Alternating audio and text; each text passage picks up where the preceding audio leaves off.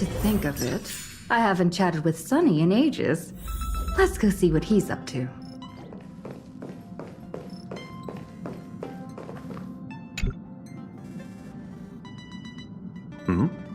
Miss March 7th is looking for you everywhere.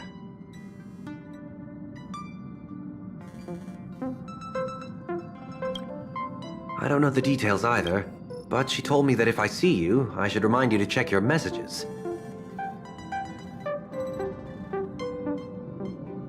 She also said that some things you missed are actually extremely important.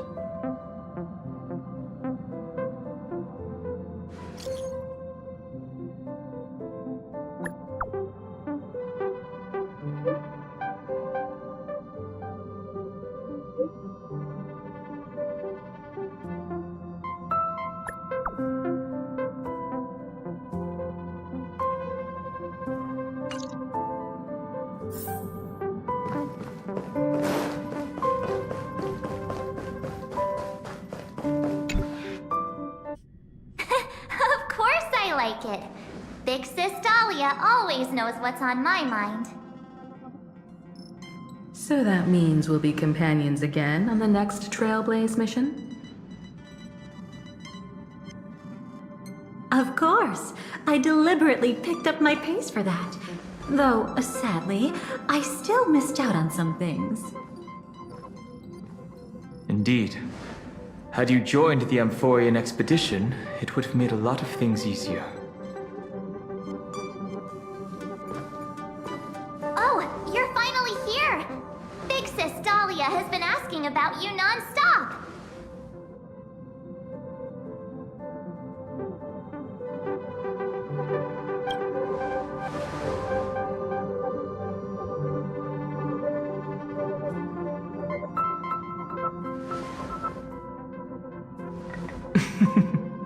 She's just been on a roll with these kinds of jokes lately. No worries. It's okay if she forgot. She's always preferred the latest new thing. Maybe she picked up that bad habit from me.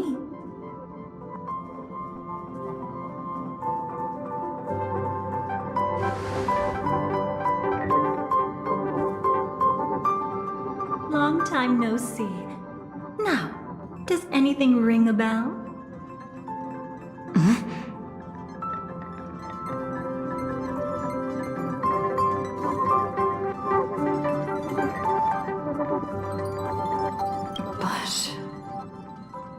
But what?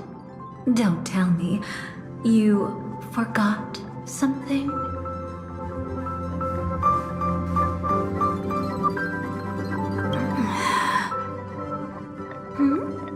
What's wrong? Who exactly are you? What's gotten into you? Did Amphorius give you amnesia? How could you forget about Big Sis Dahlia? She was the one who helped you suppress the rampaging Stellaron back at the space station.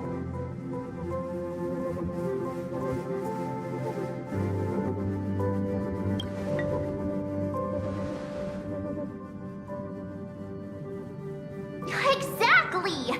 What's wrong with you? Totally! It was Big Sis Dahlia who dealt the final blow to that Lord Ravager the first time we went to the Cienjo. You haven't forgotten something that big, have you?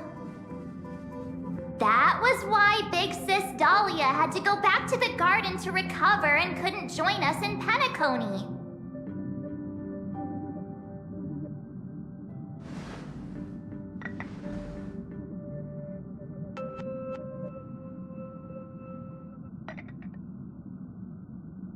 No need for reminders from us. She has spent more time with the Dahlia than anyone else. Why don't you let her diagnose you? She's the Express's resident expert when it comes to matters regarding memories.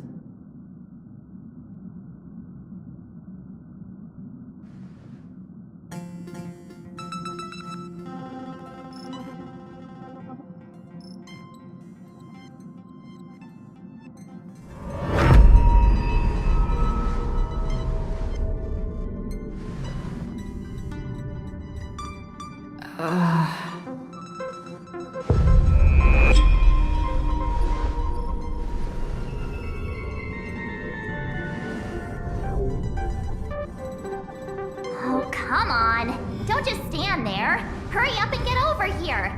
It's not like this hasn't happened before. Leave it to Big Sis Dahlia. It'll be fine. I concur. If there's an issue with memories, then we'd better not waste any time. Why are you all...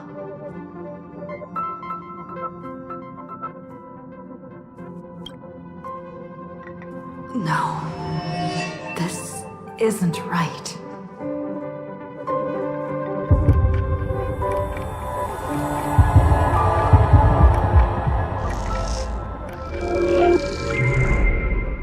Listen.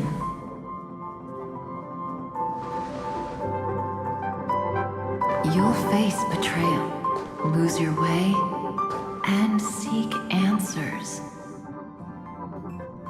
It was a wish of the cosmos that set you in motion. And in the tale where you are the protagonist, the stars themselves will defy the destiny of finality. Hang on.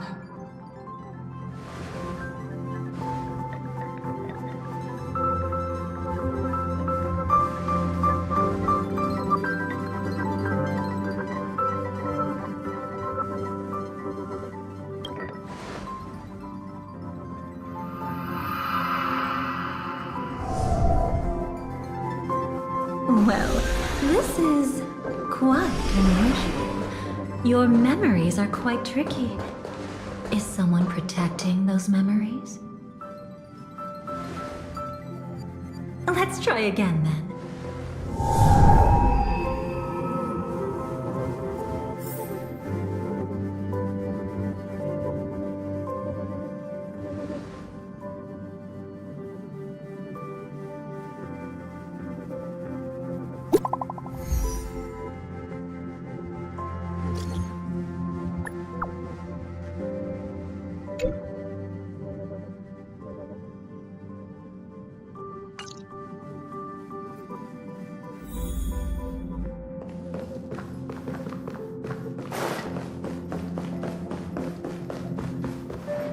Destiny is much like memory. Since it twists and turns like a maze, even the vastness of the cosmos isn't too great for those fated to meet. Perhaps we'll meet again soon. Ah, you're finally here! Lady Black Swan has something urgent, and you almost missed her.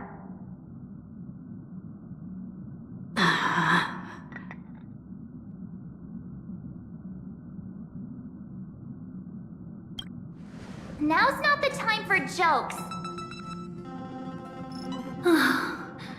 We didn't have to be this direct. Guess there's no point in wasting any more effort, right? Your memories are truly extraordinary. It's as if they exist beyond the bounds of time itself. Why take memories so seriously?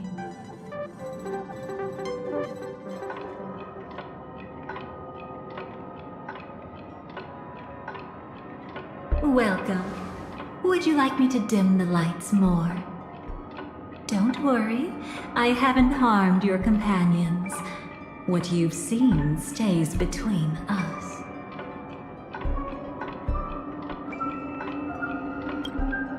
I'd feel a bit hurt if I didn't leave any impression on you at all. My name is Constance, an ordinary memo keeper. If you'd like, you can do what everyone else does and call me the Dahlia for now.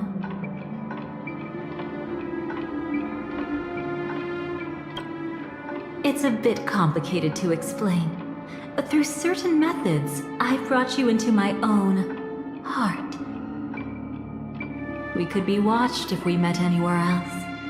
This is the only place where I can feel safe sharing secrets that should stay between us. Let me apologize. I thought that becoming someone you are familiar with would make things easier. Or simpler.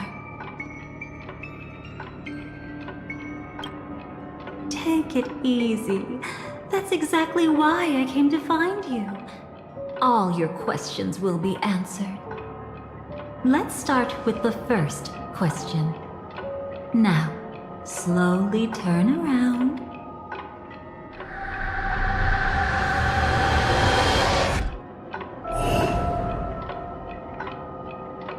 And witness your own death.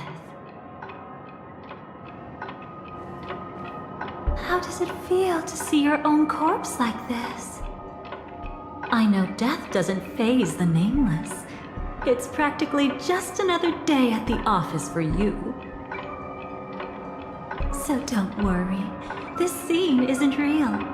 It comes from something you're all too familiar with. This was foreseen by the script. It's another possible ending for you in Penacony, but it was prevented by the Stellaron Hunters long ago. It's a tomorrow that never came. In other words, it's a non-existent memory.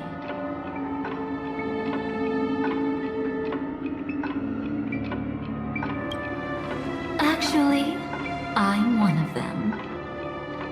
That's quite the incredulous look. Like the others, I can't reveal too much. Even if we are hidden in this place, we can't escape from omnipresent destiny.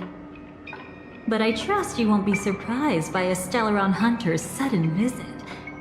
After all, that's what our two groups are. The Astral Express travels in pursuit of the light, casting long shadows in its wake. I'm here to tell you only one thing. Your memory of Penacony is incomplete. A part of it has already been stolen.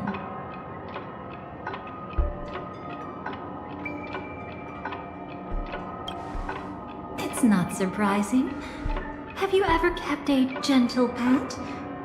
They can always guess what's on your mind, always actively trying to please you. Memories work the same way, if you ask me. Once your brain discovers a void in your memories, it'll carefully fill in the gap on its own, whether you need it or not.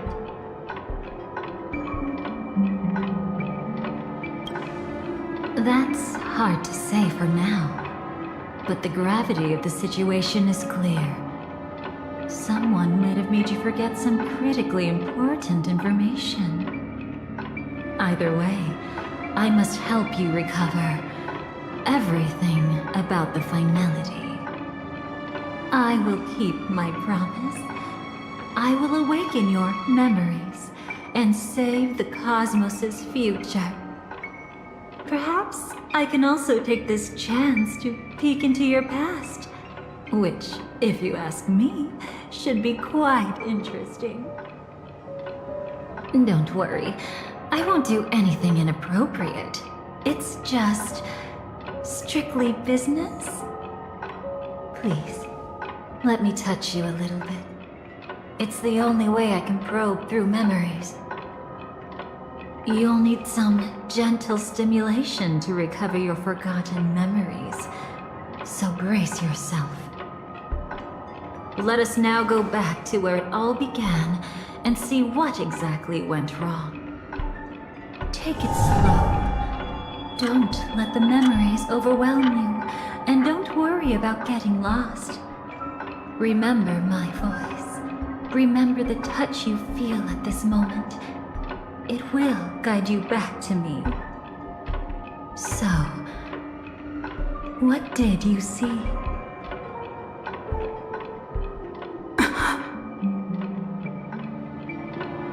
Seems like a rough start. Don't worry. Chaos is pretty normal in the beginning.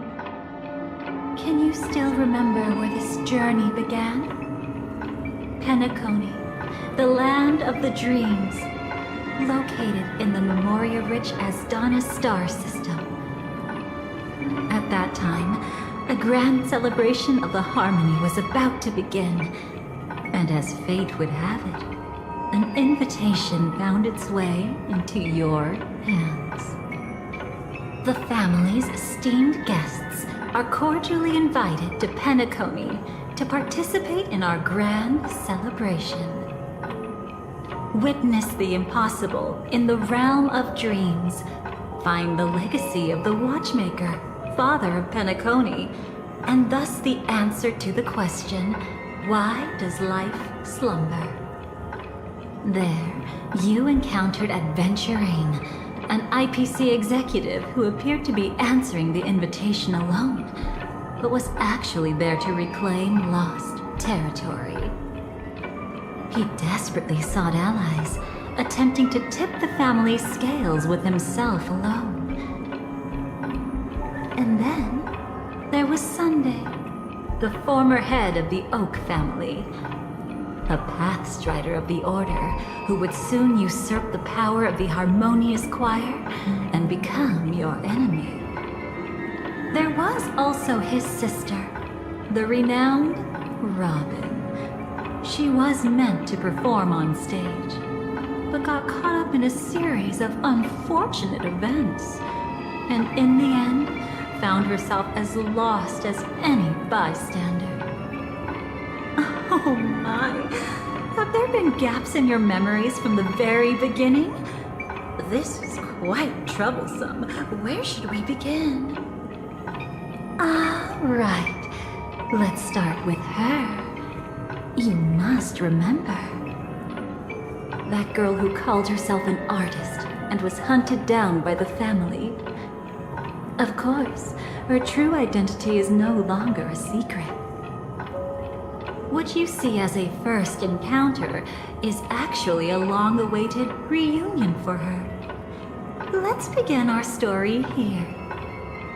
Think of that girl who could neither enter dreams nor wished to wake. Why did she slumber with you? Is this what dreams are? I can't see anything. Can't hear anything. Nothing exists except darkness. I don't understand. Why do people long for this darkness? Don't move yet. It's going to hurt real bad. Is the surgery over? Yeah. As expected, you can't recover the ability to dream. Even after paying such a heavy price, we only get one shot at this. It's fine. One chance is all I need. Is there anything else I need to do? Just don't die. Take a breather. Once the calibration is done, I'll let you officially enter the dream. And then I'll be able to enter that land of dreams. Don't get your hopes up. It's just a nickname. Your dream might not come true. I've been waiting for this day. People always describe it this way. Once you wake up, it vanishes without a trace. That's why sweet dreams are so precious. Sounds like you're just trying to make yourself feel better. Maybe.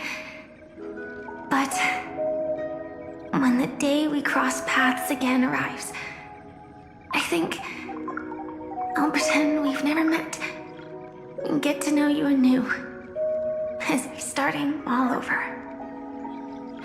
I made a promise with her.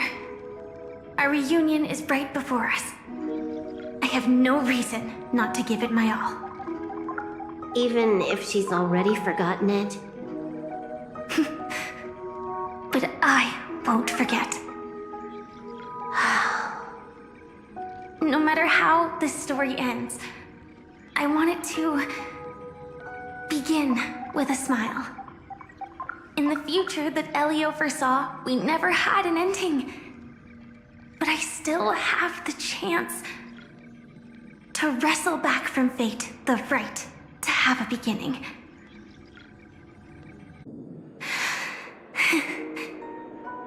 Thinking hard over there? Just space spacing out for a while. This is my first time dreaming, so it still feels a little odd. Everything here seems just like the real world. It's mind-blowing to think that I'm actually still lying in a life support pod. Are you sure? Never mind. Hurry up. The Astral Express has arrived. How is the situation? Can we avoid the family's surveillance? ID's already taken care of, but there's a snag. Let's walk and talk. Head to the room I prepped.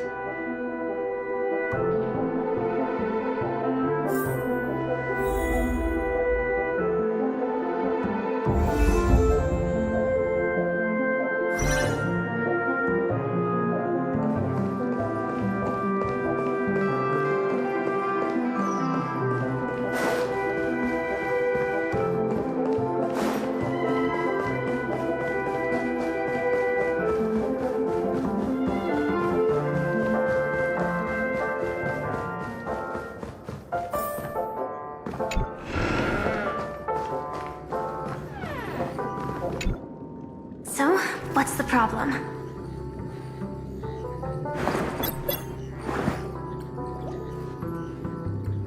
I hired a helper to slip into Penacony ahead of time to snoop around. She just sent me some intel. There's bad news. The family is borderline all-knowing and all-powerful in the Sweet Dream. Is there an emanator of the Harmony here? It's not necessarily because of a person. It could be a phenomenon. Can't say for certain. Anyway, just like the script says, no matter how you sneak in, you'll be found out. There's not even a single gap? Even just for a couple of seconds? It's not that we can't create one. The problem is that you're too powerful. You're no small fry. Here in Penacony, you're a colossal threat. They'll be onto you even if you just try to enter the dream. That means, even if I manage to sneak in, I won't be able to escape the family's pursuit. Exactly. And a brawl won't change a thing. This is their turf. You'd be throwing your life away. It might be risky, but I have a plan. The family still hasn't figured out who Stellaron Hunter Sam really is, right? At least not this branch family. Then, let's use that to our advantage. I'll activate Firefly Type 4 and attack the Reverie Hotel. I studied their defenses on the way here. Their basic security won't be able to keep me in check. Create a commotion to force Sam in the spotlight. Then, I'll rush back here at top speed, and while the chaos is still fresh, dive into the dream as Firefly.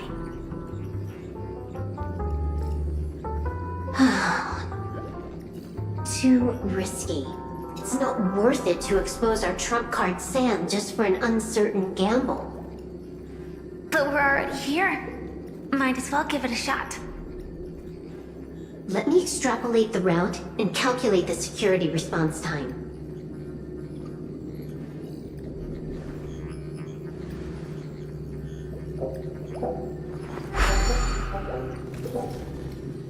Hold on. What is it? Weird. My readings show security is practically non-existent. That doesn't match what you told me. Describe to me what you see, just to be safe. Describe? It's just your standard hotel setup. Sofa, dream pool, and... Who's there? Relax. There's no one here. I knew it. What you're seeing isn't quite the same as the surveillance I see. That is weird. How does that work? Let me fix it.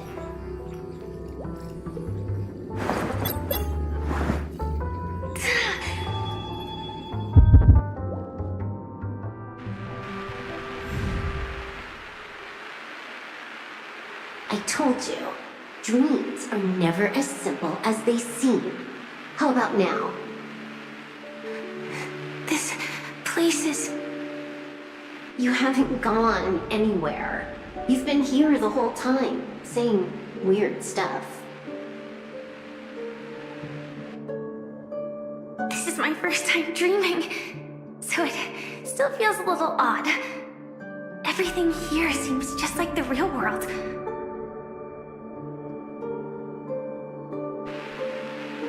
And here I thought you were just being stubborn. Sorry. Could you jog my memory again? It's a little fuzzy. Following the script, we secured a discarded dream pool. Wasn't easy. Some IPC lackey decided to fight us for it. IPC? Forget it. It's not like they won. I converted it into a life support pod. Right now, we're both drifting at the edge of the Astana system. I see. We're using the synesthesia dreamscape. But it seems I haven't made it into the real Penacony? This scenery doesn't exactly scream sweet dream anyway. It's probably some kind of buffer zone or something. What you saw just now was probably a mirage. Right. Then the plan to attack the hotel won't work either. Exactly. The only thing you can attack right now is me. In other words, I'm still in the clear. And I'm just one step away from the 12 hours. You always manage to find a silver lining in a pile of bad news. At least things are much clearer now. Let me take a look elsewhere first. Maybe I'll stumble upon a good entrance to become a stowaway. You scout ahead. I'll get in touch with the temp helper.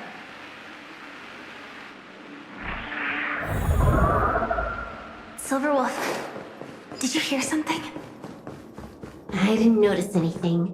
Strange disturbances in the memory zone are nothing unusual. They say many memories of the past will replay over and over again. No.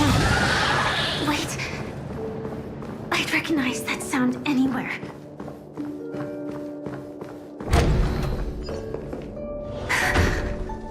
Just as I thought.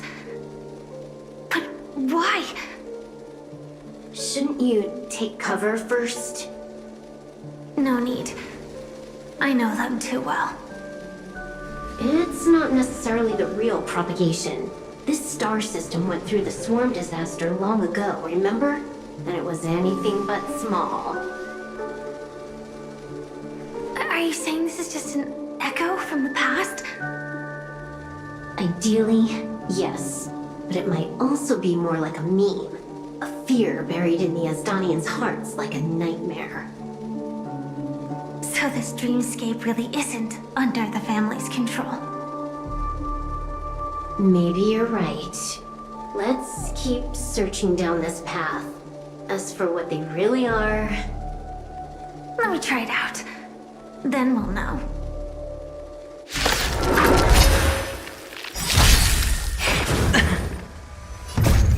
We can do anything!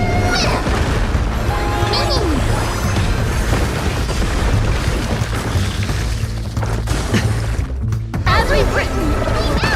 Spend freely. Captain!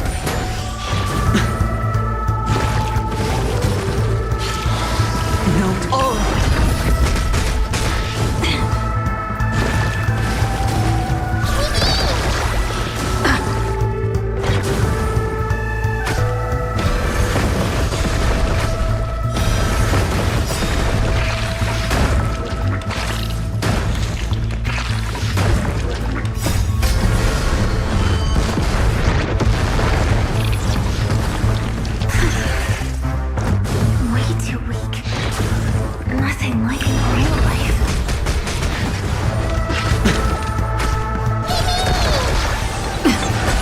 tell me. Bust? Or maybe I'll take it all! Get there!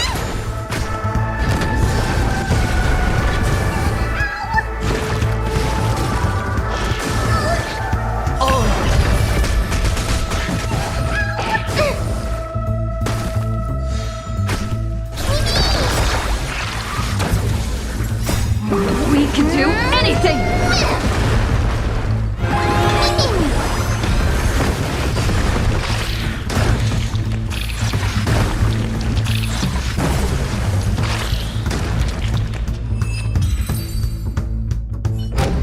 The remains are gone. Was it just an illusion formed by Memoria after all? Figures. No wonder a scrapped dream pool isn't worth a dime. Without the family's protection, any regular visitor here is just begging for trouble. Better stay on guard. Not every illusion has good intentions. Got it. Also, you can actually just go around them. No one said you have to pay attention to the bugs. That's your bad habit. Sorry. I just can't bring myself to look the other way. Never mind. Everyone's the same. They all try to do something for the past, even when they know it's futile. If it makes you feel better, I'll leave it to you. Just be quick about it. Thank you. But reliving old memories isn't always such a bad thing, is it? Looks like this business trip has put you in good spirits.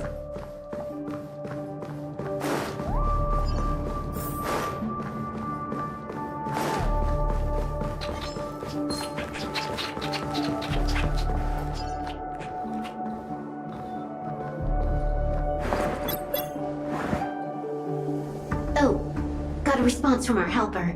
Head to the main lobby. She'll send someone to meet you. But watch your back. That one's a masked fool. Who knows what they might... Hello? The signal's gone. Here we go again. Huh? The mech won't start. Why? Huh? They didn't attack me.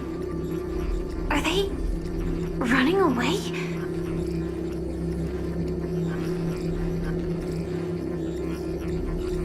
What lies at the end of this corridor?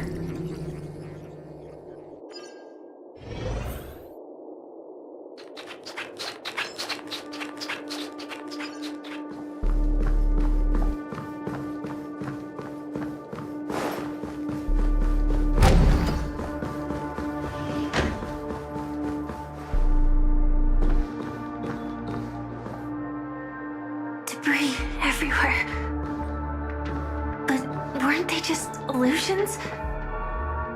Could it be that there's someone else here besides me?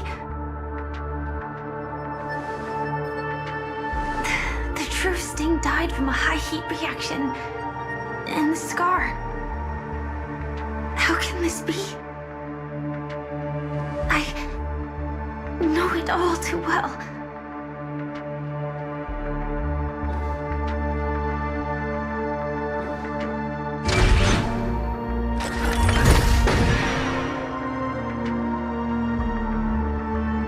This form is one thing, but even for Memoria, why would Glamoth's Iron Cavalry appear in Penacony?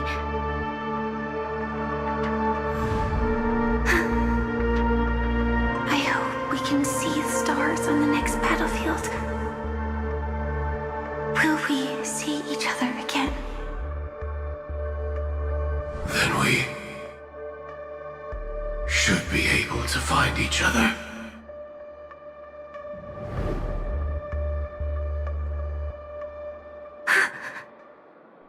AR-214. Is this what dreams are? this nightmare your memory? All right. Not the best timing, but that's as far as this first try goes. So, how are you feeling? Any discomfort?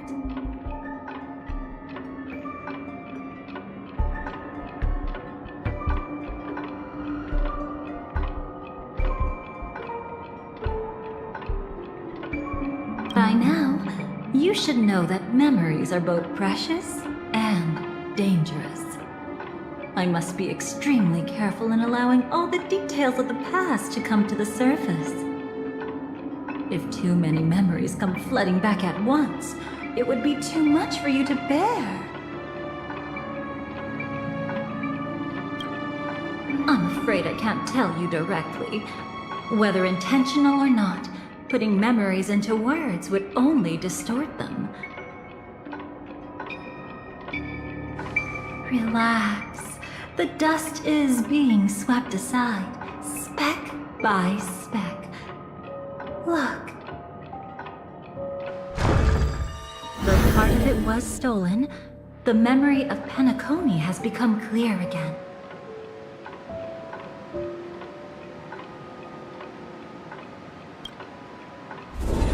What you just witnessed was her beginning. This dream diverges into two parallel paths.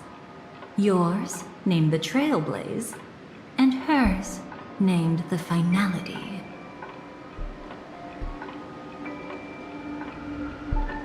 These two paths will eventually intersect. And to reach that moment, we must find more contradictions in the memories. You still remember her, don't you? Robin, known by all. You encountered her early on at the hotel in reality. After you entered the dream, she was using the Harmony's power to help you adjust to the sweet dream.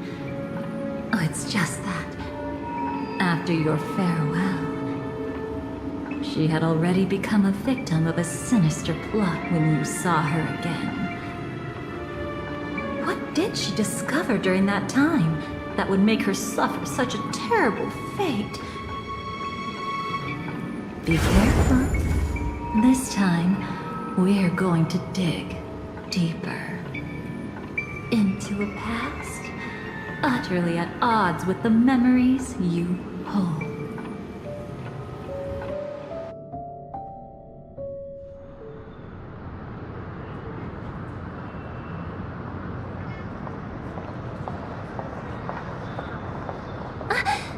Are you all right?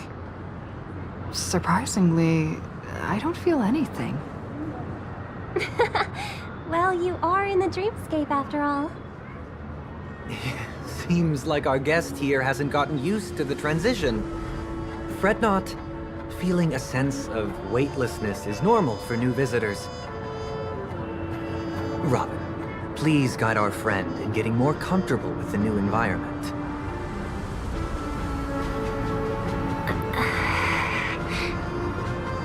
Robin?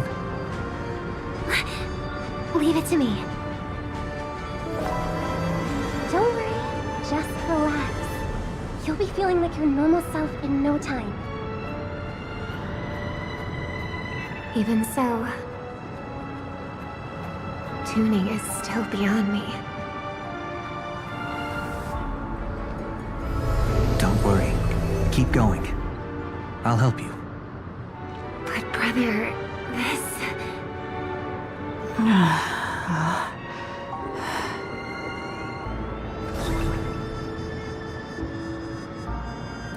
What did you do to me? Relax. Just did some tuning on you with the resonance of the harmony to allow you to control your limbs freely in the dreamscape.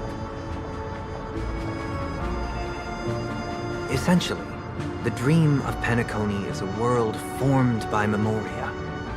Only by fully understanding its nature can you move freely within it.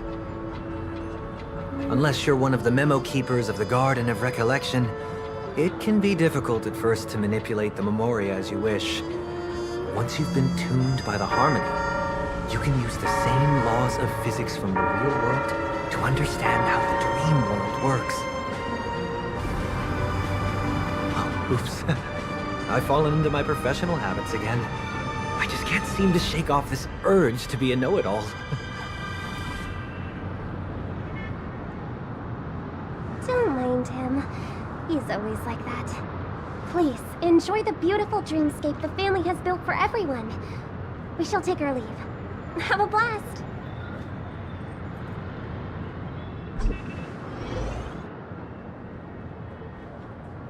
Sorry, brother. I'm the one who should apologize. I knew you weren't feeling well, yet I made such an unreasonable request. I should have known. Losing your voice was just the tip of the iceberg. The real problem lies with the harmony, doesn't it? Just as I thought. You figured it out too. Your letter. I've kept it with me all this time.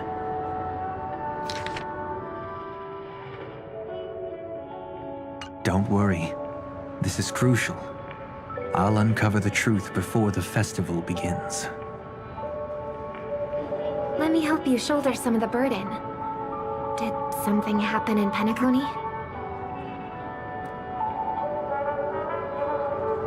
The Charmony Festival is approaching, and with all sorts of guests mingling, Mr. Gopherwood must focus entirely on the preparations, leaving no attention for other matters. This creates an opening for some people to exploit. If there really is a traitor in the family, now would be the perfect time to make their move. I heard the Dream Master has fallen ill.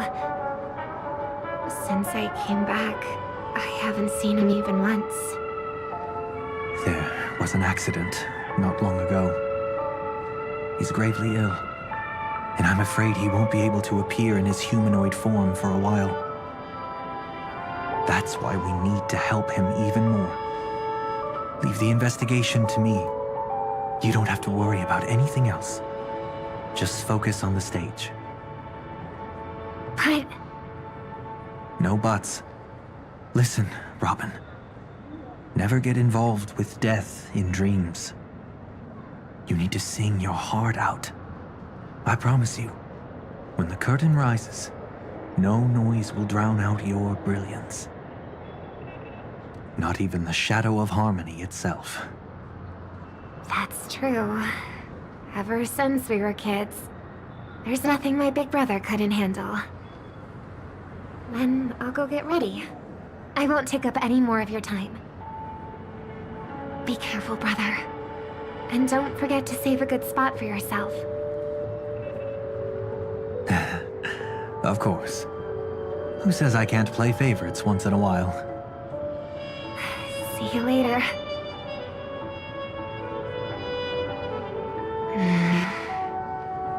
Big brother, you're always hiding your true feelings like this. You're acting like everything's fine. But I saw you at Daylight Pavilion. You were clearly at your wit's end. When I wrote that letter, I could still barely manage to tune. Later, things just kept getting worse. My intuition tells me that something must be wrong with the dreamscape. In my current state, I'm wondering if I can even sense any anomalies. I'll do my best. Let's hope this is just a false alarm.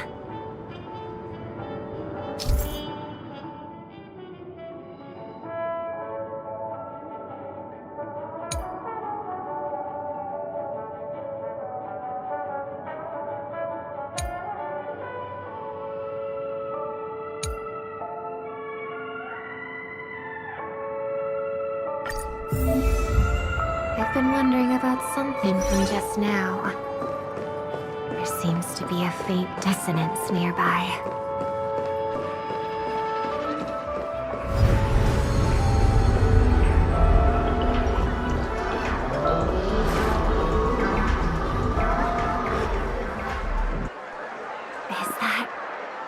her.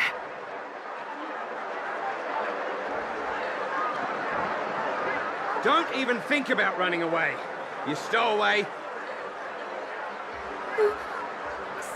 Sorry for bothering you. Please, I need your help. What's wrong? I'll help you. I can't possibly ignore a beautiful lady in trouble. Hey, look! She has an accomplice. Ha! Good work!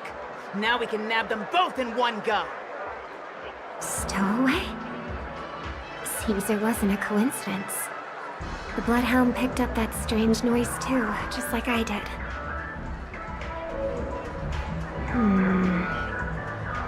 Better to stay out of sight for now. If that girl really is an outsider, this could be my chance. That's enough, boys. Sir.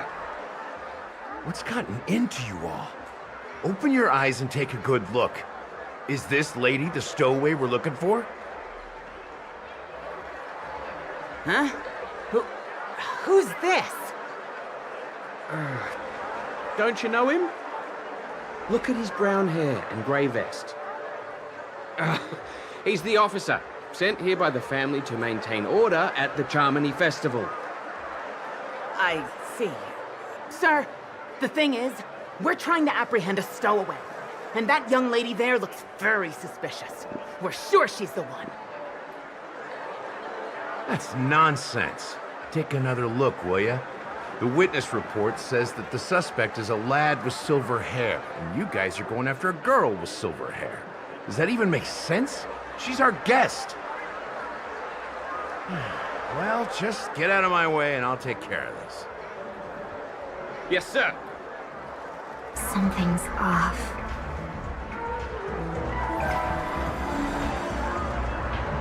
He's not lying.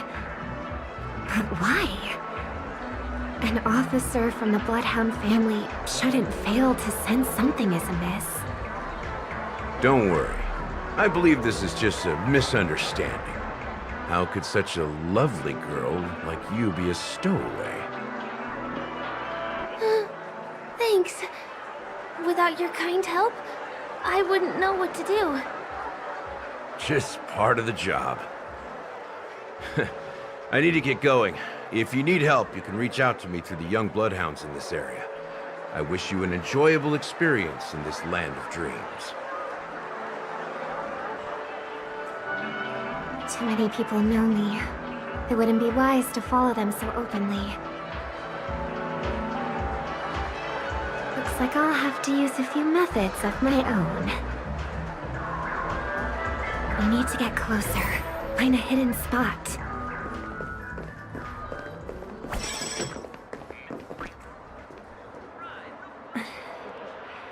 I hope I still have the strength to do this.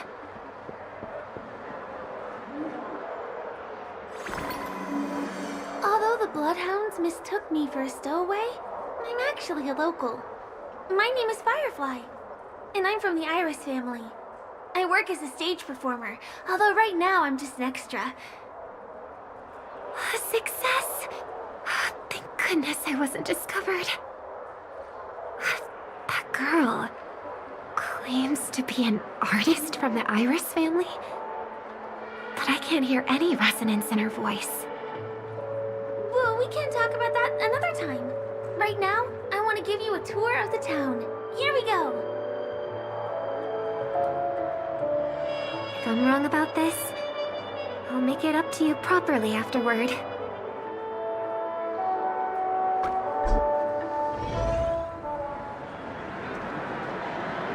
Since this is your first time here, I say we start with the easiest games. The Dreamy Rose and Lucky Wheel are pretty straightforward. Just here to play games?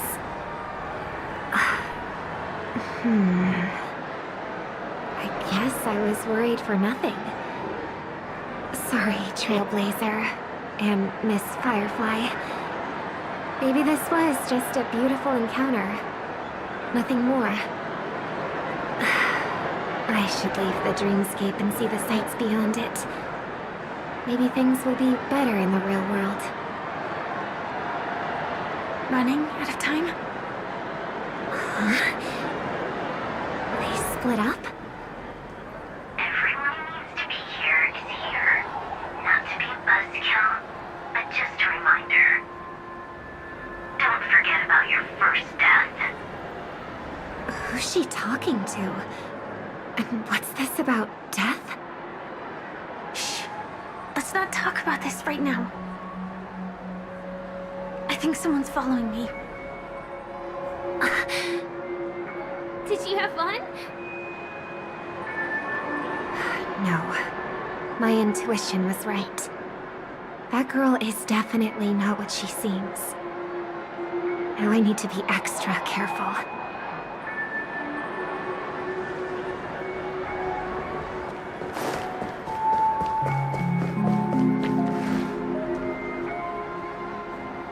He's coming our way! Hey, well, if it isn't my most loyal customer, the Trailblazer Girl. It's been such a long time, old friend. And who's this? A companion? I feel like things are getting more and more chaotic. Long time no see, superstar. There's someone else. Oh!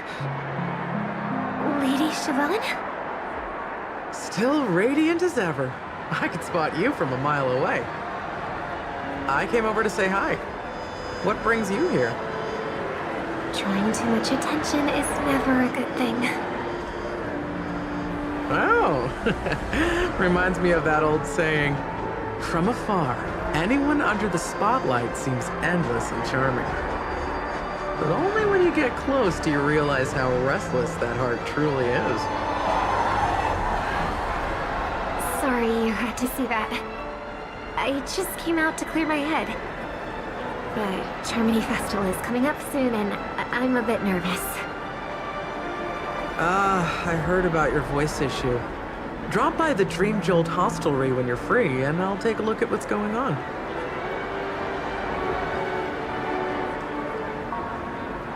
Thanks.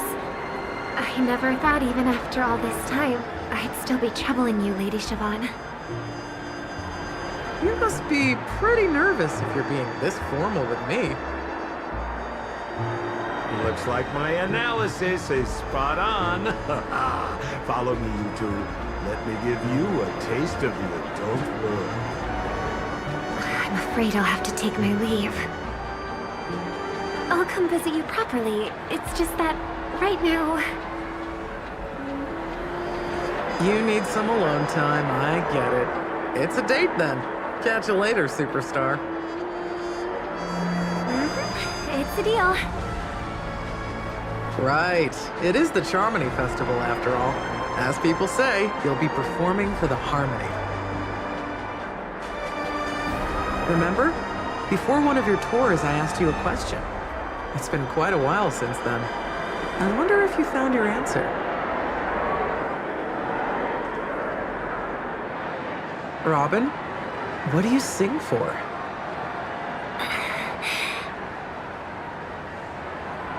I think I've got my answer now. But instead of words, I'd rather answer with a song. That would be more convincing, no? That's actually more convincing than a straight answer. Looking forward to your performance.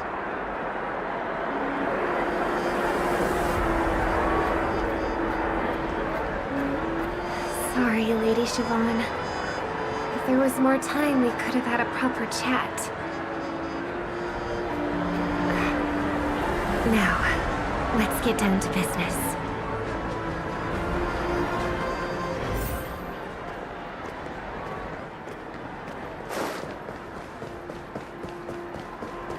The distance.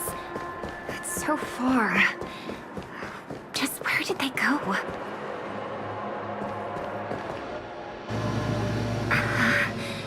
The static's gone.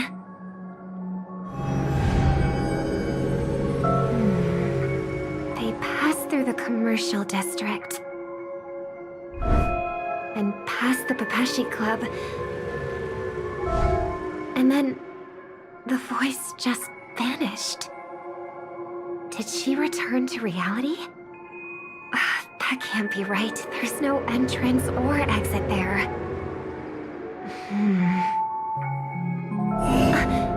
Again? Further away than before. This time in... Dream's Edge. Oh, I get it now. It's the underground tunnel. Right. Makes sense. I should have known. That place is a hotspot for smuggling cases. I should have pressed those two bloodhounds for answers back then. Anyway, I'll check it out.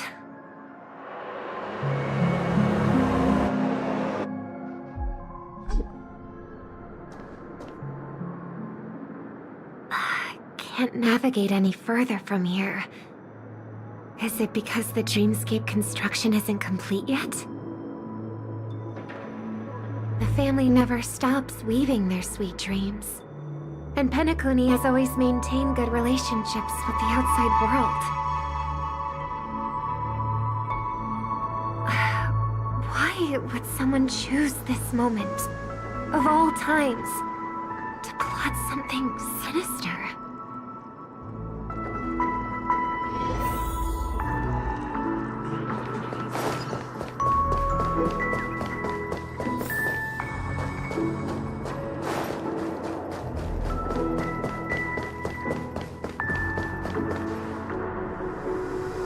Excuse me, ahead is...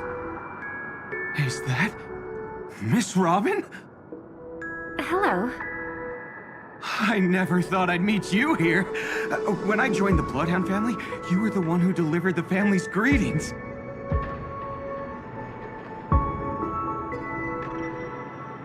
You probably don't remember me. No, that's too rude of me to say. I'm not worthy. Of course I remember you, Mr. Loka.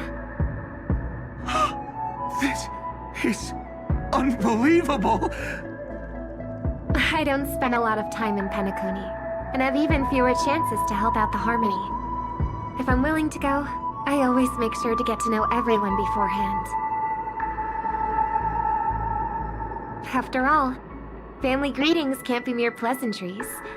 They must be heartfelt blessings for each and every family member. Miss Robin, you're absolutely dazzling. Oh, by the way, what brings you to Dream's Edge? Do you have anything you need from us? Pardon me, but have you seen two tourists? They both have gray hair, and one of them is a young lady wearing a hair clip. You're looking for someone? I don't really recall seeing them, but I can keep an eye out for you if you like. Oh, well... Don't bother. Ah. Mr. Sunday, what are you doing here?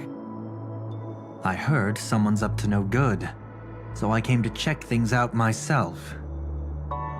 Huh? Just kidding. Don't be so tense. Robin hasn't been home for a while, so I brought her here specifically to look around and reminisce about her childhood days. As for those two mentioned earlier, they were guests we met.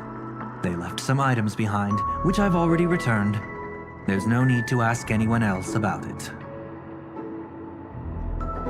Understood. There's a construction site ahead, so we won't go any further. Goodbye.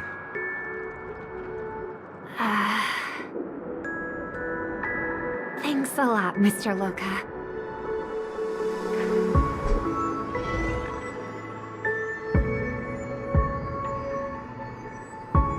I couldn't speak freely earlier.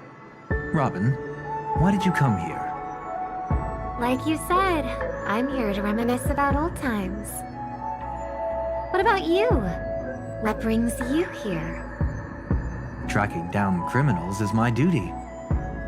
And you, my dear sister, You've always been this stubborn, and in times like these, I wish you never had this trait.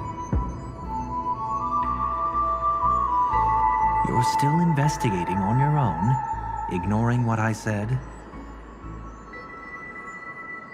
Yeah. I can't stop thinking of death, so I followed some people all the way here. After all, I witnessed that horrific scene at the Dewlight Pavilion with my own eyes. I can't let you bear this burden alone.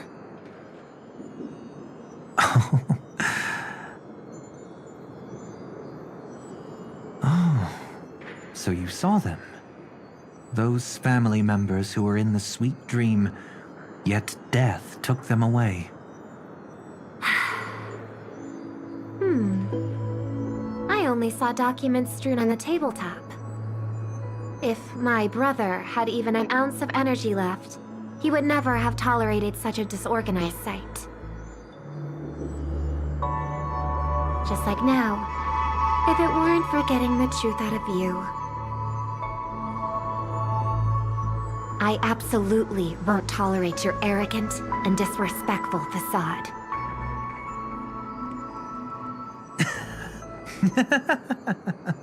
What are you talking about, dear sister? Just kidding. Don't be so tense. But my brother never jokes around with strangers. I watched as he smoothed away the sharp corners of himself, bit by bit, hiding them in the deepest corners of his heart. Stop insulting my elder brother. Otherwise, you won't just be dealing with the family.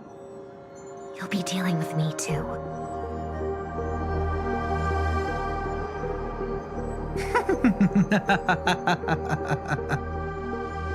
And here I thought you'd enjoy my little creative spin I put on him. Don't you think he's more likable that way? I trust you're mentally prepared to face the consequences of posing as a family head on Penacony. Jeez, I didn't expect to get played by a little bird. But do you really think you've got what it takes? There's no shortage of people trying to catch me, chicken-winged girlie. What makes you so special? This place is still governed by the 5 lineages. And along the way, you've seen how many of their members are stationed here. Besides, here at the edge of the dreamscape, I can also...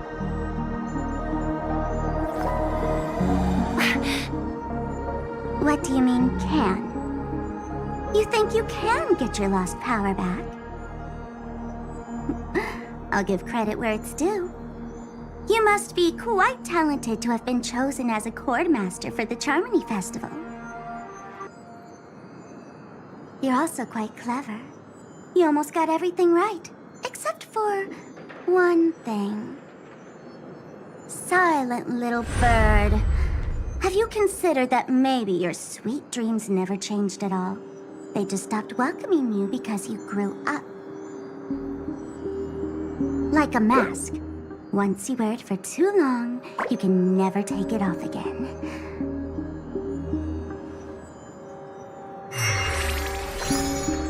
As for that mask of yours, is it really called the Harmony? The Twin of the Order?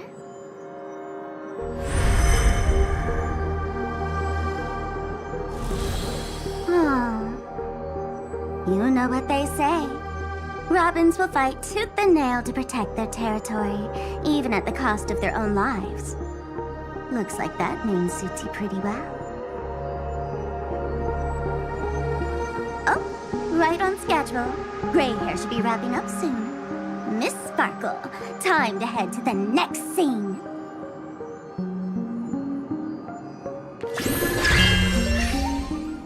Let's roll! Oh my! I thought I could fool your eyes at the edge of the dreamscape. But I guess there's no hiding from you on your home turf. What? You want to settle the score with me for messing with your people? Why don't we sit down and have a chat? You seem like a patient one to me. So tell me, what exactly do you want to take from me? How are you feeling? Need to take a break? Before we continue, I have one more question. We've spent some time together, so at this moment, how do you feel about me?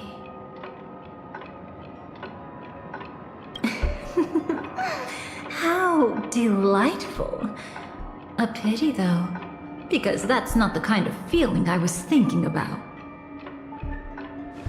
How much are you willing to trust me?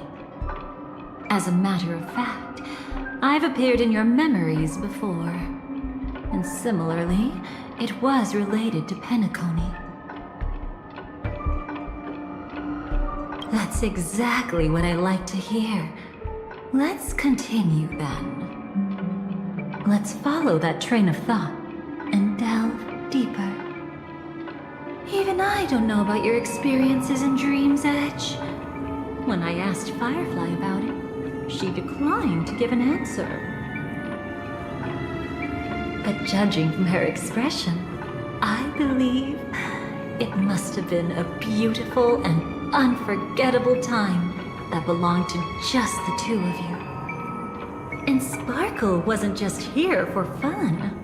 She's in cahoots with the Stellaron Hunters. She disguised herself as someone from your past, using every means possible to hint at the truth of the dreamscape. In the end, she simply sent you both deep into the dreamscape. What a kind-hearted fool she was.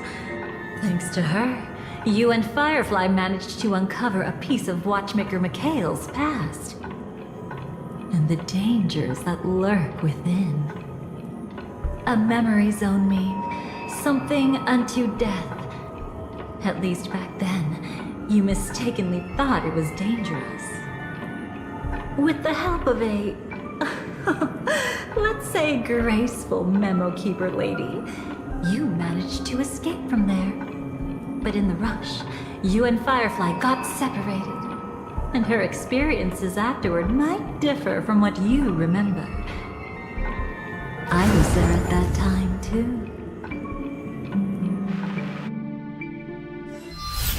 See you next time.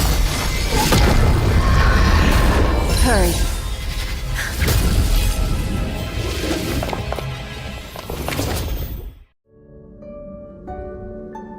Don't worry, I've got you. How are you feeling?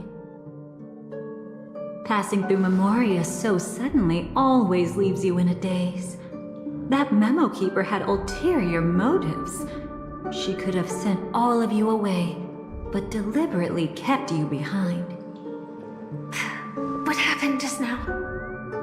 It's a memory zone meme. Some Penaconian legends mentioned it and called it death. I caught something unusual, but couldn't get a clear look at it. But I saw it. In that instant, before it was about to strike, a reflection of another dreamscape appeared in its pupils. It was somewhat similar to the 12 hours, yet the atmosphere was completely different. What if death doesn't exist in sweet dreams? Or so they say. But what if that's not a lie? Perhaps death is just sinking into a deeper dreamscape. Too bad. A nosy memo keeper had to show up. Next time we meet, leave it to me. I'll give her an experience she won't soon forget. Every time you say that, it's always you who seems to be having fun. This time, try not to go overboard. It's not necessarily a bad thing. If I really do meet my end, I won't have a chance to tell them the truth anyway. Are they still around? I can't sense them anymore. I'm afraid they must have gone back to reality. Hold on. Still no good. I can't get in touch with Silverwolf in the primordial dreamscape. I left her a message. If she gets it, she'll help guide her back here. Or we could head back to reality first and get in touch with Silverwolf. Hold on. Recklessly crossing through the dreamscape now would be far more dangerous than before. What's the matter? Death caused such a huge commotion that the omnipotent being within the sweet dream has turned its gaze upon this place. Then aren't we? We should be fine for now. Death has his attention. As long as we are careful, we won't be exposed. In fact, within this dreamscape, we might find a way to strike back against him. Before you arrived, I did some digging around. From what I've learned, he buried his darkest crimes right here. Whatever it is, I believe it'll be of some use. Let's go look for it before they come back.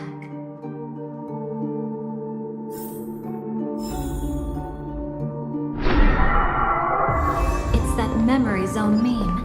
Be careful.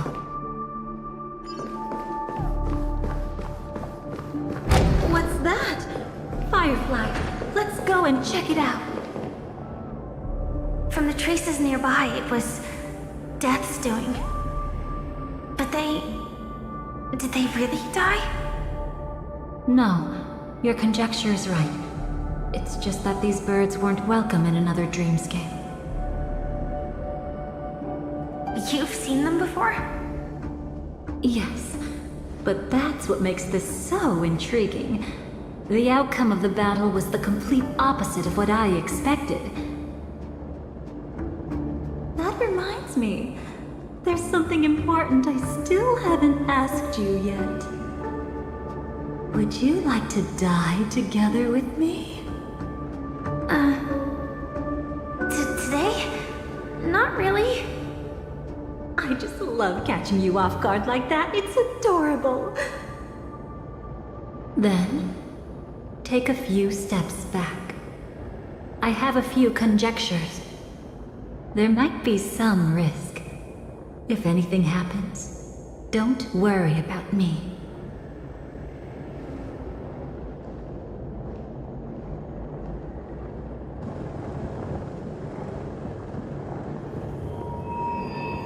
What are you? Just as I thought. So, what happened? These ravens are the incarnation of the Dream Master Gopher Wood, that omnipotent being in the sweet dream. In front of him, even death has no strength to resist. The power I just released should have been enough for him to notice and deliver a fatal blow. Yet here we are, completely unharmed. You know, you're quite similar to Blade sometimes. I mean, when you're staring death in the face. It's not relief I feel. I'm savoring a once-in-a-lifetime thrill. If only it was just once for me too. But was it really him? If I remember correctly, the Dream Master's body was burned to ashes in a riot long ago. And he can now only sustain his life within the sweet dream. Not only that, over the long passage of time, he has merged himself with every inch of Penacony's land. The title Dream Master doesn't mean he merely controls the dreamscape. Rather, it means he has already turned the dreamscape itself into his second body. In extreme cases, he could probably burn all of Penacony to the ground, though hopefully he wouldn't have the heart to do it.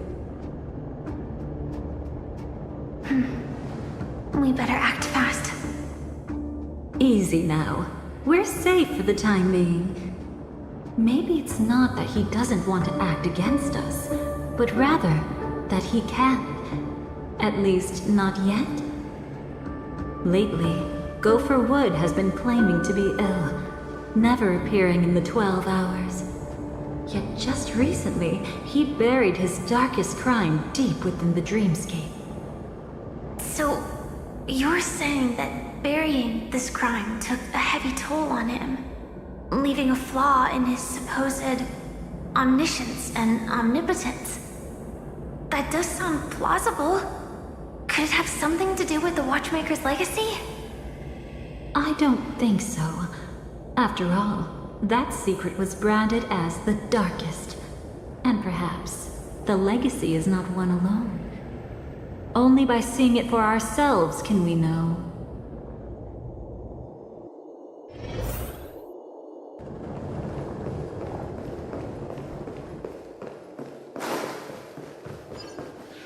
A mistake anyone could make. Setting up layer upon layer of security around a secret only ends up exposing its flaws. Why don't we give it a shot and build up some experience dealing with memes? There won't be any new experiences. I'll activate Firefly Type 4 and end this quickly. What a pity. I would have much preferred to see you in a pinch, so you'd have to rely on me all the more.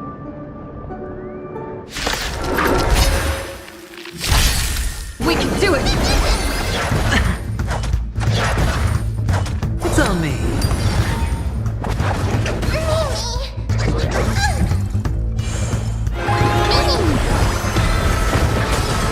Get there!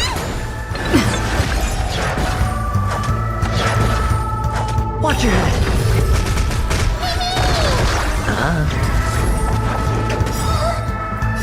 Fiend or devil, I'll crush them all!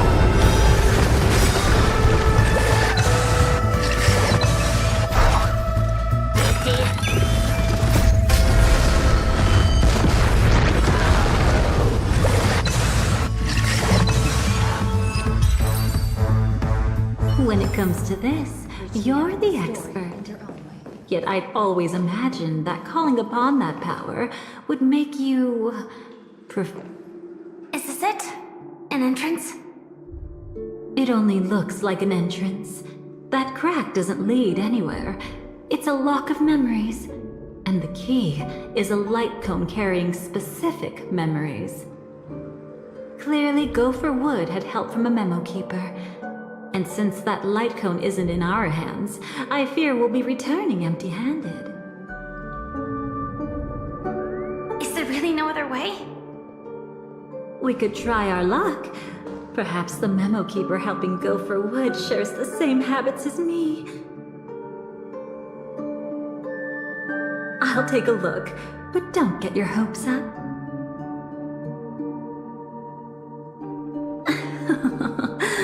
Pretty careless indeed.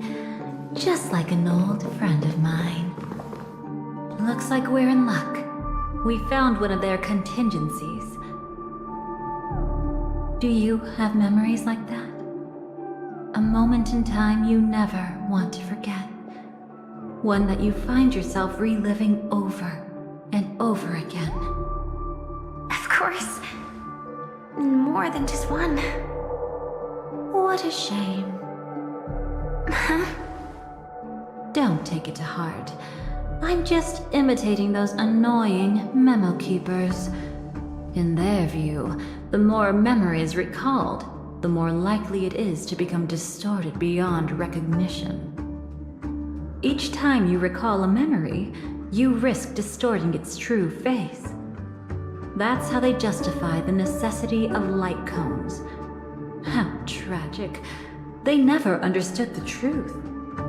The more eternal a thing, the more it stirs the desire to destroy it. But they weren't wrong about the present situation. Even if Gopher Wood were to come in person, he'd need to bring a specific light cone. His own memories can no longer be trusted. That's exactly why we have a contingency plan right in front of us. But I haven't seen anything since just now. Oh, sorry.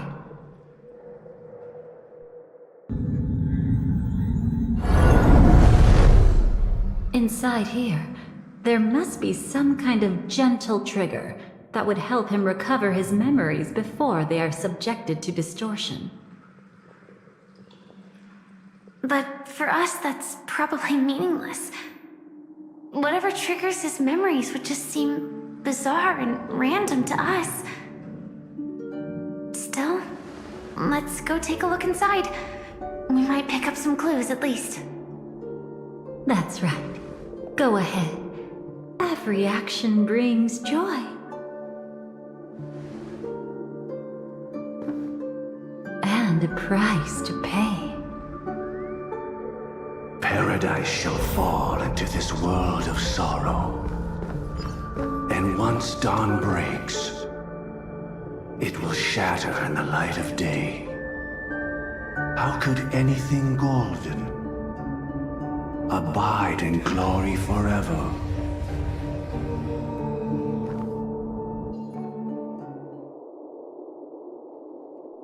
How can this be?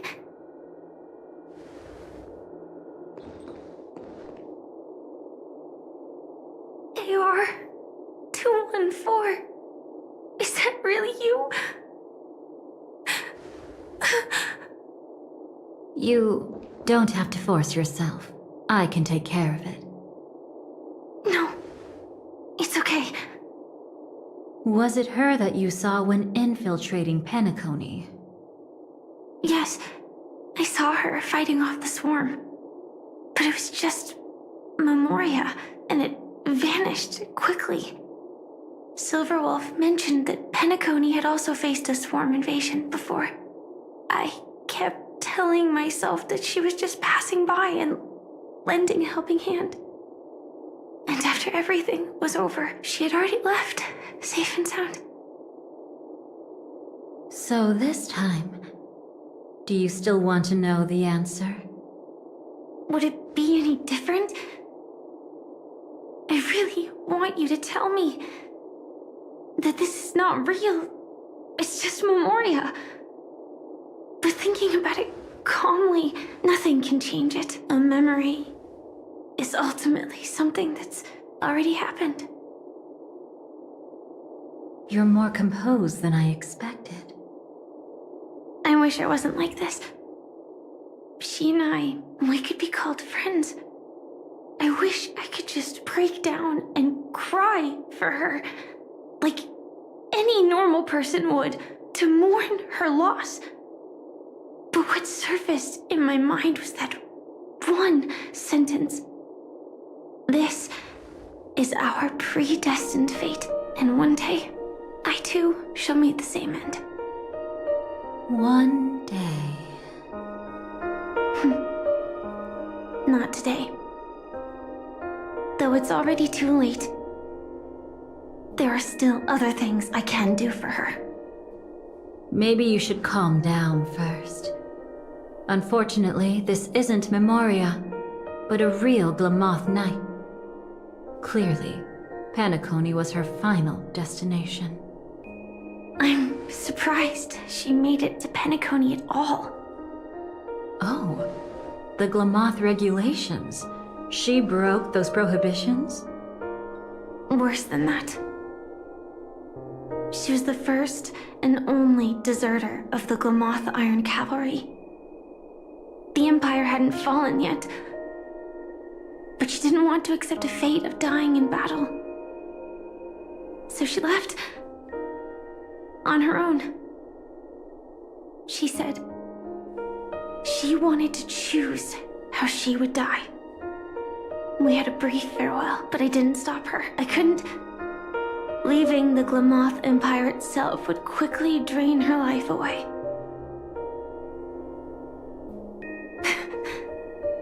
If we can't change the outcome, why should I stop her from making her own choice? Quickly drain her life away. Oh, entropy loss syndrome. Yes, just like me. Leaving the cockpit without permission is strictly prohibited. Surviving knights must actively return to formation. These aren't just military regulations, they're the terms of our survival. When not piloting the Firefly Type 4, I must stay in the cryo sleep pod. Otherwise, my entropy loss syndrome will only get worse. So, have you figured out the reason yet?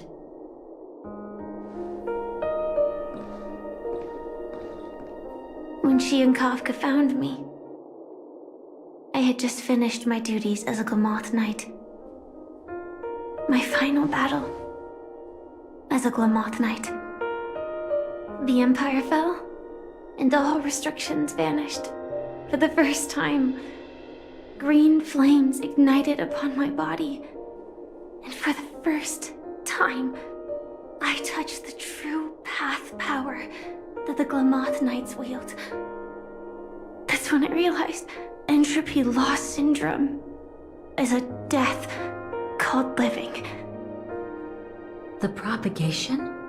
That's the true source of the Glamoth Iron Cavalry's power? Yes, I've seen it happen. When the Swarm King dies, the Swarm completely loses its vitality and falls into silence. Just like Glamoth's Iron Cavalry, they weren't given a sense of self. The moment they stray from the hive, they're already dead. The same goes for entropy loss syndrome.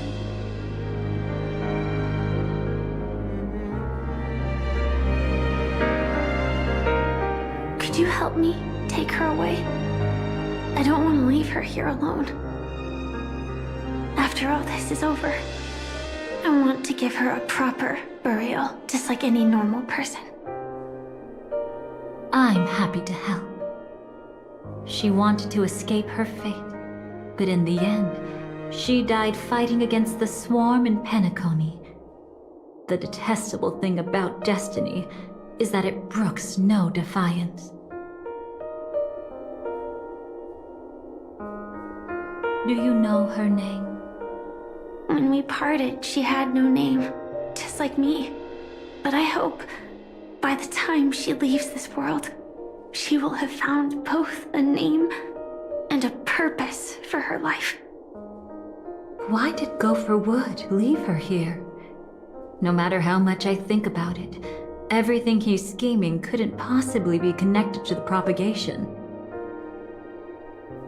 How deeply is your past intertwined with this place? It's not clear yet. But obviously she had multiple fatal wounds on her body. She didn't die from entropy loss. Before we left, Kafka told me, in her view, dreams are inherently a convergence of the past. It's the same for everyone, no matter how much you want to avoid it. No matter what you're seeking, you can't avoid it. Perhaps she was right. However, the Dream Master's weakness has also given us an opportunity. Good. Now then... Oh? Good news. It seems like we've got a few intruders in this dreamscape. Looks like Silver Wolf can still pick up signals from here after all. That was fast. Must be that Memo Keeper's guidance. Either she's lost her sense of restraint or got something nasty up her sleeve. Let's go check it out.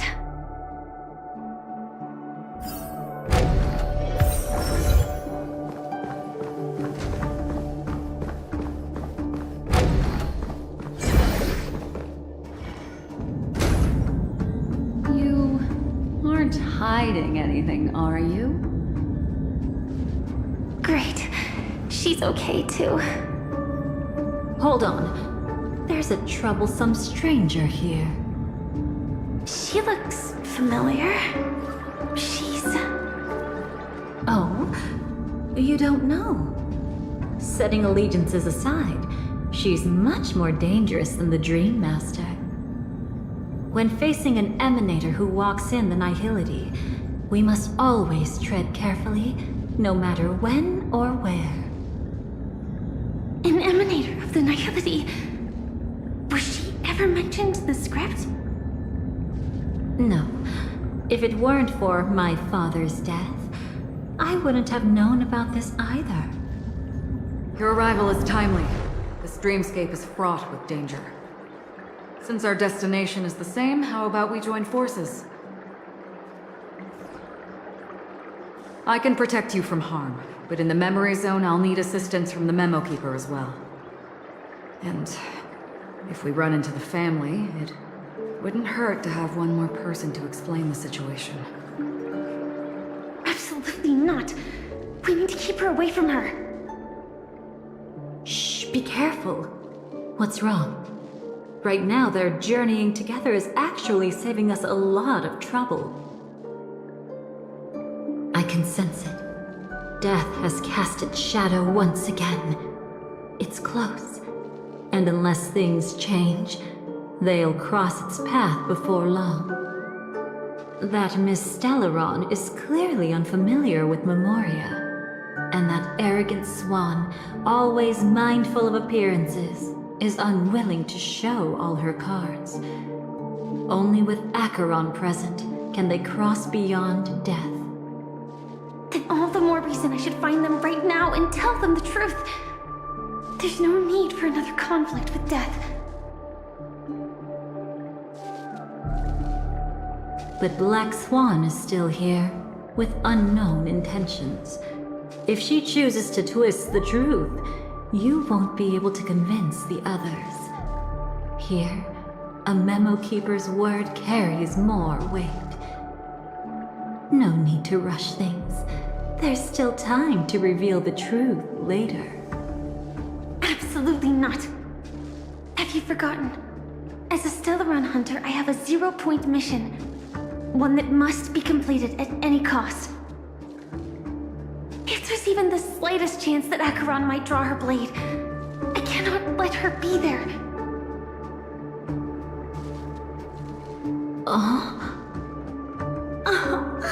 I thought you wouldn't care.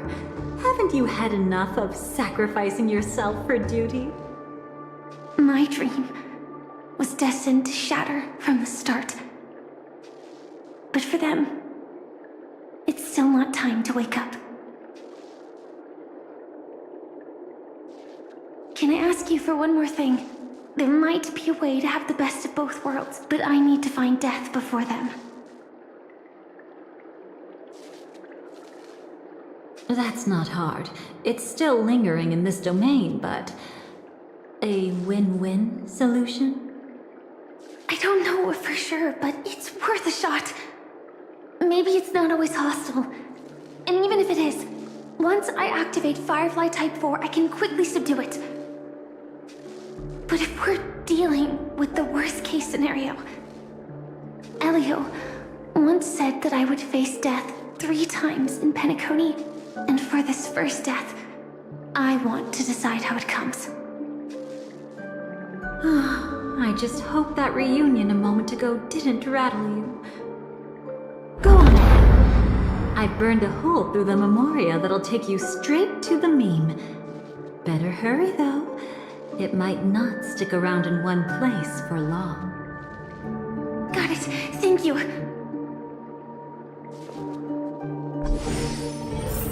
There's no sign of anything.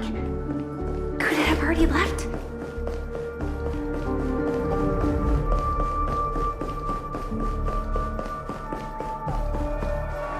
Nothing strange here either. Wait, it's right here. I need to end this quickly.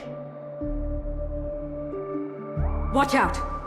A dangerous presence lurks nearby. Already? There's no time. Then I'll... It's fine, it's fine. At least I get to choose how to die. That alone is great. Besides, this is just a dream. So it won't hurt that much. This is just my first death.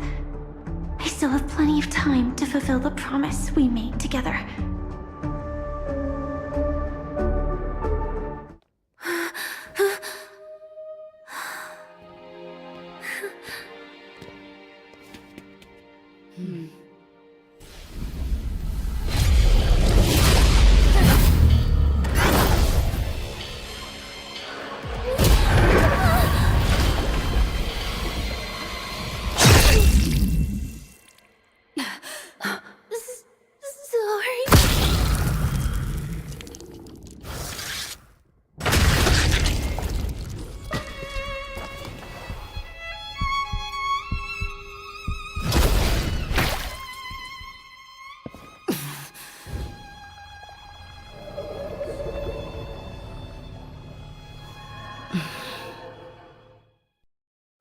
you should be able to recall at least some of what comes next. She hoped to reveal the truth of the dreamscape to you through her own death. At the moment she was impaled, even the emanator of the nihility would falter, blade wavering in hesitation. That was her way of securing the best of both worlds. Unfortunately, fate still played a cruel trick on her. The Memoria transformed so quickly that she didn't even have a chance to explain. After that, she arrived at Dreamflux Reef, land of the exiles, the true Penacony. The family went to great lengths to conceal its existence, using death as their justification. However, at that time she still couldn't venture deeper with peace of mind. Unable to reveal the truth, the situation that had worried her before continued to persist. She was burning with anxiety to return and get you away from the battlefield. Fortunately, a kind and caring lady was still watching over her. I reached out to help once again. Her worst fears didn't materialize. Death retreated on its own, allowing you all to escape unscathed. After that, guided by Black Swan, you tried to uncover the truth behind Firefly's death. However, as you must have noticed, be it losing contact with her companions, or the embarrassment of being unable to activate her mech, those Memoria illusions were clearly left behind when she infiltrated Penacony from the memory zone. But that hardly matters. Because of Black Swan's blunder, Firefly gained the precious time she needed. When she appeared before you again, she was already using a different identity. That encounter stirred the whirlpool of destiny, causing many paths to converge. And after you left... Do you still dream, Hunter? Of those slain by your hand? I still see them in my dreams. Hold it. Your time hasn't come yet. My time? I've seen many clever disguises that can conceal appearances, but they can never cover up who a person really is. And you're no different. You had no desire to kill the Trailblazer. You only did what you did to drive me and the Memo Keeper away, but... why? Did Destiny's slave make you do it? You know, Elio.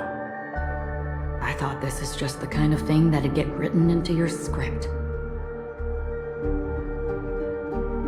My script has always been brief. Other than that, anything beyond that is unnecessary. Now it's my turn to ask. Who exactly are you? Why ask when you already know the answer? I tend to forget things. Which is why, rather than memories, I'm accustomed to using my emotions to capture what I normally wouldn't otherwise. So, I know who is inside that cold armor. Therefore, I can sense it. You know who I am. You know this blade, and the meaning that lies behind it. How about it? Ready to take off that armor and sit down for a talk? It's not yet time. You shouldn't know so much. Lost self-annihilator. Like I said, my memory isn't great, so you needn't worry. What's next then? The Trailblazer's been taken by Black Swan. Will you go look for her? No need for that. No harm in telling you. On Penacony, Elio only gave me one instruction. Allow the Astral Express to pursue the Grand Legacy. The Astral Express is not your enemy. If your goal is the Watchmaker's legacy, then go look into the family. Not only are they covering up the existence of death, but they're burying the past and the truth about the dreamscape. Already on it. Before we part ways, let me give you a piece of advice. No matter which path you and I walk, death is the inevitable finale. Even if we say farewell in the mortal realm, we shall have one final reunion when Terminus ascends to godhood once more. And the same holds true on Penacony. I've already been to the Dreamflux Reef. It's not a secret that's hard to uncover. Well, I'm afraid you have yet to realize just how awake you truly are. It is precisely because life dares to slumber that they can awaken. Ascends to godhood once more. Even if she's an emanator, she shouldn't.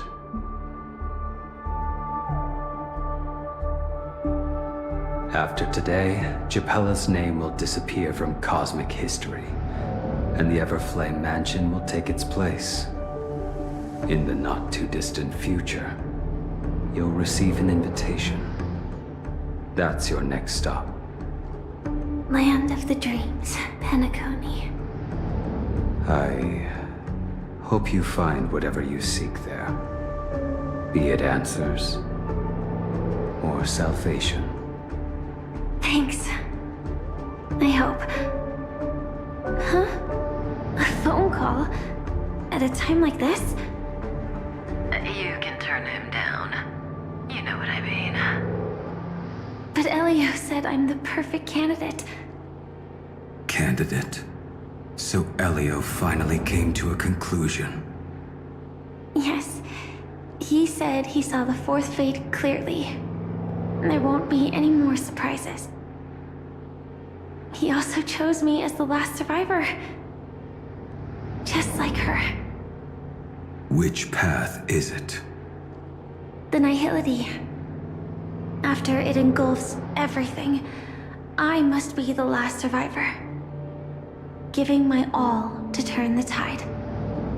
How ruthless. However, it's a bit different from the other three. Before that, I have other matters that need my attention. If possible, I must prevent her from being tainted by the power of Nihility. Even the slightest trace of it. After all, everything she carries is not only heavier, but also more precious. If possible is a bit vague. I suppose, if it comes to that, even if I have to die for it, I cannot run away. In the future that Elio foresaw, we never had an ending. But I still have a chance to wrestle back from fate the right to have a beginning.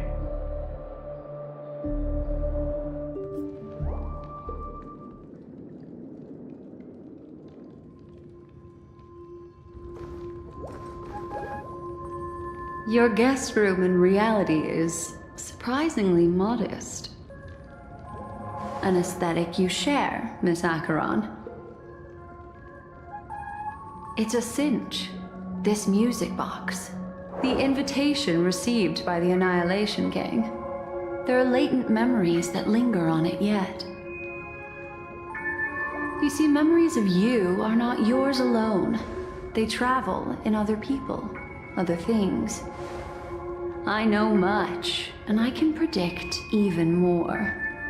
With some help, the dead can be made to speak.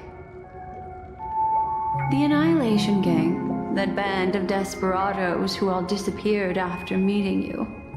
What exactly happened to them? Well, let me reveal all.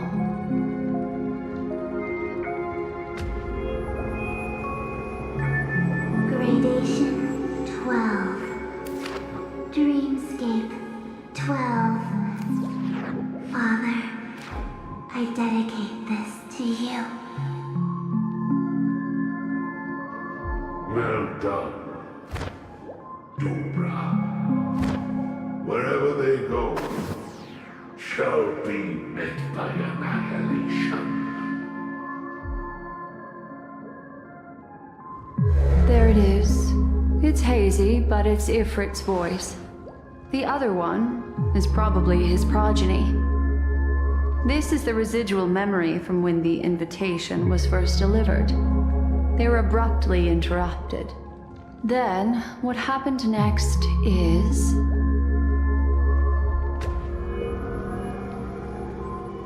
They sought refuge in a land of sleep, merely wishing for undisturbed rest, away from the storms.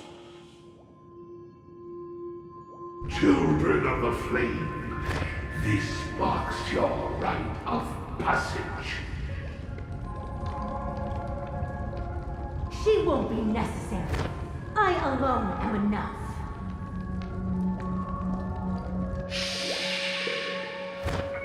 When have thou, on the path of destruction, feared death? The Everflame Mansion has set out on a journey.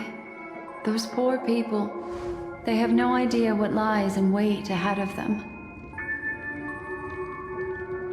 Memory recovery is going well, but slowly. She'll be here soon, and time is short.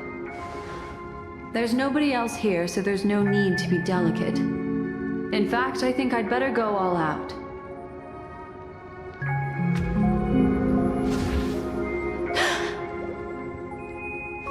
What happened?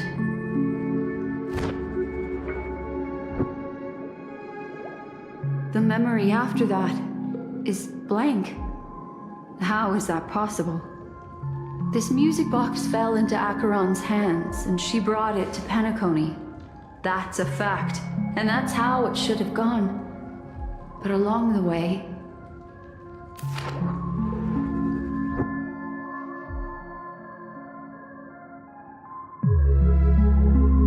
it's like it's been erased. Who's done this?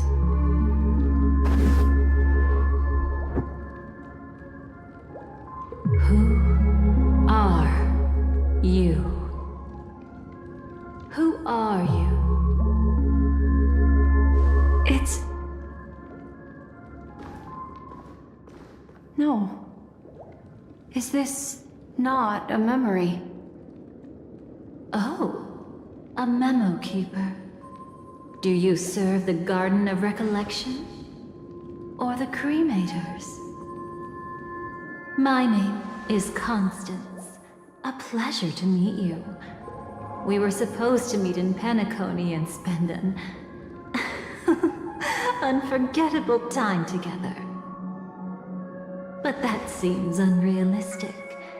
Dolly is not welcome on the Banquet Star, and I don't need a coming-of-age ceremony. And you, I know what you're looking for. Want her secret? I can give it to you. And then, you can enjoy the banquet for me. I wish you unforgettable memories. Cut the mystical act. I'm absolutely certain you're not thousands of miles away. In that primordial memory zone, my acuity was blocked at every turn. I thought it was because of the family, but it turns out there was a colleague present. What brings you here? My, how aggressive. Are you backed into a corner? Or have you figured something out? What could bring Constance of the Everflame Mansion here? That's your fatal flaw, mysterious cremator. The Annihilation Gang has always operated in plain sight, with no secrets among its members. And Duke Inferno has never. I'm just too capricious, and can't help but betray anyone. That's impossible. The Antimatter Legion has been after her this whole time. Aren't you the same? The Garden of Recollection launched 14 pursuits trying to erase me. And in that final one, I died right in front of you, didn't I? It really is you.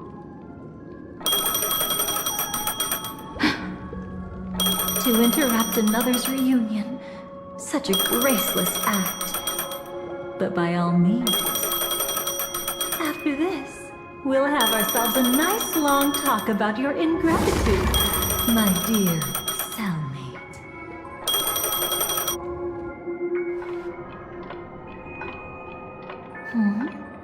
That's a peculiar look on your face. Before this, I was always anxious about this moment. Always afraid you might find me frightening. Now, let's turn our gaze to where the threads of destiny intertwine. Soon after, you finally learn Black Swan's intentions. She made a deal with the IPC to bring you before Aventurine. In order to reclaim Penacony, the IPC had been seeking temporary allies. As a show of initial sincerity, he revealed his discovery to you. The crime scene of Robin's death that was staged by the Fool. From that moment on, Aventurine embarked upon his great gamble. Willing to shatter the cornerstone as precious as life itself, he deceived Sunday with his schemes, earning himself a chance to risk it all. With such a high-stakes gamble, he succeeded in provoking the Emanator's strike. The family's carefully guarded secret was exposed, and you, caught in the eye of the storm, were pulled into the chaos.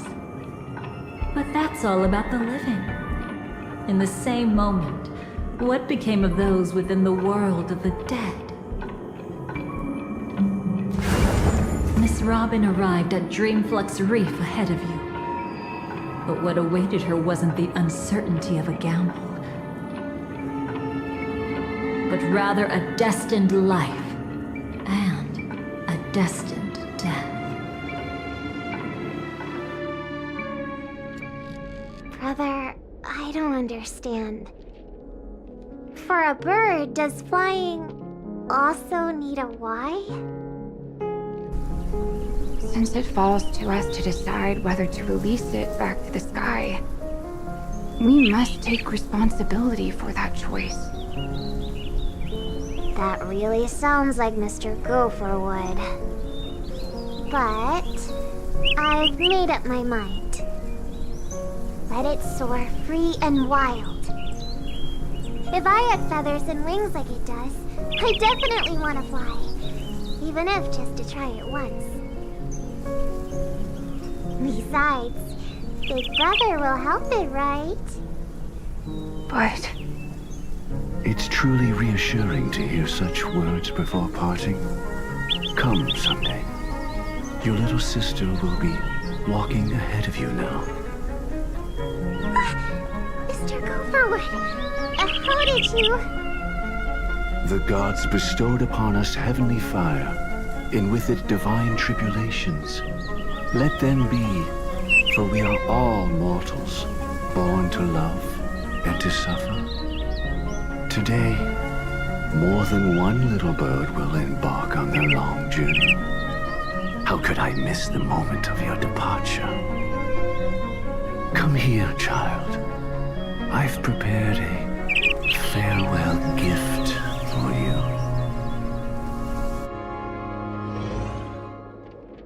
What did she give you? Miss Robin?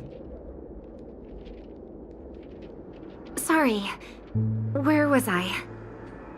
In Dream's Edge, a masked fool attacked you and left behind a parting gift. Oh, it's hard to call it a gift. When the fool killed me, they put a mask on my face. But when I woke up in Dreamflux Reef, it was gone, and I couldn't feel any effects from it. As for that mask of yours, is it really called the Harmony? The Twin of the Order. She might be hinting at something, but I still can't figure out what she means. Speaking of which, how is that anomaly of yours doing now? I'm gradually getting better. There's no denying that Dreamflux Reef also spreads the Harmony, and it hasn't been affected by the family's traitor. As for my loss of voice, I still need to keep investigating. Perhaps I've been wearing a mask all along, without even realizing it. If you need any help, just say the word. Thanks for your help. I'm starting to get familiar with this place. But Dreamflux Reef is so isolated. Is there any way to know what's happening outside? I want to check on my brother's situation. That's easy. Just head to where all the action is. Want me to show you the way? I'll take a walk around by myself. Thanks, Mr. Micah.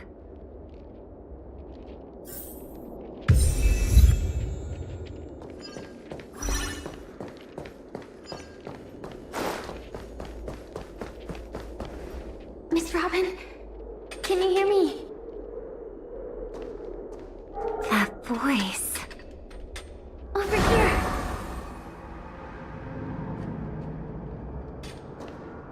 Are you Miss Firefly? So you did notice me after all. Sorry, but I can't show myself right now. Could we talk somewhere more private? To be honest, I have no reason to trust you. I get it, but I can assure you this isn't a trap. If you really need a reason, there are anomalies in the 12 hours. We are suspicious of the Dream Master's true identity. Lead the way. But let me be clear. Agreeing to me doesn't imply anything about my stance. Understood. My companion will show you the way.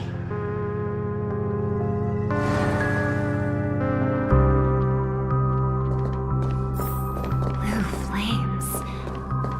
Is there a cremator among Miss Firefly's companions?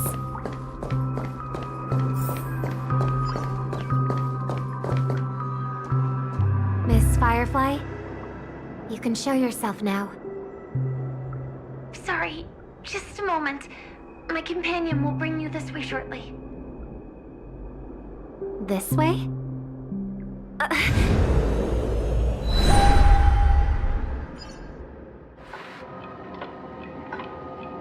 Where is this?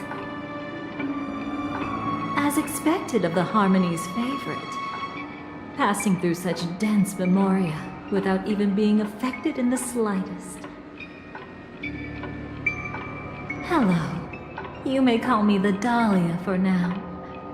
This is our cozy new home in the sweet dream, where words may flow more freely. A new home burned out of the sweet dream? If you really wish to have a proper conversation, you shouldn't resort to provocation like this. I apologize. But she's different from other cremators. She has no intention of stealing memories. The same goes for me. I've never wished to destroy the sweet dream. Sneaking into the dream was my only option. I really like Penacony as a tourist. This is my first time dreaming. in Penacony is more wonderful than I imagined. Thanks. So, what brings you here? I'm sure you've noticed it too. The Dream Master Gopher would completely merge with the dreamscape, becoming virtually omniscient and omnipotent in Penacony. But now, he's losing his grip on the dreamscape. To find out why, we conducted some investigations. In the primordial dreamscape, we uncovered a crime that he had buried away. We suspect that's why his powers aren't what they used to be. And that's why he's been telling everyone he's under the weather. Crime? I'll show you later. Belonging to his family. You wouldn't believe me unless you saw it with your own eyes. You've indeed uncovered many clues. But before we proceed, I must confirm your true intentions. My purpose is about a reunion, a rescue, and a farewell. Will you believe me? Miss Firefly, that expression and tone of yours just now, I've seen it many times in my audience. Expression? That's the look one has when describing what they hold most dear in their heart. So I'll trust you this time. When I first left Penacony, the Dream Master gave me a parting gift. A divine law, so to speak. For a leader of the 5 lineages, that's pretty cheap, isn't it? Since then, I've walked the path of harmony as a Pathstrider, wielding its power. Until I returned once again for the Charmony Festival. In the 12 hours converged by the Dream Master, I developed symptoms of losing my voice, and the strength of the harmony began to wane. Yet in Dreamflux Reef, I wasn't affected at all. I believe that the path he once pointed to might not have been named the Harmony. That's why I gradually became incompatible with the sweet dream. In the past, the Dream Master would harmonize for me. But when he was too busy to tend to me, I finally noticed something was wrong. So, which path did he choose to walk? It's not clear yet. There aren't many clues about this, but I suspect it's the Order. Thank you, Miss Robin. You've helped us clear up many of our doubts. However, regarding the Dream Master's path, we have different conjectures. What is it? Come with me. It's time to see it with your own eyes.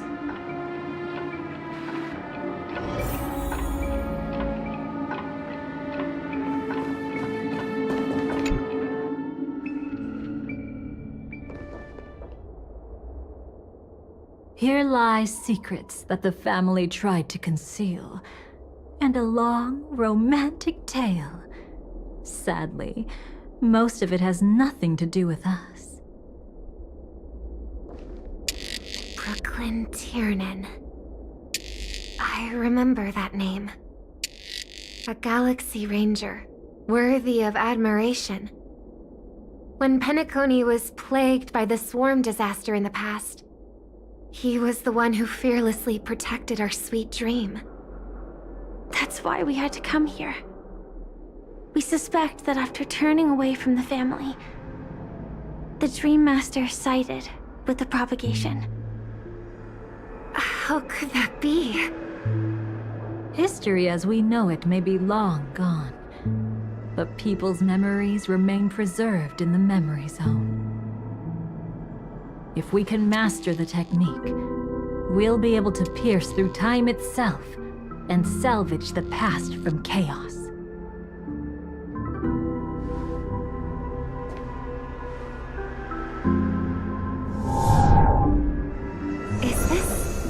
Memoria?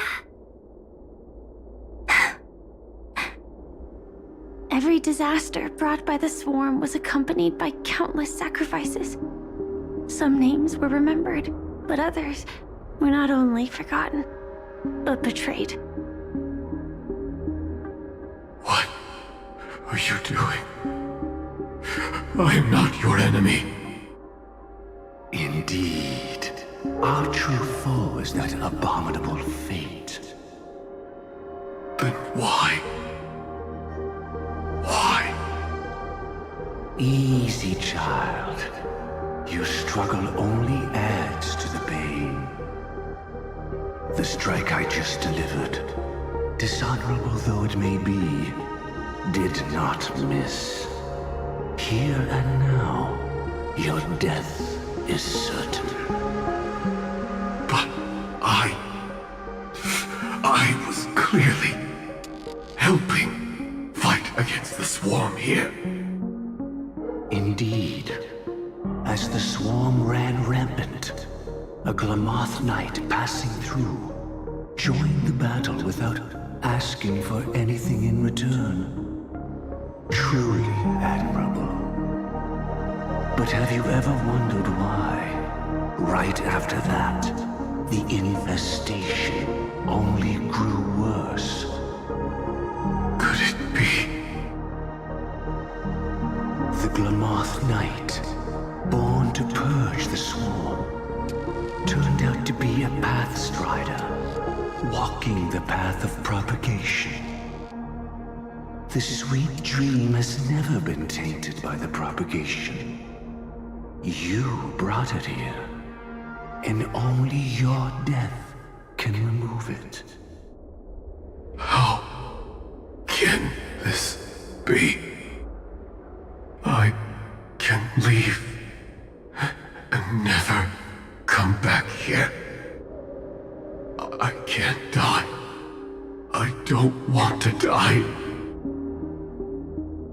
That's precisely why I said that strike wasn't honorable. I explored your secrets for the sake of the sweet dream. But striking you down, that came from selfish desires after glimpsing eternity. Paradise shall fall into this world of sorrow, and once dawn breaks, it will shatter in the light of day. How could anything golden abide in glory forever? You shall become my darkest crime, in the beginning of a great undertaking. Your remains shall become the foundation for eternal paradise.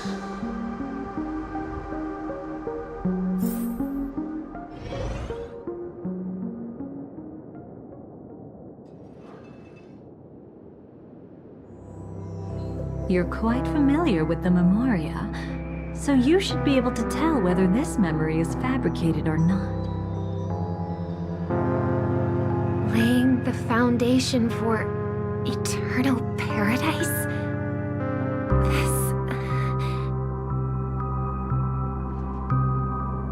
At that time, she was trying to escape her own destiny.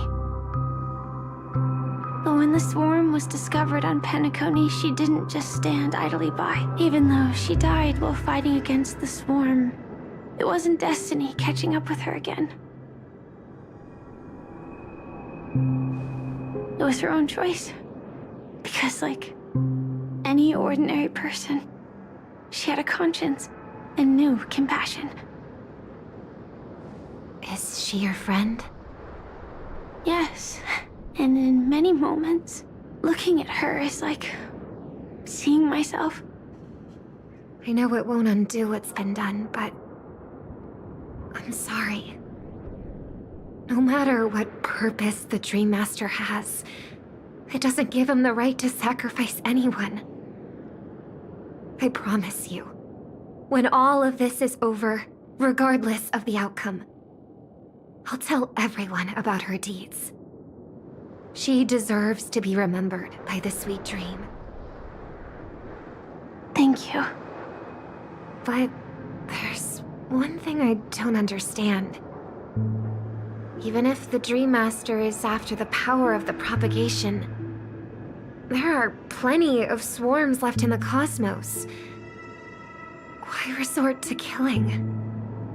That's exactly why we came to find you. With the Charmony Festival about to begin, it can't be a mere coincidence that the Dream Master is pushing forward with his various machinations now. And you were chosen to perform for the Harmony. Whether you're aware of it or not, you must be absolutely crucial to his plans.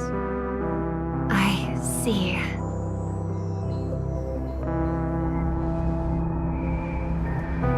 You want me to become the conduit to retrieve the past from the memory zone? What exactly do I need to do? I'll need to temporarily take a piece of your memory.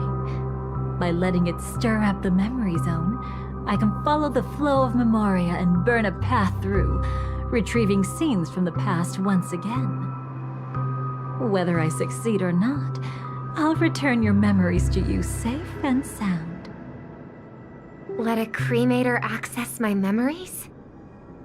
I also think it's too much to ask. If you deem it necessary, you can use tuning to leave a safeguard in our minds, preventing any ulterior motives.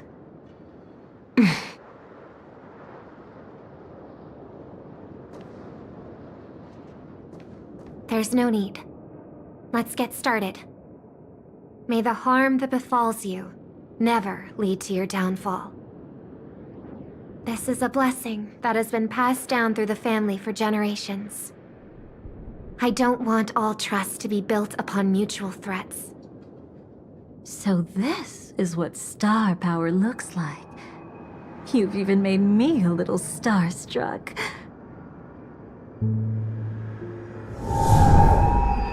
All right. Looks like we got lucky. Oh? What's this? A piece of worm-eaten oak? Found something new? This time, I'm afraid we've uncovered quite a disaster. Let's go see it with our own eyes.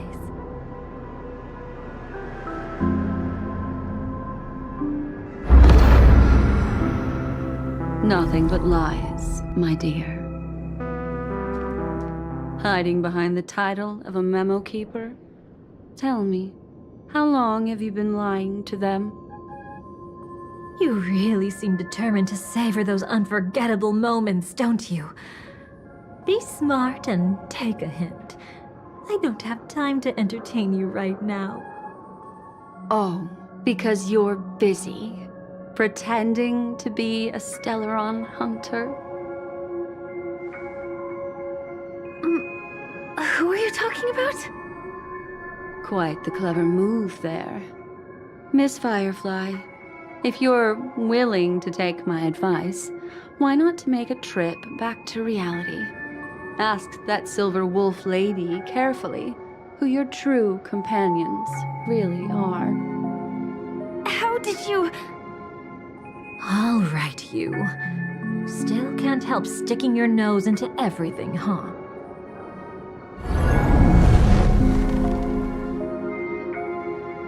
Who exactly are you people? She's just a cremator who manipulated memories and pretended to be a Stellaron hunter's companion. She fooled all of you. What about Miss Firefly? Is she alright? She might get lost in the memory zone's turbulence, but don't worry. She's quite something. She'll only be stuck there temporarily. I'm here to bring you back to the Oak family.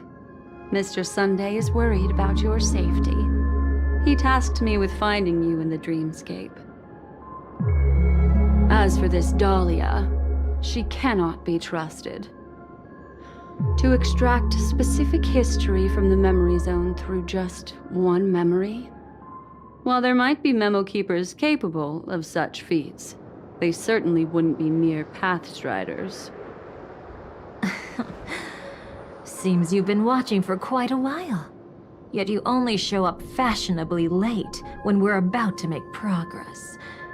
Who's the untrustworthy one here, I wonder? Save your excuses. I bring a message from Mr. Sunday that will prove my identity. Just a message? Don't you find that a bit ridiculous? Let's give it a try. It's only 2 words. Charmony, Dove. I don't know the details, but Mr. Sunday said you would understand. Indeed. Unless it's an extreme situation, this is enough to earn my trust. The IPC, Astral Express, and now you're even taking assignments from the family? My, aren't you popular? But you just had to choose the path of your own demise? Back then, I not only kept Lady Acheron's secret, but also left you with your life intact. What? You're that eager to rekindle our past? Well, you are the Dahlia, after all. I have to keep an eye on what kind of trouble you're going to stir up next. I've been questioning this for a long time. How could Destiny's slave possibly accept someone like you, whose very nature is betrayal? And what's the deal with the Stellaron Hunter? Let's get somewhere safe first. Then we can talk. She's too dangerous for us to let our guard down. Many thanks.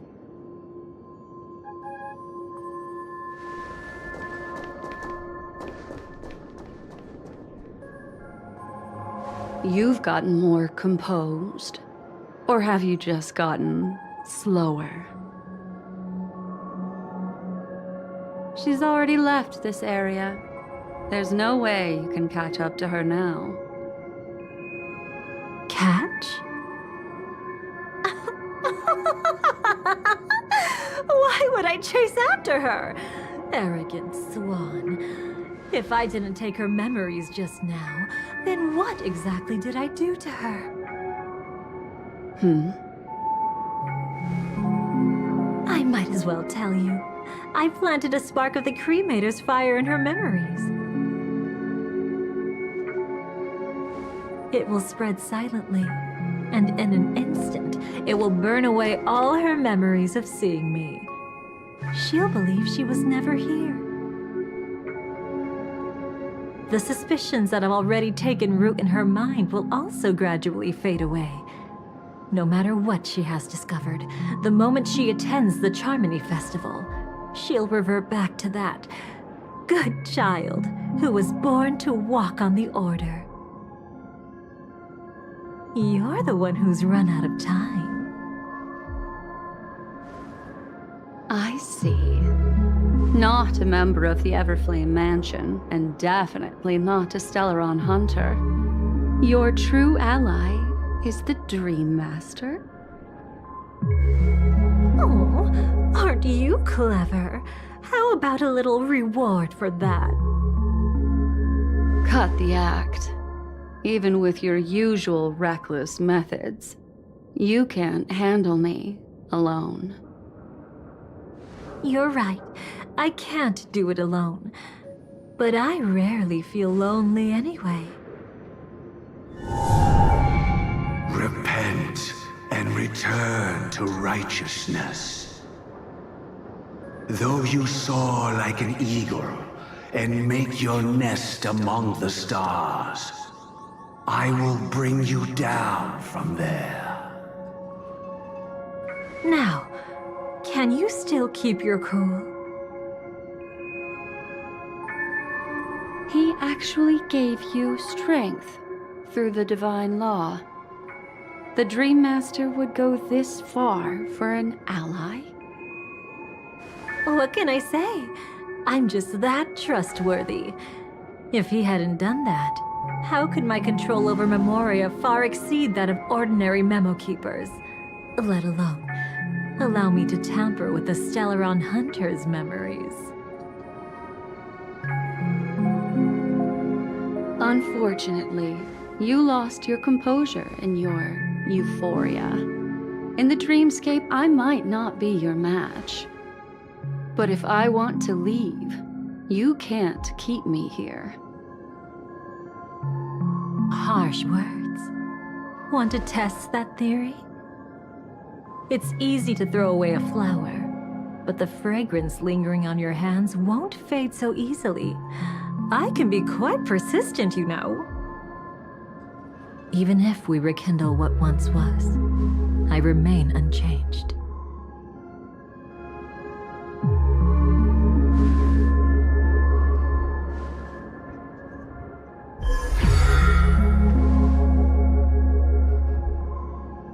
Run faster. I love watching people resist, love watching them flee. Let's savor this moment a bit longer. After all, for us, this will be an incredibly crucial moment. No matter where you run, I will always find you.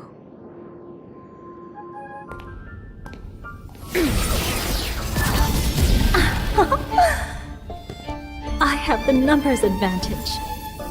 You have no chance of winning. I don't want to use a cremator's tricks. Not that I can't.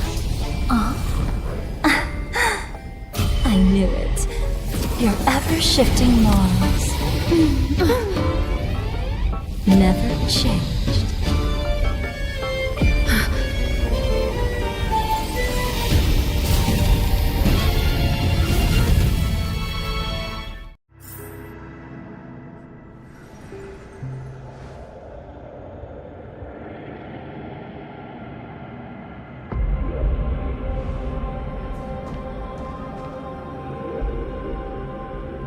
Where do you think you're going?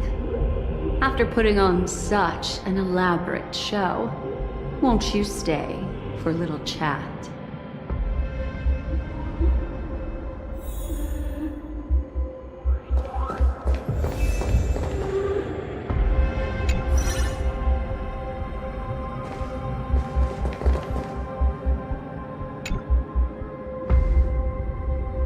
The most trustworthy thing about you is that you're never to be trusted, darling. And that's one thing that's never changed about you. When did you figure it out? That the divine law used to share power with me was also the shackles he placed upon me. The moment you admitted to being the Dream Master's ally, I began to suspect your true intentions. Until now, you've betrayed every single faction you've joined, without exception. Besides, after not seeing each other for so long, and now having such an overwhelming advantage over me, you'd do everything in your power to stop me, even if I had the slightest chance to escape. The openings you deliberately left during our clash weren't exactly subtle. Rather than toying with me, you were leaving gaps everywhere for me to cremate Memoria. Oh, really? I'd love to drop the act and give you a proper taste of torment. But alas, as long as the constraints on me remain, I'm not my own master. I can't do anything that would harm Gopher Wood, nor can I reveal his secrets. Good thing we've always had this kind of tacit understanding, always trusting in each other's capriciousness. I wish that wasn't the case. I'd rather not draw the Garden's attention because of my association with you. Aw, back to your old tricks again? It's an epiphany, dear. Something you'll never understand. Let's talk about what's really important here. What are you hoping to get from the Dream Master that made you willing to submit to his control. After putting on such an elaborate show, using me to regain your freedom, which kind of memories are you trying to steal from the sweet dream? Why, of course. The destructions. Stop joking around. You abandoned that path long ago. You're still as charming as ever. So, let me show you a glimpse of the past. Just this once, Weren't you really interested in the Everflame Mansion? So you were the one who erased the memories from that music box after all. That's right. I kept only this scene as a memento. I wanted to remember how I felt at that moment. And look closer. It's not just the memories. The Everflame Mansion itself has ceased to exist. Those claw marks. You've long since strayed from that path, yet you can still wield the power of the destruction.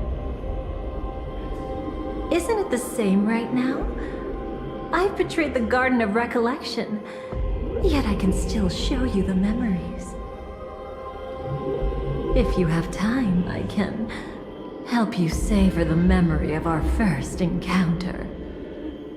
Go ahead and savor it on your own. I want to put it behind me. The sooner, the better. But can't you tell me something I don't already know? You betrayed the Everflame Mansion.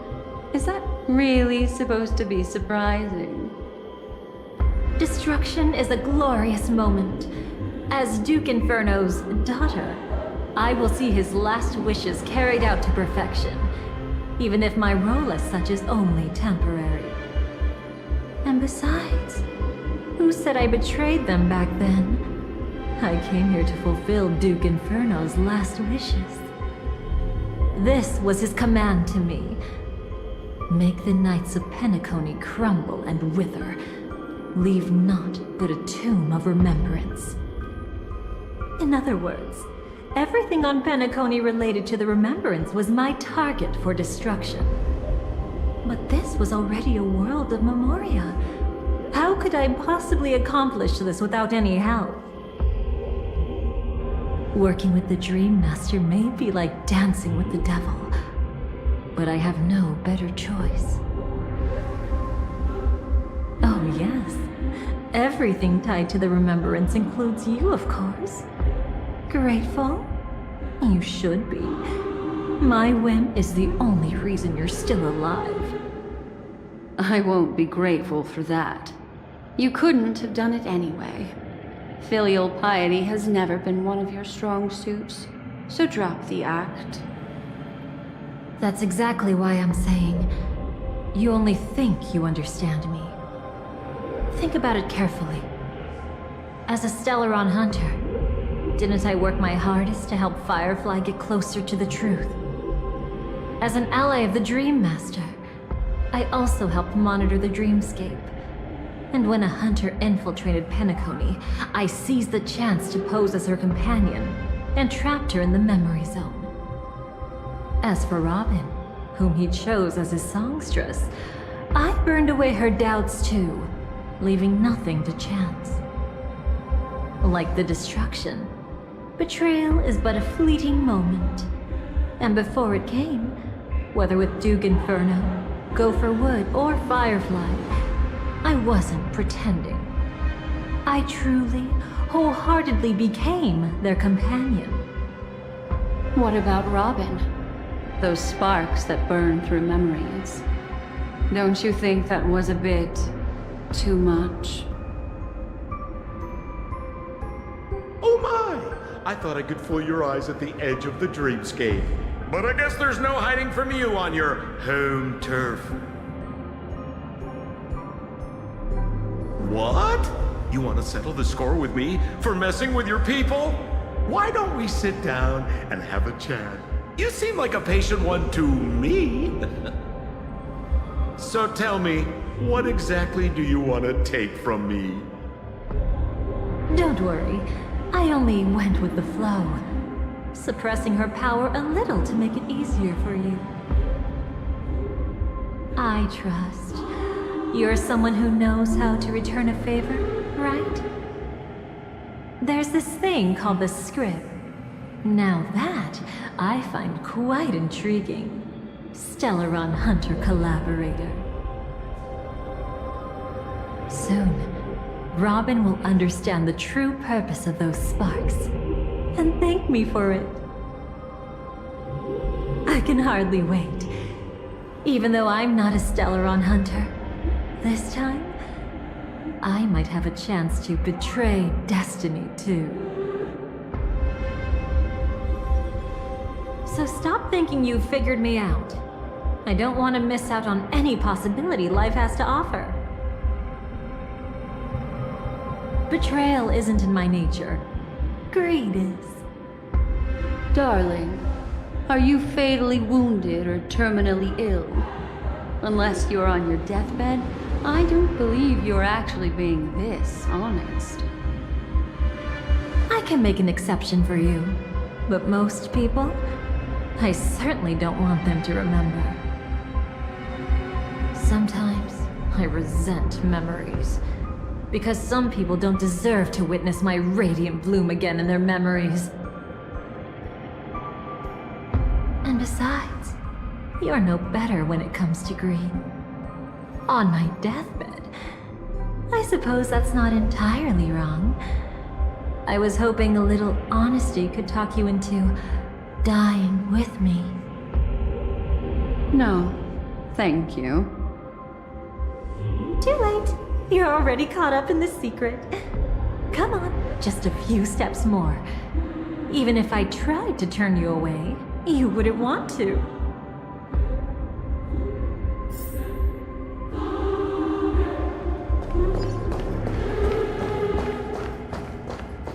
I see now. A piece of worm-eaten oak. You weren't just making that up. Oakwood is prone to insect infestations. Nothing surprising about that. It's him.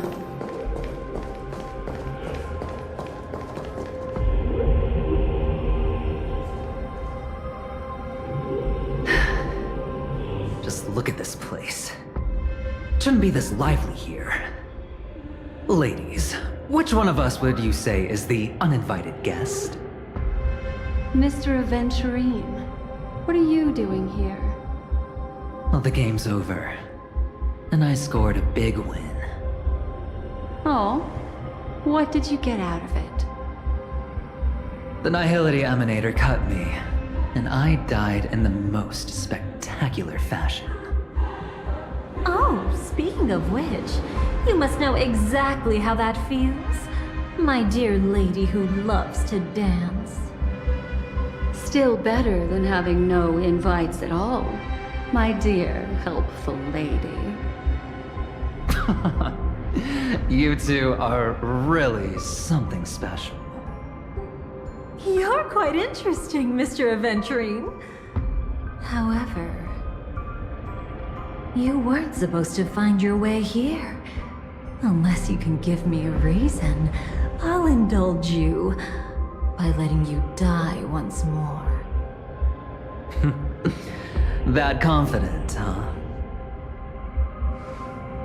You haven't hidden your weakness well, even though you're one of the 10 Stonehearts. Right now, you'll be easy enough to handle. I wouldn't be so sure. Since you know who I am, you should know better than to gamble. Consider this warning a welcome gift from a friend. So long as my trump card remains unplayed, none will dare see the hand through to the end. Too bad you've used up all your luck for today. I've always found losing more interesting than winning. What's the harm in giving it a try? Hold up. No need to rush into making enemies. Mr. Aventurine, congratulations on uncovering the truth behind death. But from what I know, you should be at Dreamflux Reef instead. Well, after taking a solid hit from the Emanator's blade, I never got the chance to enjoy a good nap. Thus I sank into the chaotic memory zone, and then my desire led me here.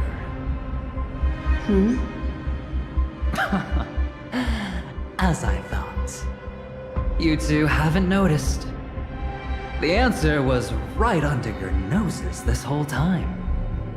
You can traverse through Memoria without relying on roads, which is exactly why you missed it. Ladies, you didn't think the IPC would enter Penacony unprepared, did you? Backed by a most attractive package, I quietly assembled a team to research the memory zone. And I only asked for one thing in return. How to escape alive if I accidentally got lost in Penacony's Memoria. To be honest, they didn't contribute a thing. But they did help me discover a certain legacy. Rosalina Jane Estella, the former undertaking once belonging to this nameless. She once boarded the Astral Express as an outstanding surveyor. Years ago, in pursuit of the primordial dreamscape secrets, she ventured alone into the memory zone and was never seen again. Everyone believed she had perished, taking the mysteries of the dreamscape to her grave. But that wasn't the truth. Before departing from this world, she single-handedly forged the pathway of Memoria. Mr. Aventurine, do you even realize what you're saying? Look, I didn't believe it at first either. But the Nameless, as it happens, had quite a unique background that led her to devise a brilliant solution. Using the technology from the Zarina Earth system, she gave her life to the memory zone, giving Penacony's dreamscape a unique signature. When dream chasers wander into the memory zone, they'll drift towards places that can fulfill their desires. Those who yearn for freedom will witness the form of the primordial dreamscape. Those consumed by obsession might encounter certain special dream bubbles. And those who are lost and directionless will return to the 12 hours, seeking their path within their own past. The family discovered this trait and cleverly utilized it, allowing guests to be sent to different hours upon their first dream entry. In other words, this Nameless is the true founder of the planet of festivities. As for me, maybe I ran into a good doctor. From the look of this place, he's the one who let me blunder my way in. The impossible in dreams is not death, but dormancy. Do stay alive. I wish you the best of luck. Looks like I'm pretty lucky. I can't wait to see what I'll discover here.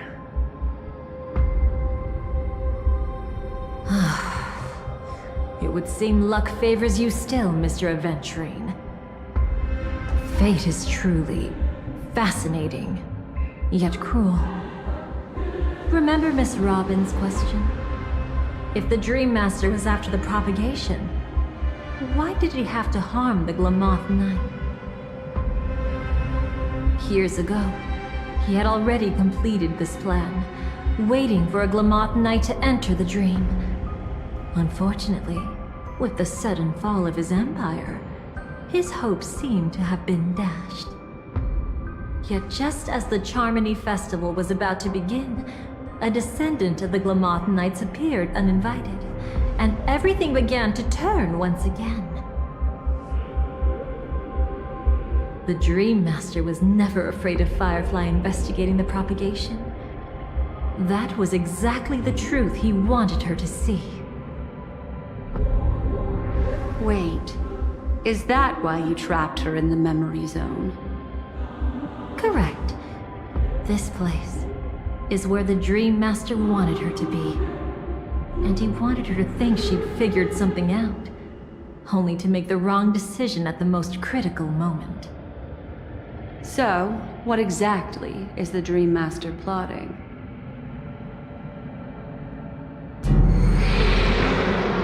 It doesn't matter anymore. We've missed our chance to stop him.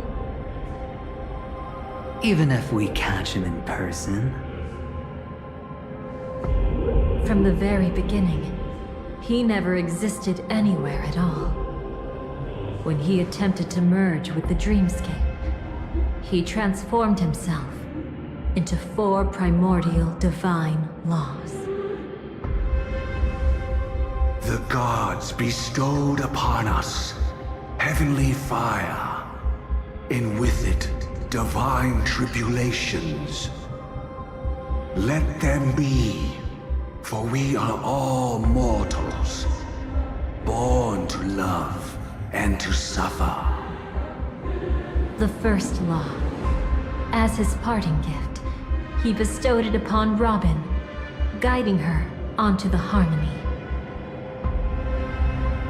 Repent and return to righteousness. Though you soar like an eagle and make your nest among the stars, I will bring you down from there. The second law is the power he bestowed upon me as his collaborator. At the same time, it serves as a constraint to ensure I won't act recklessly. And the third law... Paradise shall fall into this world of sorrow, and once dawn breaks, it will shatter in the light of day. How could anything golden abide in glory forever? I haven't seen it myself either. According to him, it was an all-out attack, like a torrent of fire pouring down from above. And the last one? Nobody knows. After claiming to be ill and withdrawing from public view, even though the constraint remained in place, he never contacted anyone again. Not even me, his collaborator. It's just my theory, but I'm pretty sure I'm right. By then, he had finally completed the last law, and used it to eliminate the one weakness that exists in any plan. The mastermind himself. The moment the plan was set in motion, Gopher Wood died a martyr's death for the just cause he believed in. And the swarm disaster shall reappear again in the sweet dream. The moment has finally come. Resentful from being deceived. Confused by conflicting memories. Your expression right now is so similar to what I had imagined.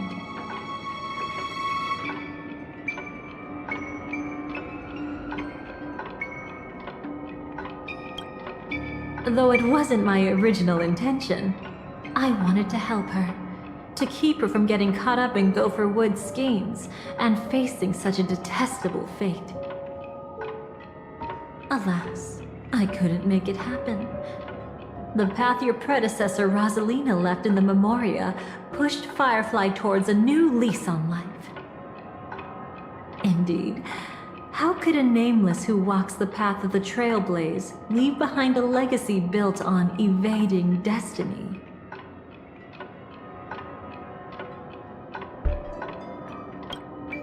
Every sigh, I'll try to fulfill Duke Inferno's last wishes, advance Gopher Wood's plans, and yes, indeed, I've helped the Stellaron hunters uncover the truth.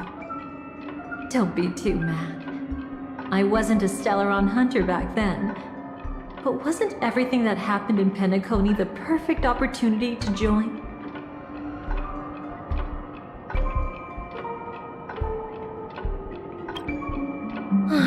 As you can see, he became a martyr, leaving all his power in the 12 hours, like a self-turning hand of time, driving his plans forward. The Order truly is a harsh path. Enna, Gopher Wood, and Sunday, the one you know even better, they all chose to sacrifice themselves for it. But then, something interesting happened. You turned out to be that variable. As Aventurine said, Rosalina's legacy would send dreamers to where they truly yearn to be. For Firefly, that place turned out to be by your side. She revealed her true self to you, reuniting with you as a Stellaron hunter. Then, guided by a history fictionologist, you witnessed the life of the watchmaker Mikhail. It was truly a life worth remembering, worth giving everything for. I would have loved to raise a glass of hello and goodbye to him, just like the one who saw things through to the end, Mr. Gallagher. What a shame I can't do it properly here. Sunday also came here, feigning cooperation, to reveal to you the truth about Penacony. The foundation of the sweet dream, hidden behind the Grand Theater's curtain, was actually a Stellaron. And the true mastermind behind everything was none other than the Dream Master Gopher Wood. But you know now that his words weren't entirely true. What followed was one of the few beautiful memories that Firefly has held onto to this day. In order to win tickets to the Grand Theater, you and Firefly participated in the Moment of Scorched Sand auditions. Your coordination was so perfect, like you were companions who'd long shared the same rhythm. See? Even though you've forgotten everything from before, some traces remain etched in this moment, becoming part of your instincts. Until, following the script, Firefly sent you all to the final stage before departing on her own. In those beautiful moments before that, she experienced the joy of living, yet she still had to face the terror of death. However, you may have noticed that during this period there was a small gap. She and you weren't together the whole time. You returned to a child's dream through a dream bubble left by Mikhail and witnessed his legacy. However, Firefly was not a trailblazer, so she couldn't enter it. While waiting alone, she met her true collaborator, and thus learned that there was more than one legacy in Penacony, and more than one watchmaker.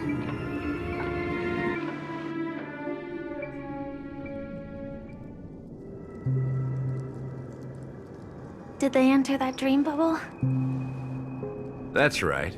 Unfortunately, you won't be able to follow them in so easily, even if you've traveled together as companions. That old man can be so stubborn sometimes. He'd rather have the Nameless be the ones to witness his legacy. No, I think it's quite romantic. A legacy left in the past will give them the courage to continue walking towards the future. Even if I can't walk alongside them, I'm content in knowing this. Huh. You're quite like the Nameless. Awkward, but admirably so. Maybe we can't walk the same path, but... Passphrase, respond at once. Why does life slumber? Huh? Ignore that. Must be some meme. How did it end up here? Sorry, I want to go check that out real quick. Be right back. Oh, so you're into fluffies too. You've got taste. Better not wander too far though.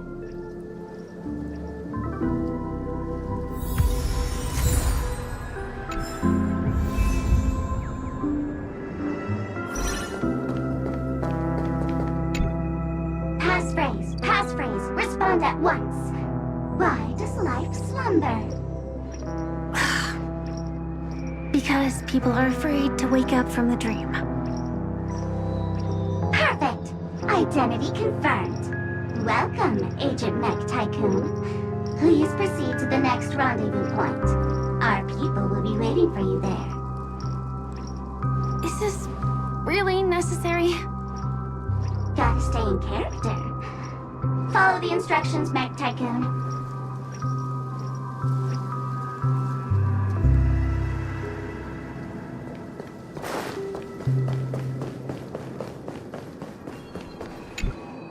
Hello. Please submit identity verification for Agent Ultra Firepower Instant Star Traveler.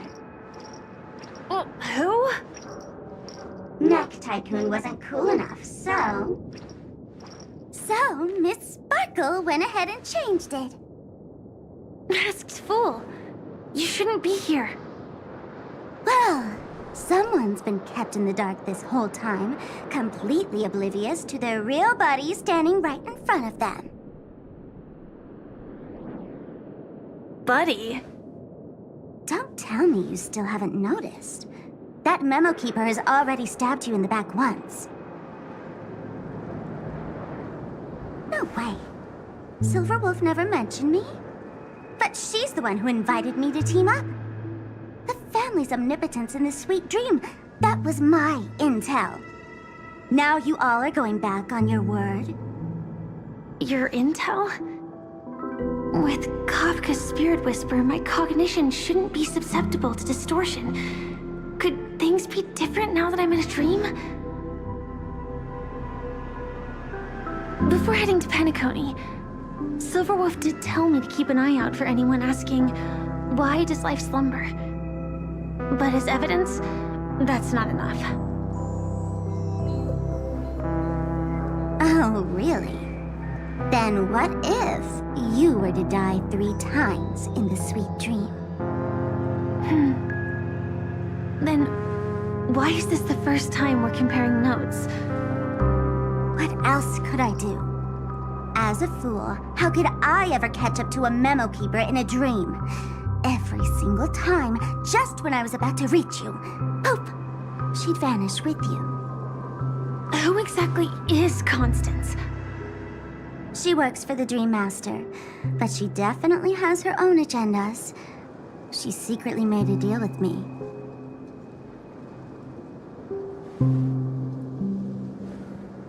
She pointed to a nightmare in which all the Dream Master's schemes would be carried out. I've been looking everywhere for you just to give you this spoiler. A nightmare? What exactly is in it? Tell you straight up? No way. I went through hell and back for this. Here's the short version. After you've lived through the best of times, soar toward the sky with all your might. You'll hear insects chirping at the oak's crown. That's way too cryptic. I can't trust you. Please, we're working together. I'm not some lackey. Just because someone else fooled you doesn't mean you get to pin it on me. You're back sooner than I thought. Any results? Yes. And now, it's up to us to forge ahead. Sorry, I'll catch you later. But thanks. At least you brought good news. Which part was good news? The best of times. And now, the Dream Master's plan begins to turn like clockwork, and so too does destiny. What does the Dream Master gain from recreating the Swarm disaster? Oh, reminds me of the good old days during the War of Gods. Oh, silly me. I almost forgot. I need to retrieve a certain lost item. Otherwise, there's a lady who won't be too pleased. Sorry, but I need to get going. Sorry, but you're not going anywhere. This is the land chosen by Gopher Wood to meet disaster. But he doesn't want the Swarm to truly surge forth and devour the world. The Swarm disaster will be trapped here, and so will you in your weakened state. Unless a kind memo keeper lends a helping hand, right? But I can't find a reason. So far, there hasn't been a single case of one of the 10 Stonehearts being killed. It's driving me crazy with curiosity.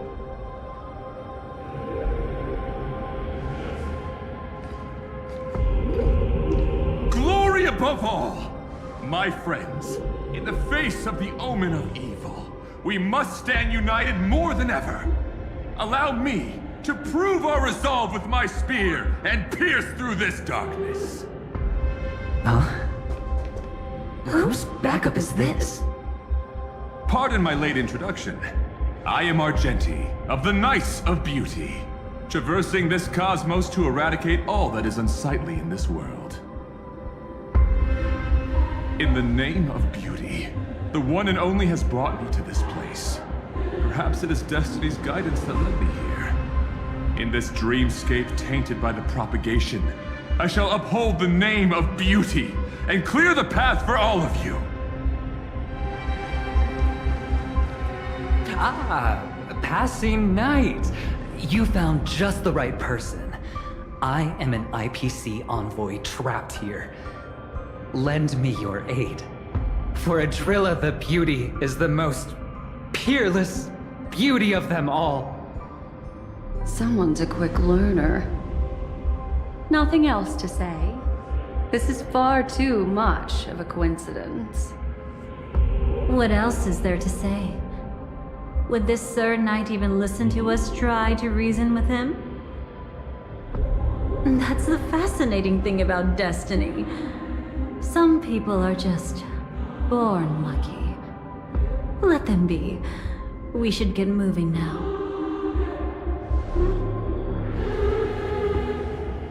Where are we going? To find your dance partner, darling. By an unexpected turn of events, the Dream Master's plan is about to come to fruition.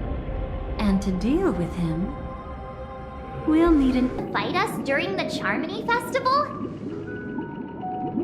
I'm afraid so.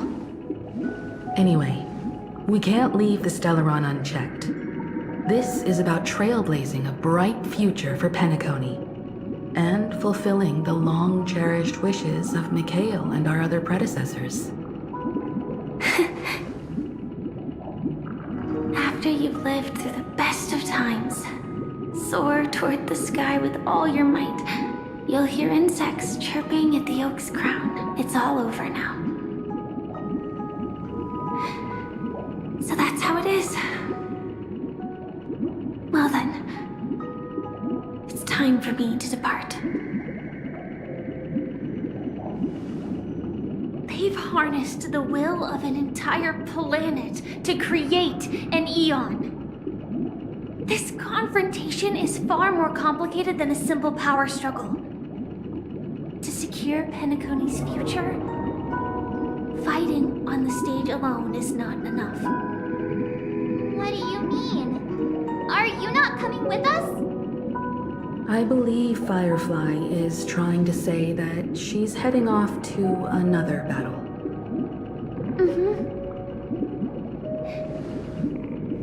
Before I left, the Destiny Slave told me that this journey would bring unforgettable rewards. Even though the script he gave me only had a few lines, I couldn't ignore them. Because one of the lines said, "I'll experience death 3 times in the land of the dreams." 3 times? This can't be serious, right? The first time was a painful death when I was stabbed by the Blade of Dormancy, which led to all subsequent events. The script will always come true, but in a way that will only be revealed when that page is turned. But the death granted to me by the planet of festivities was merciful enough. For my first death, I chose how it would come and what it would change. For the next 2, I want to try my best to achieve the same outcome. Have you made up your mind, Firefly? Yes. Otherwise, I wouldn't be here. Thank you again for your assistance for the Astral Express. May we meet again, in reality. Yeah. Farewell, everyone. May your trailblazing expedition never end.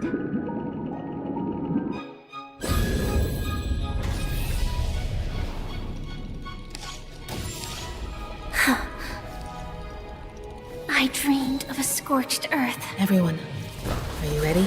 A new shoot sprouted from the earth. It bloomed in the morning sun and whispered to me. Like fireflies to a flame, life begets death. May we meet again in reality.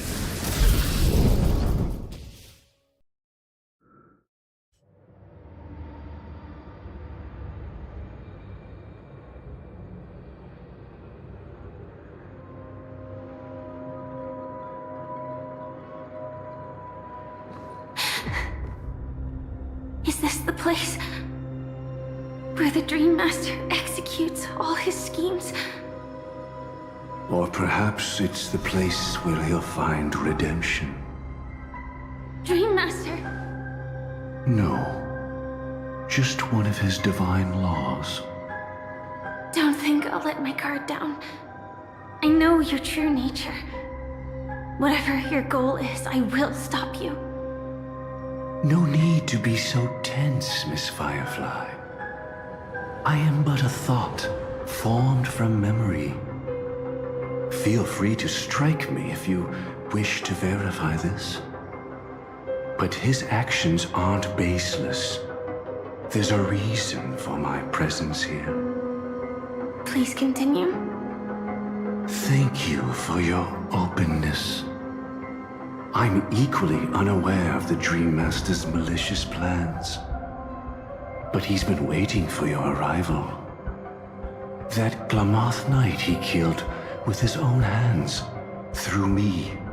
He hopes to restore justice for her. And you, her friend, are meant to witness it. Justice? Indeed. I'm quite familiar with this place, and can guide you. This has its own significance for you, too. Witnessing his confession is tantamount to unveiling his crimes. I don't need your guidance to get this done. But you need someone to decipher the truth. Force alone won't solve anything. It's not like you'll stop here if I refuse. Lead the way. But I'll be keeping my eye on you. What is this place?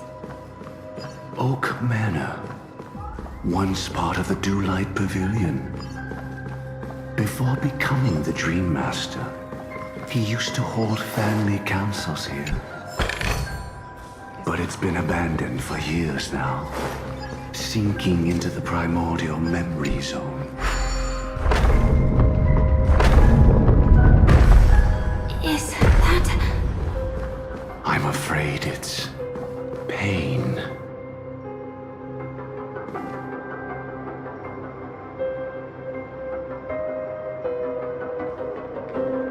Did Oak Manor always have decor like this? After taking over the sweet dream, he never turned away any sincere dream seekers, even if they were shady characters.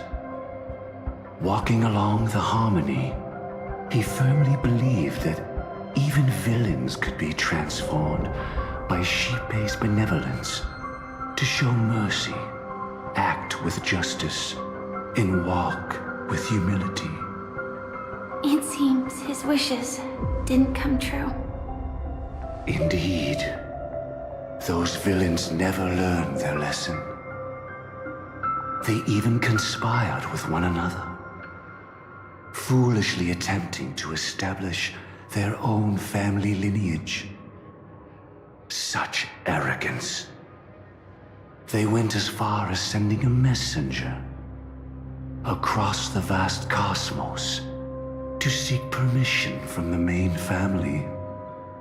In the end, they only brought shame upon themselves. And then there was a revolt. Fortunately, his heart was already aligned with the Oak family, allowing him to survive by sheer luck. Though he could never leave the sweet dream again. Soon after, the manor was decorated this way. Was he trying to warn himself? If your beliefs lead you down a path of plight, why stubbornly cling to them? That's exactly what I'm getting at. At least now, I can understand those feelings. And I think I've come to understand why I exist here. At that moment, Gopher Wood stood at a crossroads, pondering whether the harmony was still the right path. But my fragmented memories have not yet revealed where this would ultimately lead. Since he was about to commit a great evil, perhaps the Dream Master who left behind these laws was hoping I would choose a different path. But it's too late to change anything now. Not necessarily. We might as well keep moving forward. Good intentions are always the final creation of evil deeds, for they know they must be stopped. And his past choices will reveal his schemes to us. In your opinion, which path would the Dream Master choose? Probably the path of force. But Miss Firefly, feel free to do as you please. I have no other thoughts today.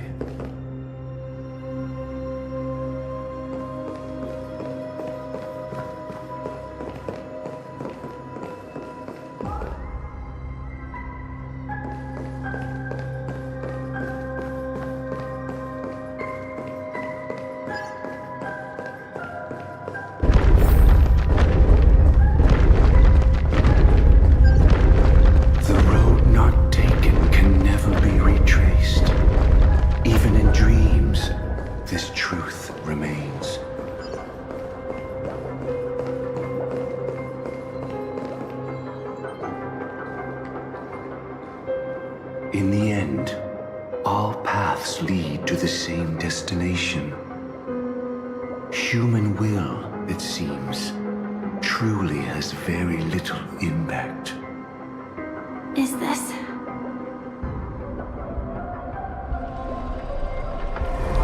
The manifestation of Nanook and the fall of the Eternal Centurion. Such news has shaken the universe, and I've long since known about it. So why would a messenger of the main family take the trouble to visit this frontier? Just so you know, I'm here to deliver punishment, and you're the guilty one. I barely escaped death, and I still can't reveal my true form. Tell me, why have I been branded a criminal upon returning to this place? You've already confessed to your crimes. The family doesn't tolerate incompetence, even from a branch leader on the frontier. Not only did this one fail to quell the situation, he was even murdered. If it weren't for Nanook's manifestation, the Eternal Centurion would have descended upon Penacony to eliminate these villains. But you survived by sheer luck, and I set out for this very reason. You must settle this matter yourself and reclaim your lost respect. Not for yourself, but for the family. To survive, but without the power to do anything. Therefore, your crime shall be punished with a blessing. I shall bestow upon you another crime. Its evil reaches even the heavens, and once known, the name Gopher Wood will lose all meaning. You will be alive in body, but dead in spirit. I know my sins. Please bestow your punishment. Here and now? That's not possible. Before I lead you to that honeyed fountain, I shall tune you so that you can no longer speak out. People believe it to be a creation of the destruction, for it always arrives coupled with calamity. I shall clear the shadows before your eyes, so that you may once again behold that almighty force that giveth and taketh, and worship the mercy bestowed by the triple face. The harmonic cancer, the Stellaron.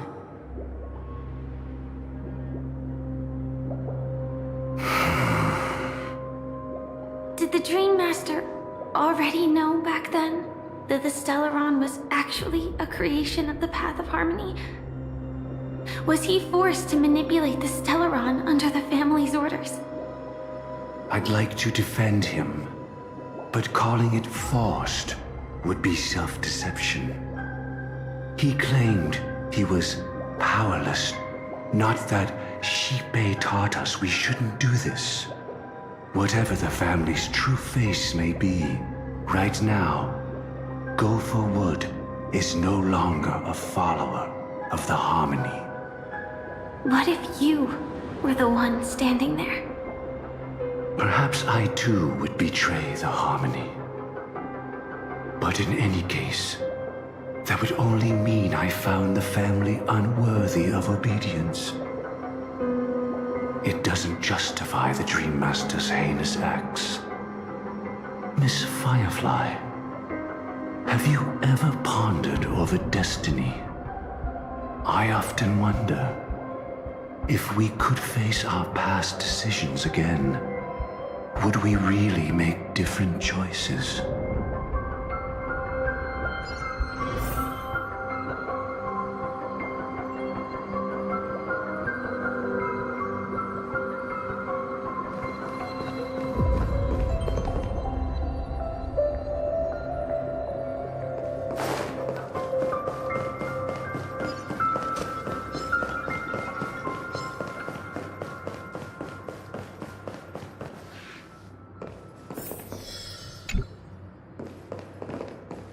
It's in that puppet's hand, Lady Firefly.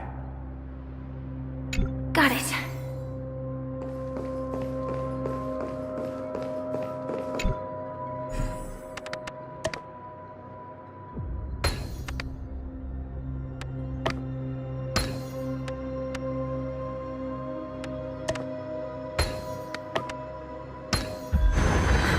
So that's how it works.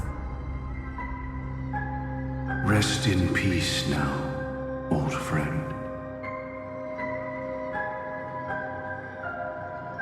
Mikhail, was it you who killed him?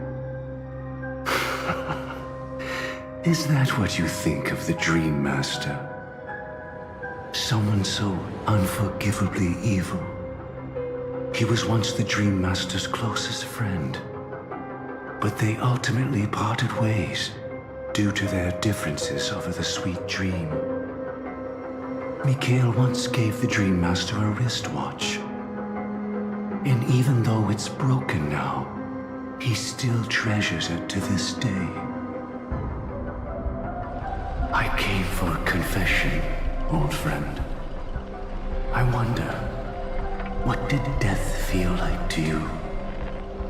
I died once, yet returned to the mortal realm. If you were as fortunate as I was, would we still walk different paths? In my eyes, you can still hold on to hope precisely because you've never faced inevitable death. Would you blame me? Would you, Mikhail? I tried to unveil a Xipe's third face, but I was wrong. It wasn't the propagation.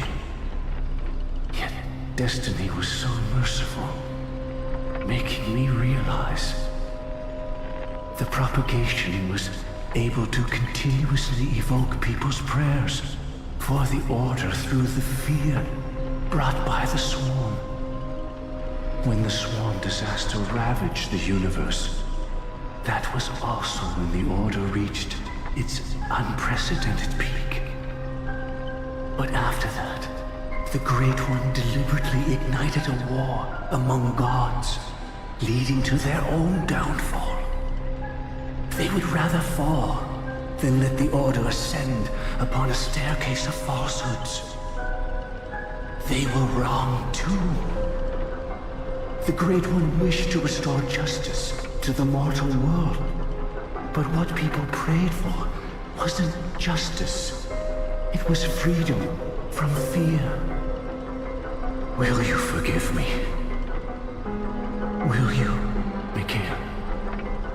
I shall commit an act of transgression, mending the errors of the gods.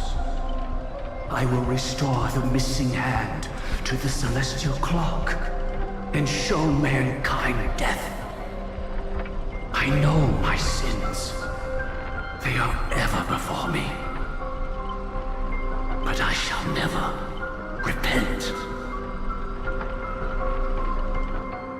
Using the propagation to lay the foundation for an eternal paradise.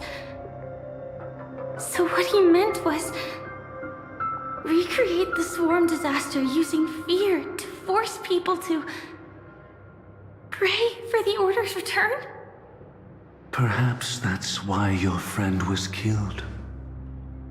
The Dream Master wanted to find out how the Glamoth Iron Cavalry obtained the propagation's power. That's not a power that can be easily controlled. We need to pick up the pace.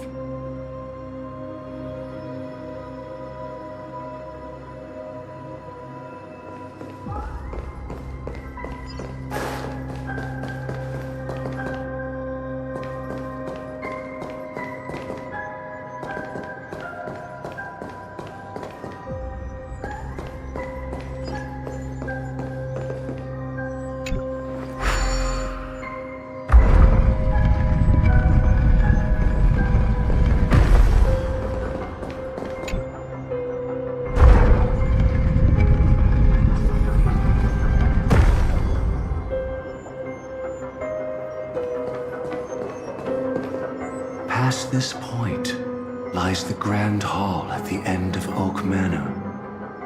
And before us lies his final decision. Where to go after turning away from the Harmony. Since he wants you to choose again, which side will you take? Go ahead with whichever path you think is right. I'll take the other one. Don't worry. I can't change anything. Even if I have a sudden awakening, it would only give the Dream Master peace of mind. He deserves absolute punishment, and must be brought to heel. So you made a different choice after all. I will stop him.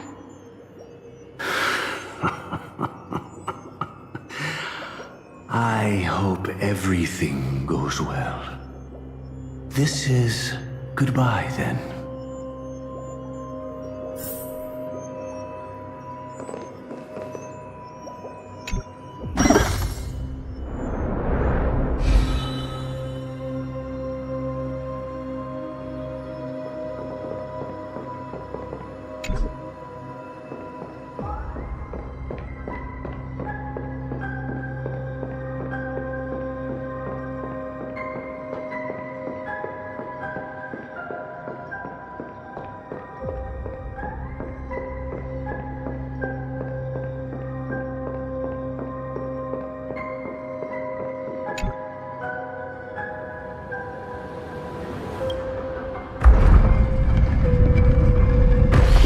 Propagation rain down heavenly fire once more, heralding the mournful cry of death.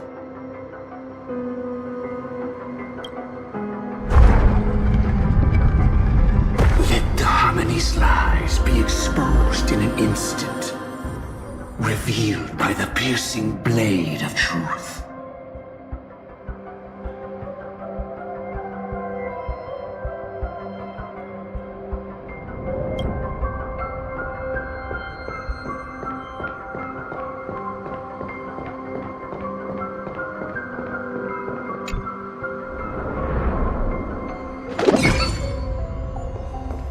Well then, our paths diverge here. You go towards life, and I towards death. Which path is better? What a desolate sight.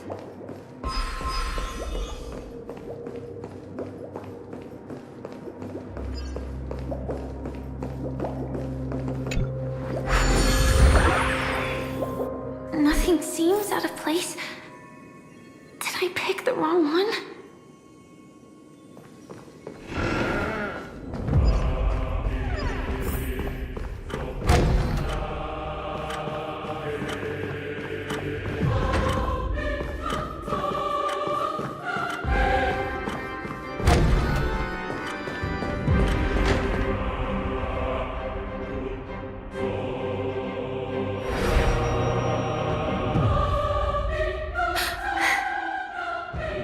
No doubt about it.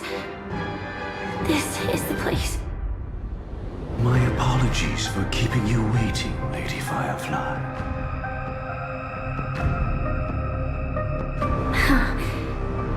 It's you. It seems the other path leads here too.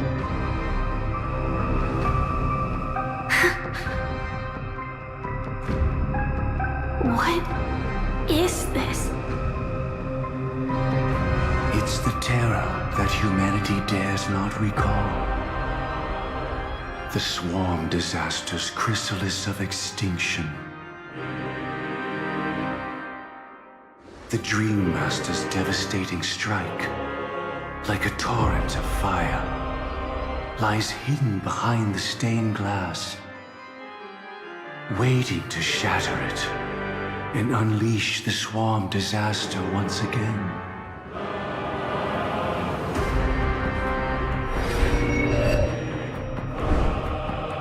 How did the Dream Master become this powerful? We need to stop him. Or maybe stop me. As expected. I shall end this matter on his behalf.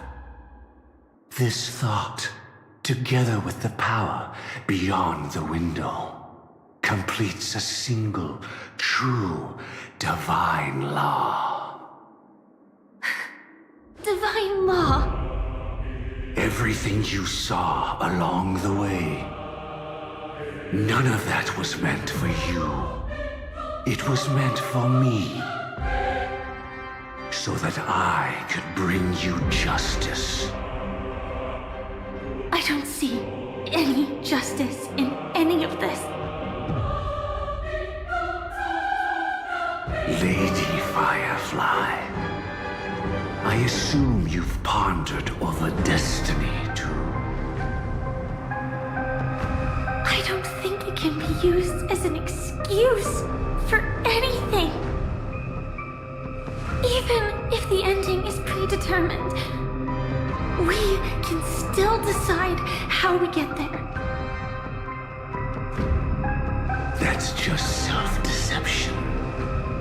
You've never been able to change the course of events. When we stand at the crossroads of choice, no matter how many times we start over, we'll always make the same decisions. By that moment in time, we've already been shaped by our past, believing that choice to be the only correct path. All the past you've left behind has already determined your future. Your friend tried to escape destiny, only to meet the same end. And now, here you are, no different.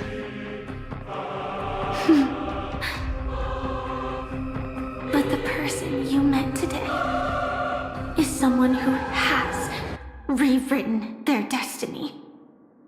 Well then, I'll offer you my sympathy, Hunter. As far as I know, there's only one way to rewrite destiny. Give up your true desires and stop walking your own path. In doing so, your destiny will indeed change, and you may even sway the course of the world.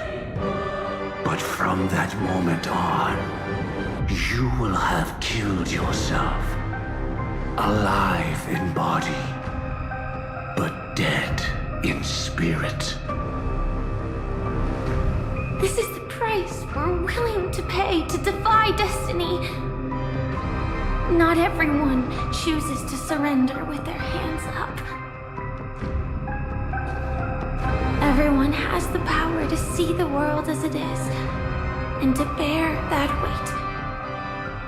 This is the true meaning of sacrifice. I admire your resolve. Since you don't mind sacrifice, that's enough talk. Stand down, Hunter. You can't stop that strike. I won't let you get away with this. Oh, really? How did the Harmony succeed in spreading its cancer across the universe then?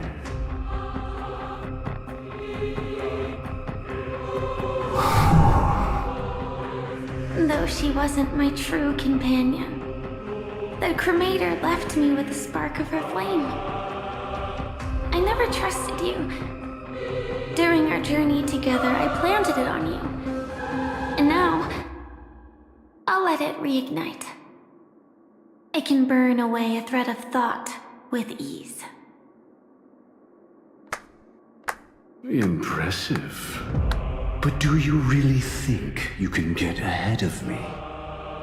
If I can't, I still won't run away. If that strike is inevitable, I'll be the only one who dies in this nightmare. Your courage shines like pure gold. Even so, paradise shall fall into this world of sorrow. And once dawn breaks, it will shatter in the light of day. How could anything golden abide in glory forever? Come forth and present yourself, last heir of the Empire. I permit you to unveil the true face of order. I permit you, with mortal hands, to bring forth the Great One. The swarm will again devour all things and fill the hearts of the lost with terror. Someone must cast down rage in their stead. All that lives will one day die. Even so, I will still do as I've always done, and pray that I can stay alive. I can do it. Right? But death will come because you, out of all people, are the foremost in seeking life.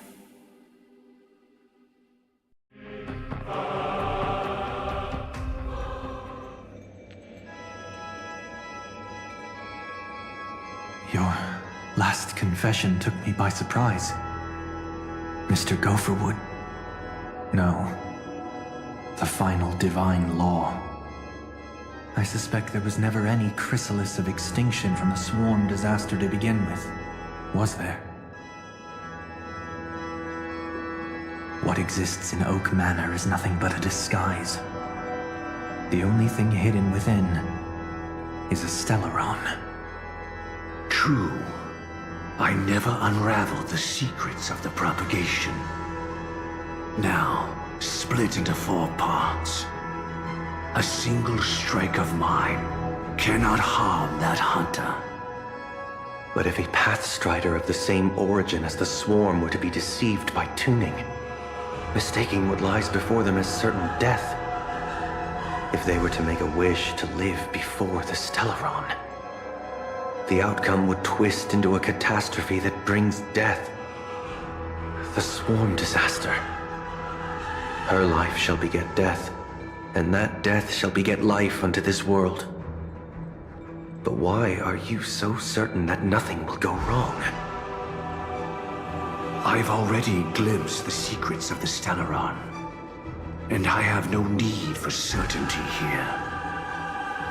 Even if she never entered the game, that strike would still fall at the appointed time, causing the Stellaron to shatter.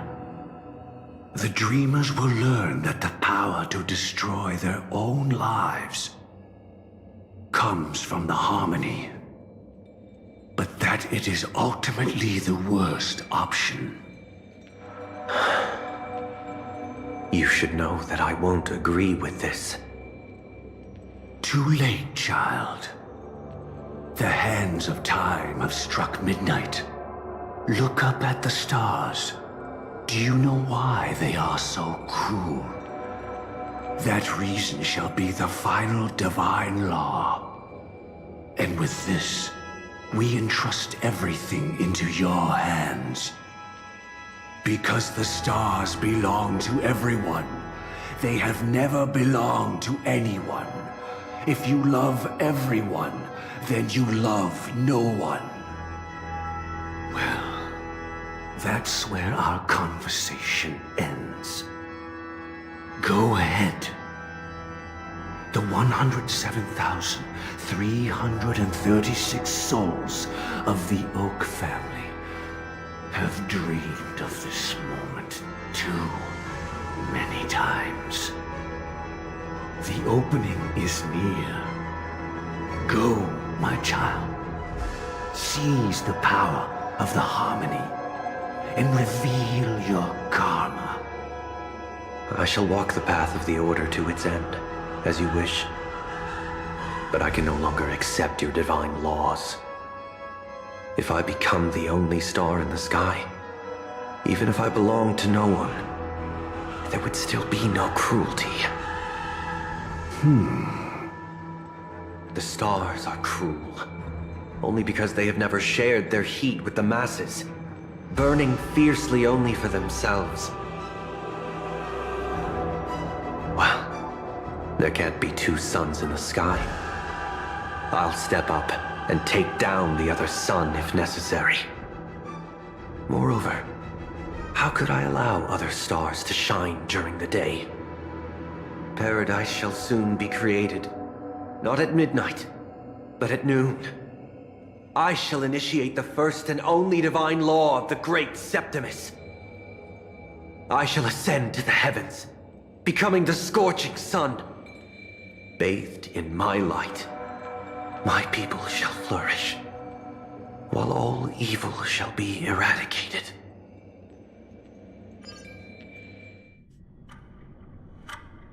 Very well, child. Do what you must.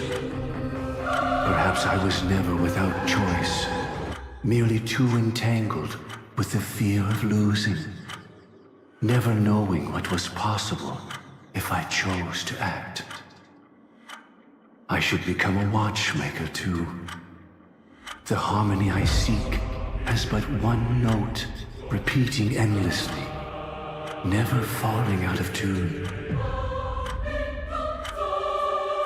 Life, too, has its time.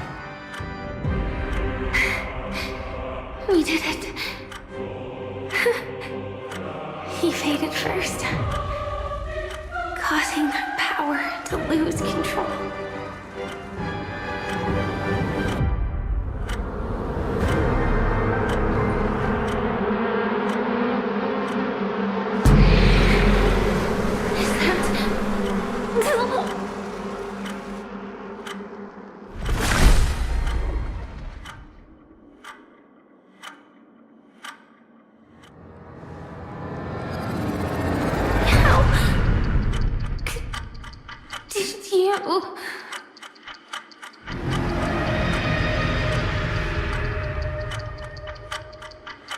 Death comes for us all, eventually.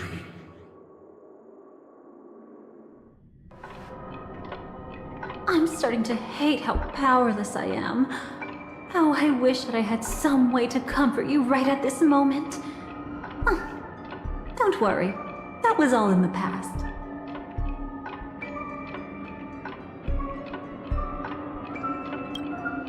She had almost reached her demise, yet she survived. Her second death hadn't come yet.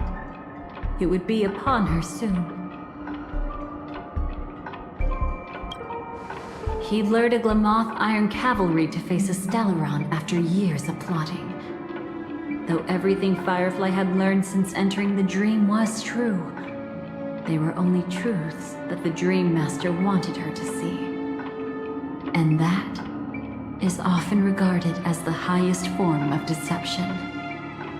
The Stellaron answered Firefly's desire to keep living.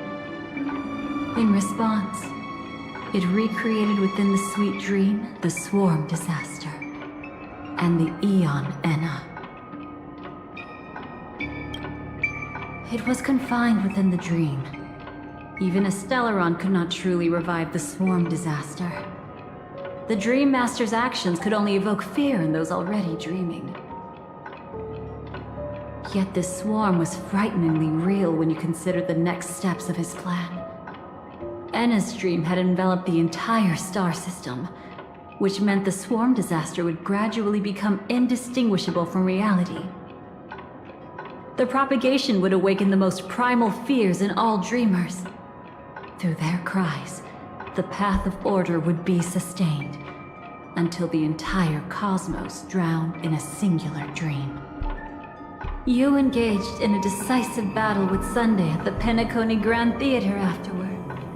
He had, without question, become an emanator at that time after usurping the Harmonious Choir.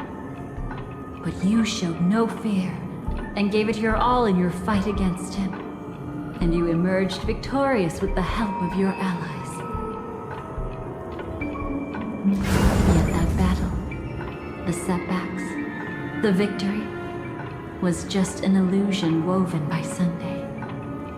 Enna's dream had already enveloped the entire Asdana system. It was impossible for you to beat Sunday at that time. Enna's dream was so terrifying that even Memo Keepers could not act freely in it. Fortunately, we sought out Acheron first, and she lent us a helping hand. That allowed us to take action and try waking people one by one. Indeed. Don't forget that, even within the sweet dream, there were still many people yearning, striving, and pushing forward with all their might. At that moment, you too would face a similar deathmatch. Being woken up by Black Swan was a watershed moment. Due to the existence of Enna's dream, your memories from that point onward can no longer be viewed from the same perspective as before.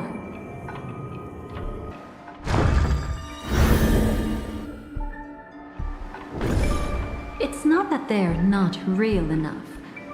Things always look different when viewed from different angles. Ever thought about whether we've truly seen our authentic selves in a mirror? And from that moment forth, I would also no longer be able to help you. Your memories belong to you alone at the end of the day. Destiny only allows me to intervene this far. However, you must remember this. How your memories manifest is ultimately up to you. People can't dream of things they've never seen before. They're afraid to wake up because the sweet dream is woven from their own past. A past they still can't let go of. It's just like your actions at this very moment. Only by embracing the past can you find the strength to walk towards the future. Firefly, me, the Stellaron Hunters, this entire world, we're all waiting for you to reach that moment. I can hardly tell if this is nervousness or excitement. You are different, unique, and worth waiting for. Go and write a prelude to memories once more.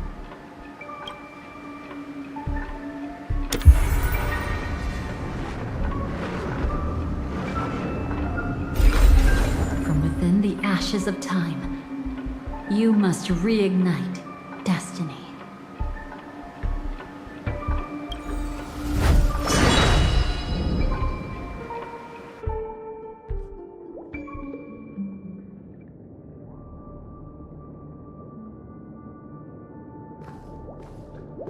This way, darling.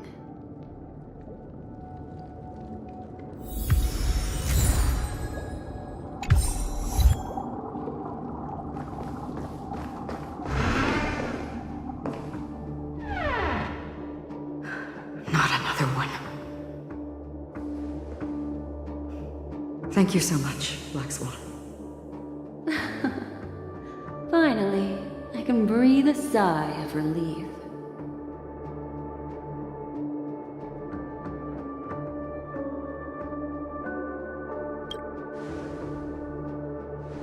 I understand you must be confused, and we'll do our best to shed light on the situation. However, before that, it's essential to know that this place is the rift between dream and reality. A place reserved only for those who have awakened from Enna's dream.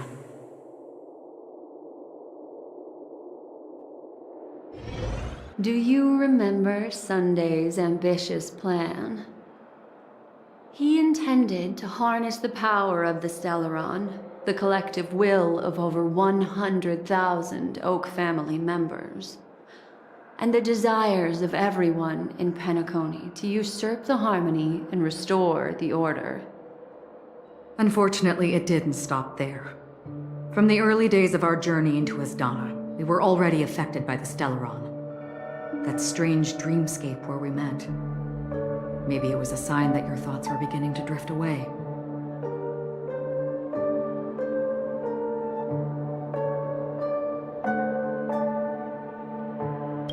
I don't think the goal of the Order was to put everyone into a deep sleep.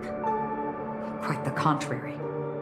They used the Stellaron to catalyze the leakage of Asdana's memoria into the material world, allowing the dreamscape to blend with reality. People think they are awake, but their spirits have long since stepped into the Temple of Order. This is what makes Enna's dream so powerful. In this paradise governed by the Order, everyone indulges in their delightful dreams and lives happily ever after. I believe what you experienced in the sweet dream, except for that flaw, was real. Only in this way could you reach the destination, lifting the crisis in Penacony and embarking on your next trailblazing expedition. If it wasn't for Acheron's plan, we might have been trapped in this dream forever. Well, I'm not as fortunate as she is. Even if I'm a memo keeper, I was still influenced by the power of the Order and fell into hallucinations. However, thanks to your memories, now we still have a chance to turn the tide. We still have a chance, though. To make it happen. Please, Black Swan. Guide us to those with a strong will. The truth of the dreamscape runs deeper. We must notify anyone willing to wake up, so we can end the long night together. All right, please come with me.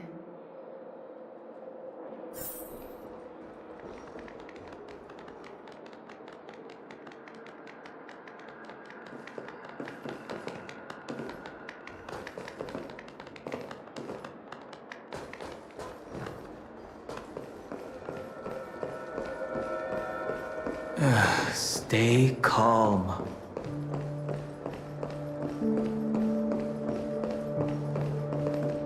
I bet that even if I don't resist, you'd still...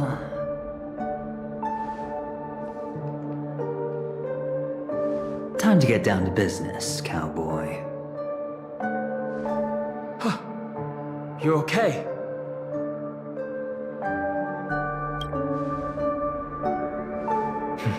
A memo keeper is looking for them. We must do everything we can as well. Quite the fateful encounter we have here, friend. Seems you're also a light sleeper. I'll send you some of the IPC's sleep aids one of these days. Unfortunately, we need to stay awake right now rather than sleep. We're still nowhere near capable of breaking free from Enna's dream. Let me break the bad news first. The enemy we're up against isn't just Sunday anymore, nor is it the harmonious choir that he's usurped. The Dream Master has awakened the swarm disaster within the sweet dream, and cast shadows into the hearts of all dreamers through Enna's dream. The primal fear taking root in people's hearts had led them to call out to the Order for protection. The path of order is gradually being restored, and this has transformed Sunday into Enna. Specifically, he's just one step away from becoming an Eon. The IPC's starships converged here at an opportune moment, and the power of the preservation seeped into the sweet dream to prevent him from completely ascending. However, that is only temporary. With the IPC around, the cosmos doesn't need a second order. But it doesn't make much of a difference for us. Sunday's true form has broken free from the dreamscape, becoming as vast as an Eon. The Astana system is no more than a plaything in the palm of his hand. Indeed. Forget about stopping him. We can't even manage to face him again.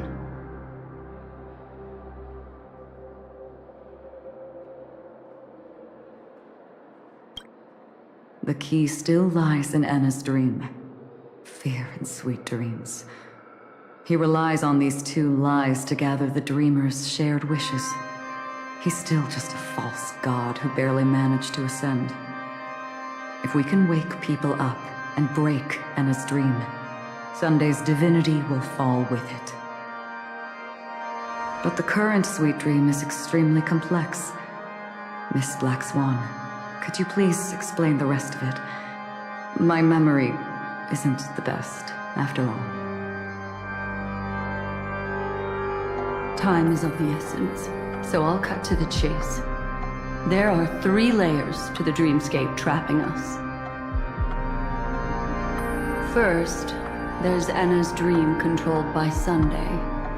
It wove a beautiful illusion for every dreamer, making them flounder in it. Second, there's the primordial dreamscape, which includes Dreamflux Reef.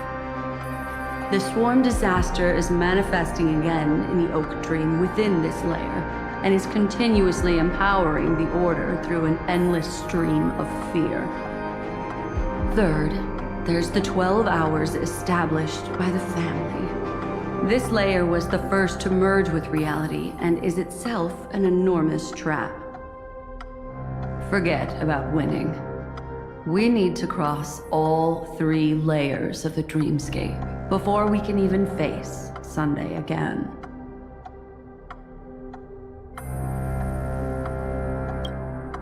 Unfortunately, we're still in the first layer, which is Enna's dream. Although we've regained our sense of self, we're still dreaming. We've only managed to connect our individual dreamscapes, but have not escaped. To destroy it, we must make everyone in Penacony want to wake up from their dreams.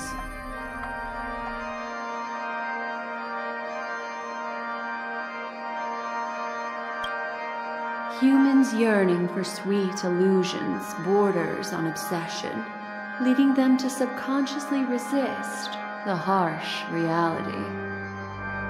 Therefore, I carefully selected a moment where she was completely unguarded, guiding her to uncover the truth herself to make her regain her consciousness. However, to wake up everyone in Penacony and get them to share the same determination, that would be nearly impossible.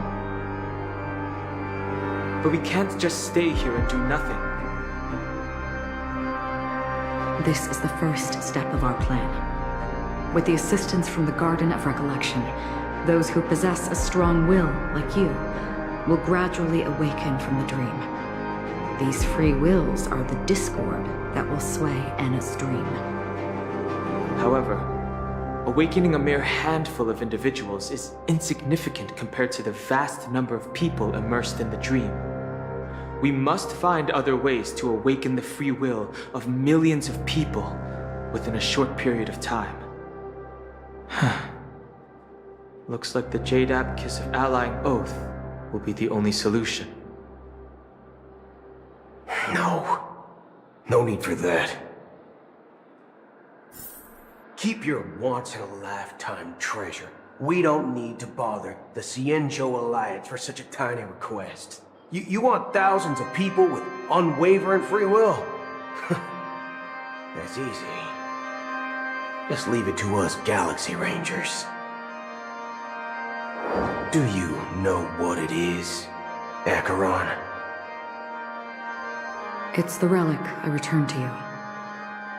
Exactly. Its owner must have told you that it's meaningless to anyone other than a Galaxy Ranger, and that it can only fulfill its purpose when returned to its rightful owner. Because it's a burial artifact, worthy only of a hero who has served the Galaxy Rangers with honor. When its light illuminates the universe, it means the fall of a hero, and in the direction it falls, countless meteors will streak across the sky. Those meteors are Galaxy Rangers, coming from all corners of the cosmos, driven by a shared purpose, without questioning the cause or counting the cost, because we abide by a bottom line. The shooting stars of the hunt only descend on the longest night, and with them comes the dawn. We've stayed silent for far too long. Now, it's time to remind all the cowards, oppressors, and villains of the universe of our presence. I'll be the one to ignite the first spark. This should be enough to delay his ascension to godhood. As for the foundation of Enna's dream, it would take an immense power to shake it in an instant. I think that shouldn't be too hard. So, you're the key in the end, I assume? Even if it is just a counterfeit god, we'll need an emanator to step in. Perhaps it's not about being an emanator. This is a different collective wish. I will do everything in my power to strike down that evil god for you all. What about the other two dreamscape layers? There's nothing we can do about them. They're even more dangerous. Unlike our current gathering, the dissipation of Anna's dream will take time, which will draw Sunday's attention. Exactly. Once we enter the next layer of the dreamscape, we'll be facing an eon's strength head-on.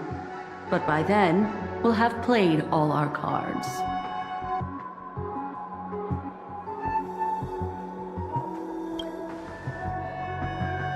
It's too late.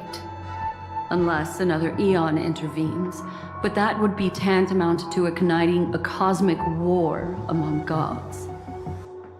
The Order is one of Shipei's aspects, yet the Harmony stands idle at this moment as Enna is being reborn, without any further intervention.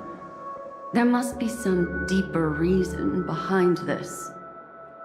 Enna's dream is no ordinary matter. Even with Constance and me giving it our all, we can only reach the few of you here. It's impossible to find more help. But time is of the essence. We must take our fate into our own hands. In other words, those who only want to survive by playing it safe will die. All those who dare to face death head-on will live. I like that. Just these few people? Oh well, that'll do.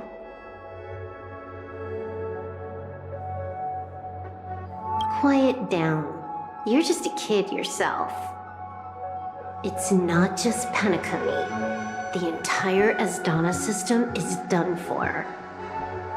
A Stellaron hunter?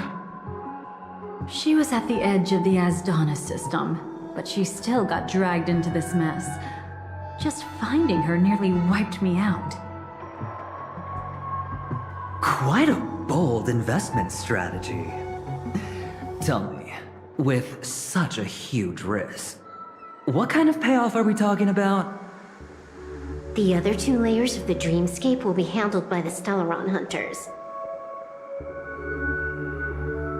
One of our associates is searching in the 12 hours for the other person chosen by the Harmony. Oh? Miss Robin? She broke free from Enna's dream through her own strength, and left behind a song for those in slumber.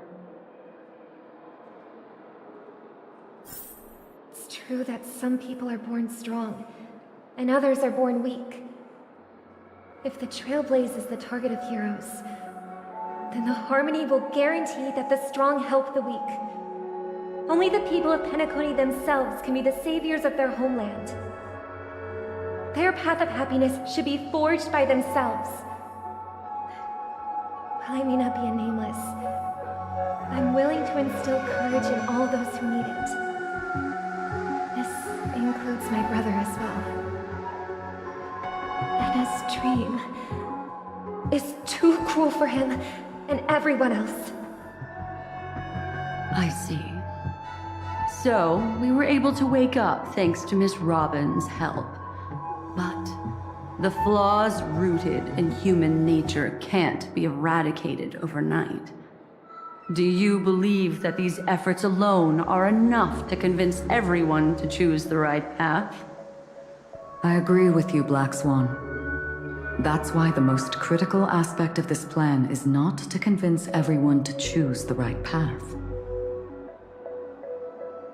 but to inspire them to save themselves. They'll stir up something big to help break you free from the 12 hours. As for the primordial dreamscape, Sam is standing by, just waiting for you to break free from Enna's dream.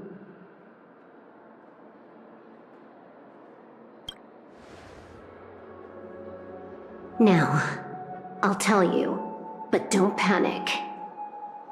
She will die. She will die a second time, facing everything she wants to run away from. But her fate will be determined by you.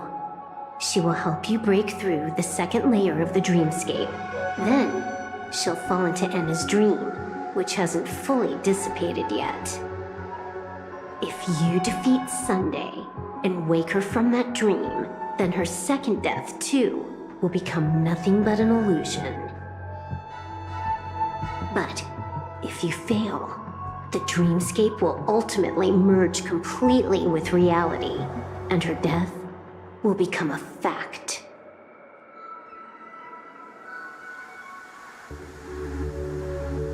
But that still doesn't solve the fundamental problem.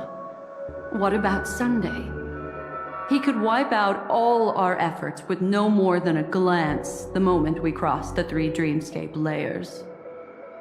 Oh, Miss Memo Keeper. It's time for a game of recall.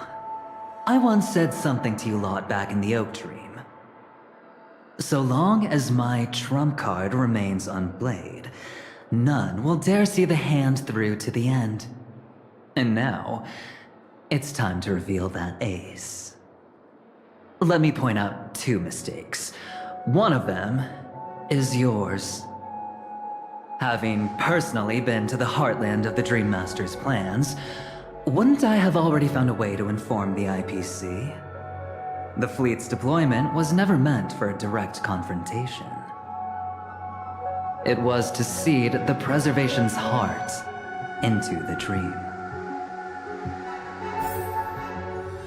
The other mistake was Sunday's, and it was a fatal one. He should never have confiscated my cornerstone. He should have kicked me out right from the start. That's how every gamble with me goes. The moment you sat down at my table, you've already lost. A jade-colored light still sleeps deep within the dreamscape, and it does not require the presence of its owner to unleash its powers. So what? Even the power of the 10 Stonehearts can't rattle an existence already approaching eonhood. That's why I said the cosmos no longer needs a second order. The Dream Master's plan is indeed flawless. However, when faced with the terror of the swarm disaster, how is calling for the preservation any different from calling for the order? The release of the Cornerstone's powers will absorb the Dreamer's desires and offer them the preservation's promise instead, guiding them to cry out these words. All for the Amber Lord. Is this the IPC's real goal? To completely take back Penacony on a conceptual path level? What, you think I'm also trampling over others' beliefs? Sorry, but that's exactly what the IPC believes in. Don't question your own ruthlessness. All that matters is profit. The new swarm disaster will end the same way as it ended before. The hammer strike will echo throughout Asdana, seizing the Order's powers on the level of paths to launch our counterattack, leaving Sunday powerless to interfere with your actions. But a new Amber Era will not arrive because of that. Today's hammer strike is not the wrath of an eon, but humanity's battle cry of defiance. I'll hold my breath and listen for that moment. Once our plan succeeds, we can strip Sunday of his godhood, but we'll be too drained to join the battle afterward. So...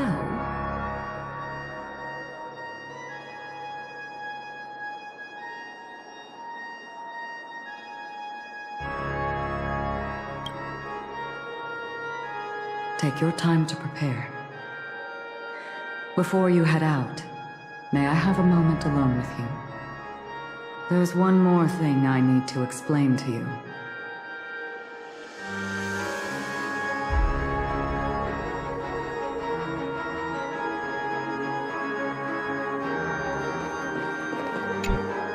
It's you. I've been wanting to meet you. I'm curious, why does she value your existence so much? Not now. This is not the time. I used to wonder about destiny, about where it's heading. But you can decide its destination, at least for today. The bigger the stage, the more you need to be composed when stepping onto it.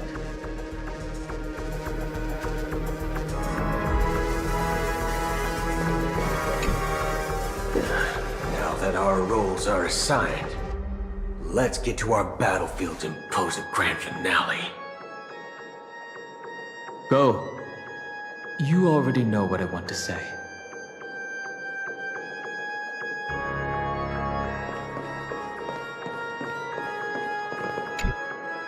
We've always been interested in the Stellaron Hunters. How about we have a chat after all this is over? A chat? You're just after my bounty, aren't you? Stay in your lane. No way, I'm just after that. If you're worried about the bounty, how about I add another billion to that number?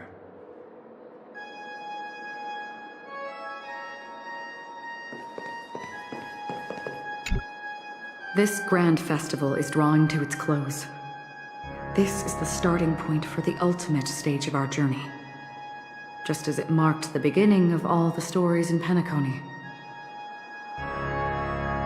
Are you ready?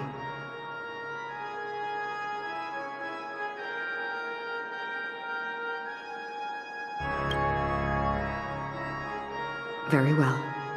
Now, please close your eyes. A glimmer of fireflies. A sigh of regret. It is because life dares to slumber that they can awaken.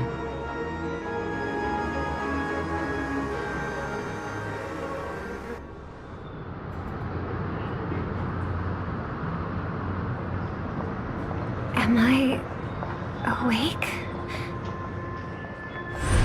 Sorry, Robin. It's just you. I did not wish for you to know this. It's a pity that things have turned out this way.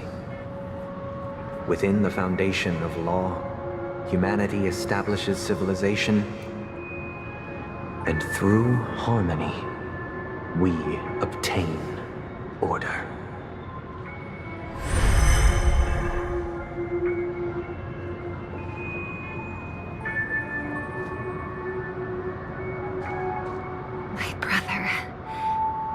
Did you still bring the Order's sweet dream into our paradise? Ow! You're still trying to play the family card at this hour? Your brother doesn't exist anymore. As of now, you'd better call them Anna. Impressive. You really woke up on your own. Let me reiterate. If you've had your fill, it'd be wise to leave before it's too late. The music of the harmony doesn't tolerate discord. Ow! Then I'll reiterate as well. I've done my part, and now I'm simply waiting for the fireworks to begin. Why don't you just cut to the chase? Time's short, so I'll condense the report. Oh, that even rhymed. I'm so talented. A nosy cremator left something on you. She wanted to use it to burn down the illusions you received from the sweet dream, allowing you to wake up from Anna's dream. But it looks like you don't need it anymore. Then, how were you able to reach this place? Well, a fool has thousands of faces. It's gonna take a lot to create a sweet dream that can satisfy me. Both you and I can still stay awake for just a little bit longer. Just a little bit? Honestly, I don't even need to find you. But I am just so kind. I've already killed you once to give you a chance to regain your home field advantage. You're the last festival host awake in Penacony. So, do you want to play a round of roulette? The wager will be the entire planet of festivities. Stay where you are. What are you trying to do by showing up in front of me? I want you to watch me blow up all of Penacony. Only then can everyone else launch a counterattack and wake up together. Think about it. Your brother's already a god beyond the heavens. You're not even gonna see him unless you rip open the sky. Ever heard of the trolley problem? Make your choice. Do you want everyone to go down together? Or to have Penacony make a small sacrifice? Why should I trust the words of a masked fool? Don't think that I'm just trolling you. My bombs are hidden all over Penacony. They took a really long time to set up, you know. Maybe I should blow up a few to demonstrate how they look. Let me see. Which ones should I choose? Stop. What's gonna happen to the dreamers once the bombs go off? They will all die. Then you know I'd never agree to it. When it's time to make a sacrifice, reality won't be giving you any choices. Or do you want to replay the old joke about the Harmony treating everyone the same? Life is never a joke, fool. There is no such thing as a lesser evil in this world. Evil, just like morality, cannot be measured, nor can it be compared. Isn't that still the Harmony's same old song and dance? But that suits me just fine. Didn't I already say this is a round of roulette and not an ammunition showcase? Get ready to sing. Be like a bird. If you can make Sheepei hear you, then they definitely won't allow me to blow everyone to pieces, right? What will you choose now? You can either watch as I blow the entire place up, or you can try to save their lives. Maybe this will be your last ever performance. Last ever performance. You feeling nervous? I know the feeling. You should feel nervous when going up on such a big stage for the first time. I'm okay. I just remembered something, that's all. Miss Siobhan, why do you think birds fly? Why are you asking that all of a sudden? That was my response as well the first time I heard that question. It's what my brother asked me before I left Penacony. I keep finding myself thinking about it. I don't know. I fly when it's time to fly, and I stop when I don't want to fly anymore. There's no reason. It seems that your answer is really similar to mine. You've also asked me, why do I sing? I think I can answer both of these questions in one go. The answer wasn't what I initially had in mind. Originally, I wanted to sing because of something specific that I experienced. A Stellaron fell onto my homeworld when I was young. Everything I knew was instantly destroyed. We didn't even get a chance to react to it. No matter what we did, it was too late. But for some reason, my mother chose to hum a song when she tried to comfort me and my brother. I remember that story. Everyone thought that's why you decided to sing. No. That experience only made me detest singing. I've believed for a long time that songs can't change anything when disasters strike. That music is the most useless thing in this world. I might be extraordinarily talented in singing, and I might feel super happy whenever I sing. But its futility had always made me depressed. Then what changed? I grew up, and I realized that my brother would sometimes hum the same tune as my mother did. And I thought maybe he missed her, but I was too embarrassed to point that out. I tried to comfort him instead. However, his answer to me made me realize what I should be singing for. Obviously, he didn't give me an answer directly, but it got me to think. Maybe some things don't need a reason or meaning at all. Go and do what must be done, fool.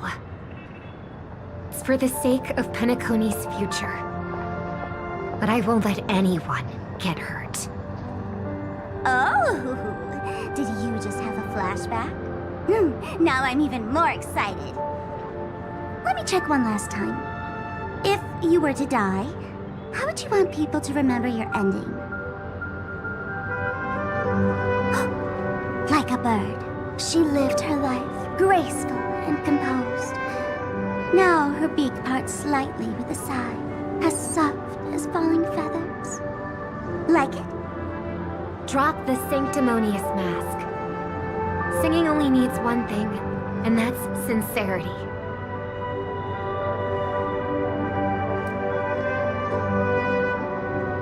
My brother. Birds born with wings need no reason to soar into the sky. And those forced to fall back to Earth don't need anyone's condescending sympathy. The sky and Earth are each other's proof and aspiration. When a soaring bird looks down below, it discovers that even after falling, life still holds hope to continue. And when a fallen bird looks up to the sky, it discovers that the possibility of soaring once again still exists in this world. Perhaps they'll never truly understand each other. But what people need isn't understanding.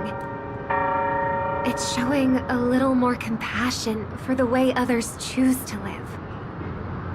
And, when necessary, extending a helping hand. Even if you become the only star and prevent everyone from soaring into the sky, they will still be inspired by your radiance, flap their wings with all their might, regardless of whether they've been hurt in their fall. Thus, the Order's sweet dream will eventually fall. Oh, triple-faced God. If I manage to step onto the path of harmony, then please extend your hand and shelter those who believe in you.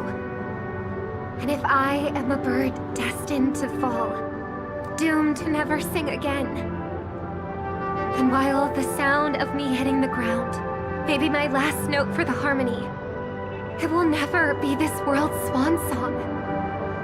In the name of the sweet dream, the Charmony Festival now begins!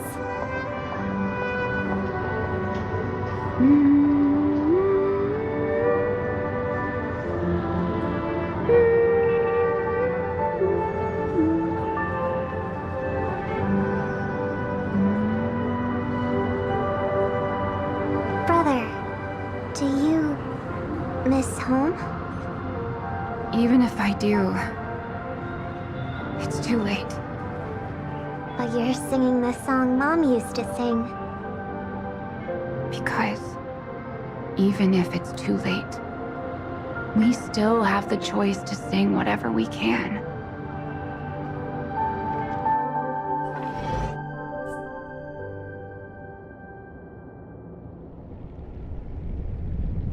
Welcome to the horizon of existence. This place is one of the thousands of manifestations belonging to the sleeping and shapeless. And it's also an exit out of the nihility for the awake ones. Let's bid our final farewells here. Remember your name. I'll be waiting for you at the end.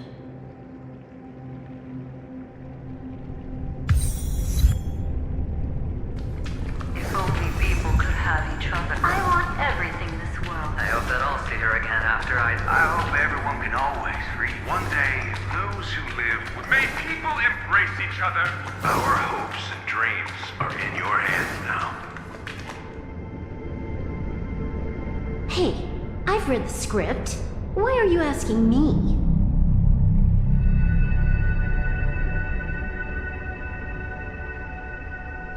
As long as you're not afraid to fall asleep, you'll definitely wake up.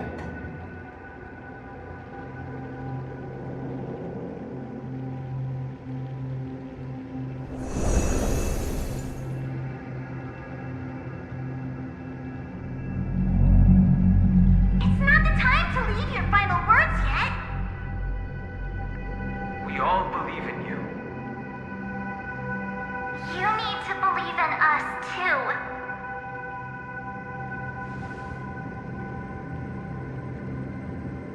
We'll wake up together.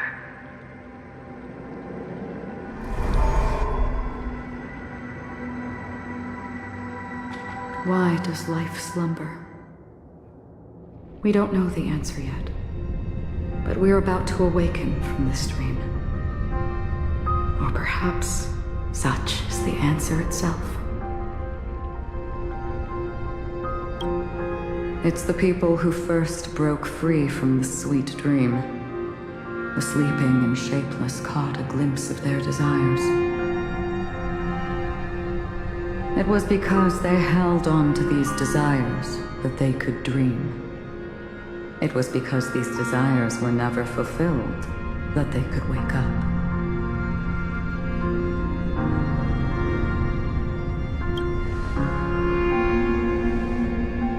I think that's not entirely true.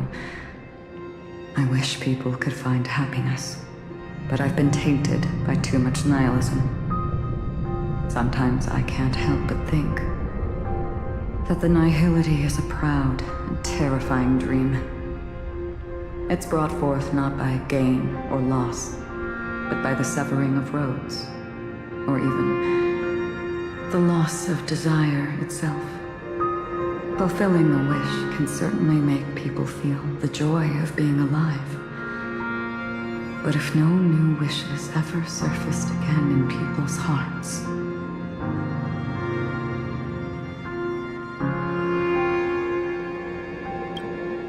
indeed, behind the shadow of the nihility, there must exist the most blazing source of light in the world. Just as every life that edges closer to death fervently approaches the end of the nihility, we must pursue that primordial light. Before you go, would you tell me your wish?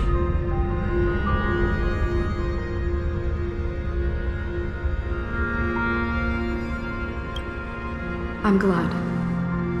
The answer itself doesn't matter. What matters is that you've made a decision.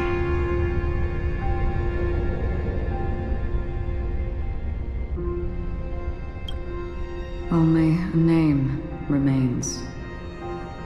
A person that I was, and now want to become.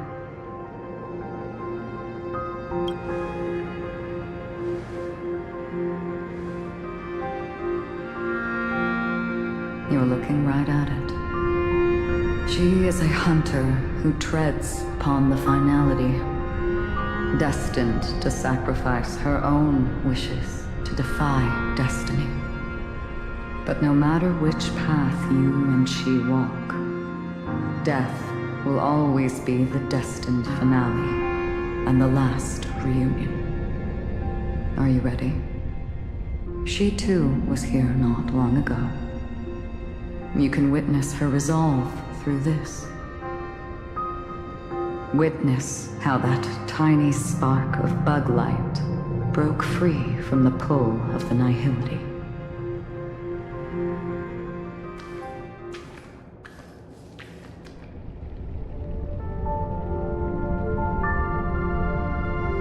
Who were you in the past? The scenery. Am I dead? Really dead? Death is one step away from here. Step over this place, and you will truly embrace death. Or you can turn back. Tell me, who were you in the past? The Moth's Iron Cavalry. And who are you now? A Stellaron hunter. Then who will you become in the future? Just an ordinary girl. Well then, keep walking forward. Death would suit you better. Never. I fought tooth and nail to get where I am today, and this isn't over yet. Even if everything burns to ashes, I won't give up. You should know that's a wish that can never come true. You couldn't become an ordinary girl, even in the last sweet dream. Why do you think that? Entangled in the family's conspiracy, facing the mimetic entity's blades head-on, while challenging the resurrected swarm disaster alone, armed only with the script that can peer into the future. That's more than enough cards stacked against you. Do you really think that the time you spent with her proved anything? For an ordinary girl, simple happiness shouldn't just be a matter of chance. But who's to say? All of this isn't what an ordinary girl would do. What? Perhaps the Dream Master was right. All the past we've left behind has already determined our future. All my experiences so far will still make me choose to step into danger when I face it in the future. But you misunderstood my answer. I guess it's my fault too. Always talking about wanting a normal life. As if the past that shaped me is some heavy burden weighing me down. Being a Glamoth's Iron Cavalry and having entropy loss syndrome are more than just scars. They are a past that taught me to cherish, urged me to seek, and showed me how to love. All the things you listed are quite extraordinary indeed, but I believe any ordinary girl would make the same choice I did. When faced with everything I have faced. In the darkest moments, ordinary people never need to feel small. After all, they always discover that they've already become something noble and bright. Indeed, I I can't change the outcome or even the process. But I can slumbers. Some will never find their answer. But no one can take away their chance to keep looking for the answer. I won't give up, nor will I blame those who do. All I need to do is return their right to make that choice, and return that right to myself as well. So, I will leave this place together with you.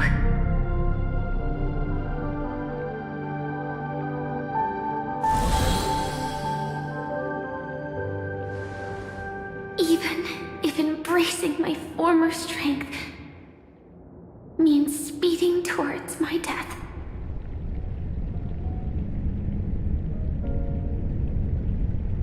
The name I gave myself is Firefly.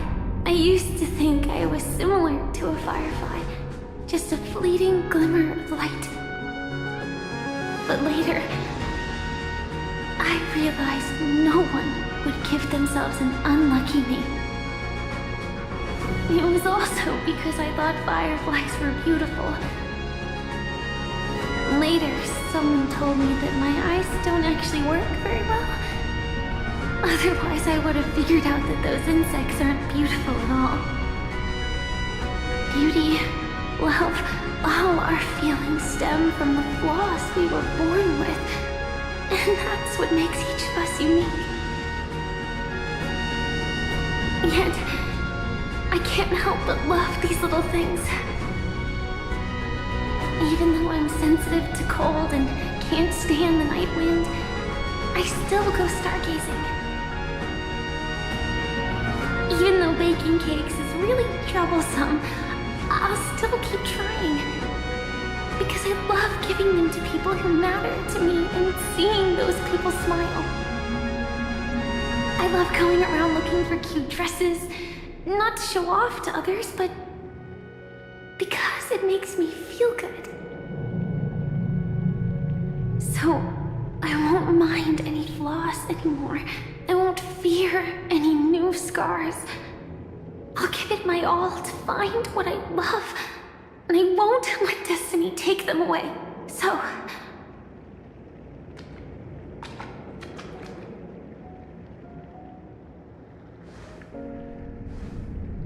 moths don't fly to flames because they yearn for light.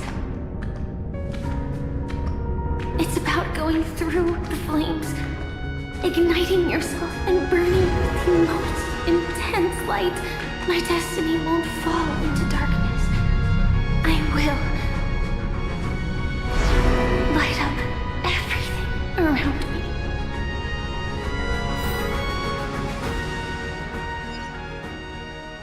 As long as the clock keeps ticking, death comes for us all eventually. And life has its time, too. If my world always ends up being burned to ashes, then let it burn!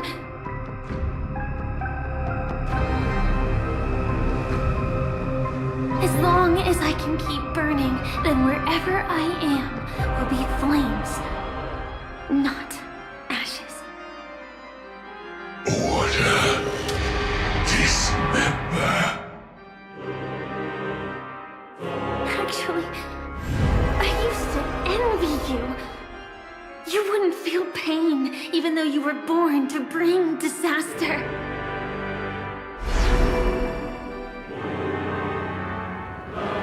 But you should be envious of me now. I'm unwilling to face death, nor do I want to keep fighting. But when faced with destiny,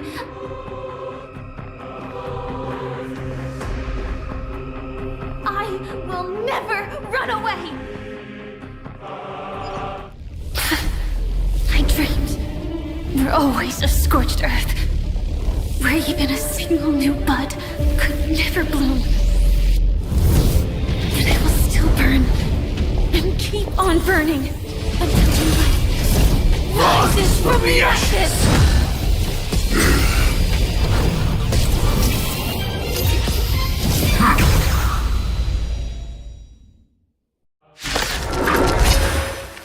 If you are the Dream Master's answer, then listen to my reply in his stead. People hold on to hope not because they have never faced inevitable death. It's precisely because we are destined to die that we hold on to the hope of wanting to change something.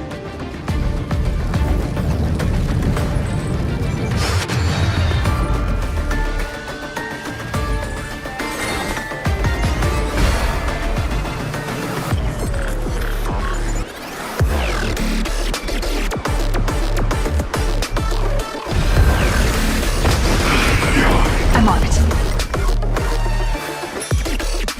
We can do it! Trust me. We can do anything!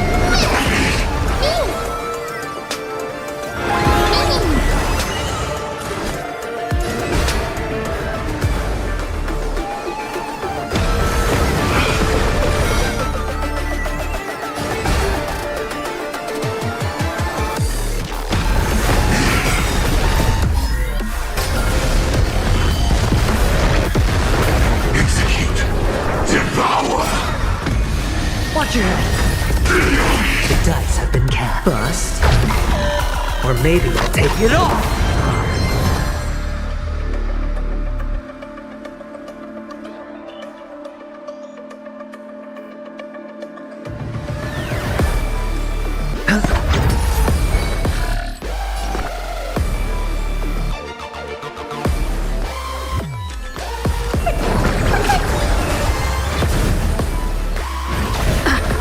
Preparing to feed.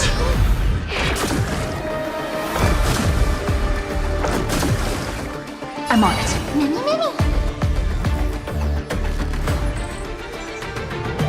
What are you doing? Capturing initiated bite. Mutation. Execute. Devour.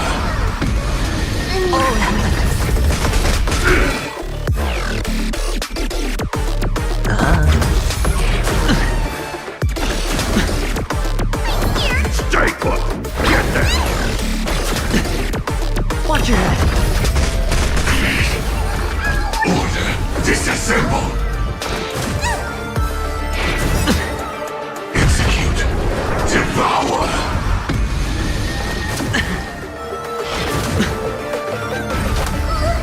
Preparing to feed.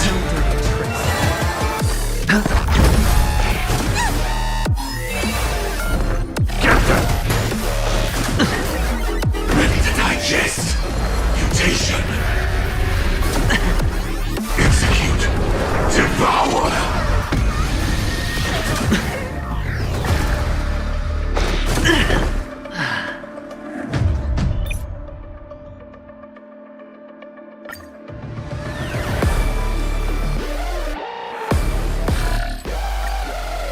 If you are the Dream Master's answer, then listen to my reply in his stead.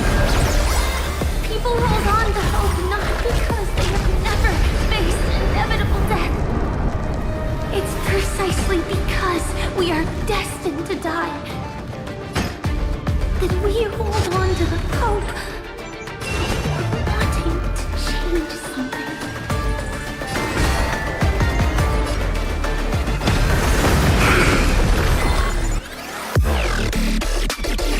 Spend freely. The dice have been cast. Bust. Or maybe I'll take it off. Trust me. We can do anything!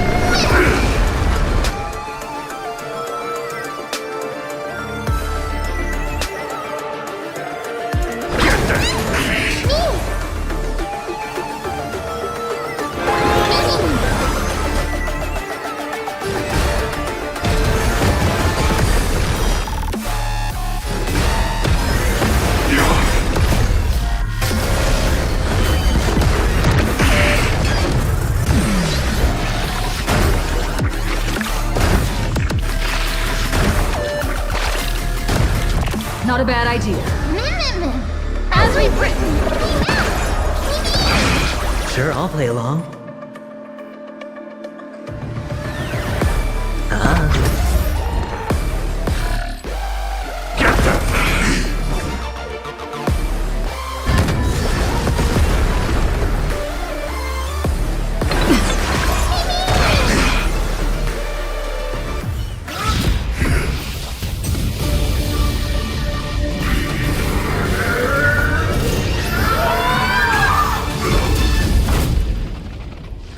I knew it. Everything's far from over. If embracing fate is also a form of resistance, Then this time,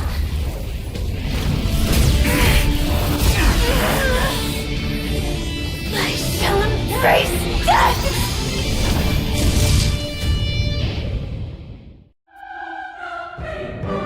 To live is to imagine a future version of yourself.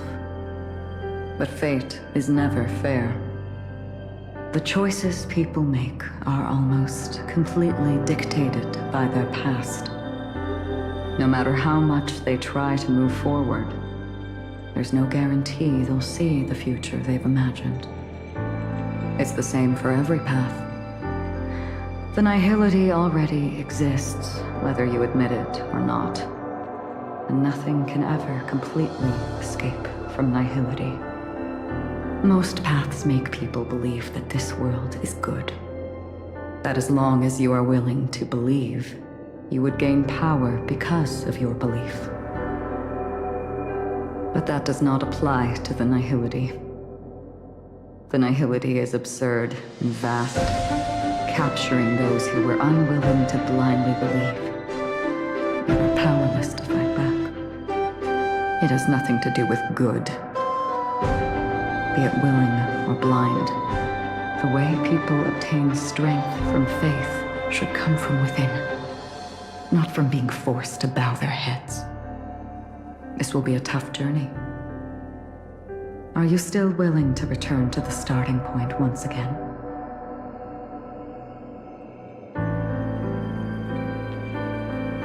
I come to greet, I come to wine, I come to claim.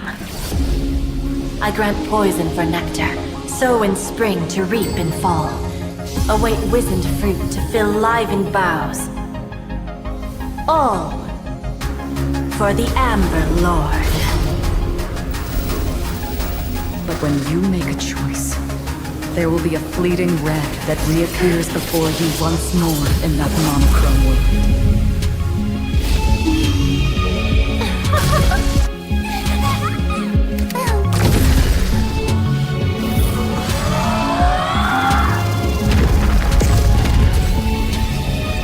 What you must do now is ponder its significance, and then return to the waking world.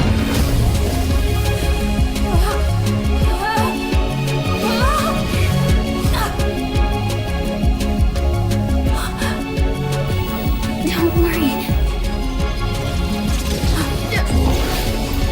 Even if this is doomed to fade at dawn, I won't fear waking up from this dream. Go. Take back the right to trailblaze. For them, and for me. That's where we will all find our answers.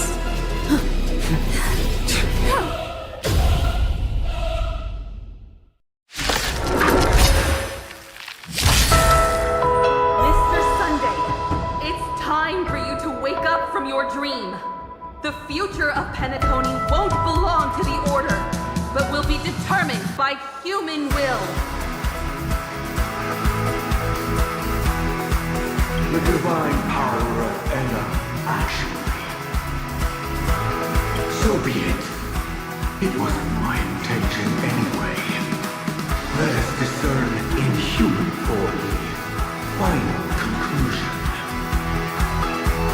Did the gods create this world? Do the gods love all beings? Oh, gods. You only need to hold your tongue here and silently hearken.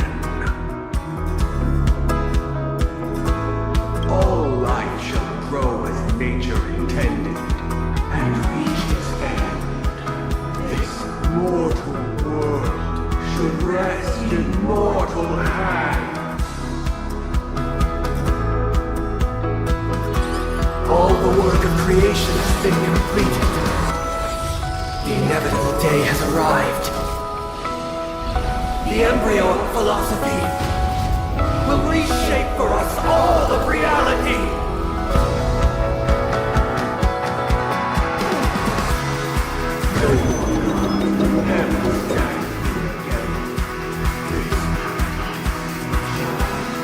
By the king of humankind!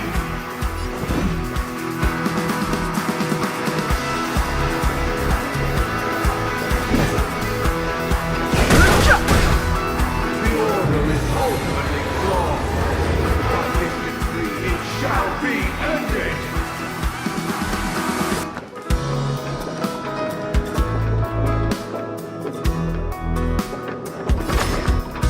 The remembrance is fleeting and imperfect. By this decree, it shall be ended! No way! Rosalina gave her life to protect the Sweet Dreams past.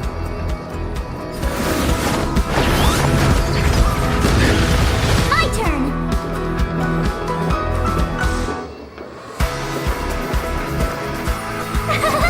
You! The hunt brings only futile misery. By this decree, it shall be ended!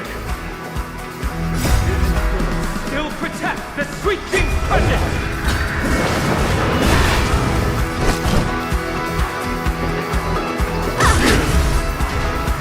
Annihility know my honesty. By this decree, it shall be ended!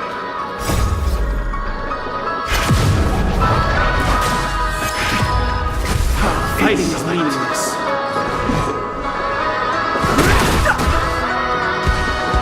Trailblazer, can't be tough. By this decree, it shall be ended! Even so, Mikhail still believes in tomorrow. Stand down.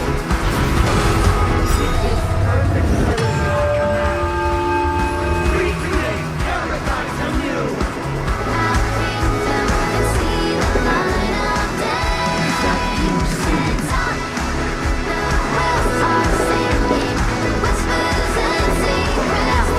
It's time to come to you, watch me.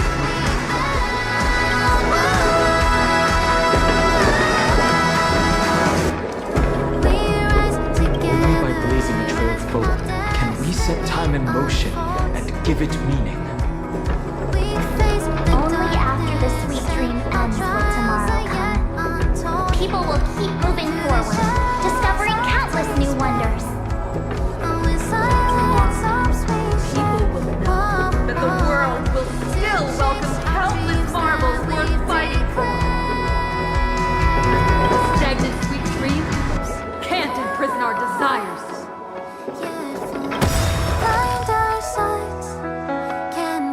Make this journey lead us starward!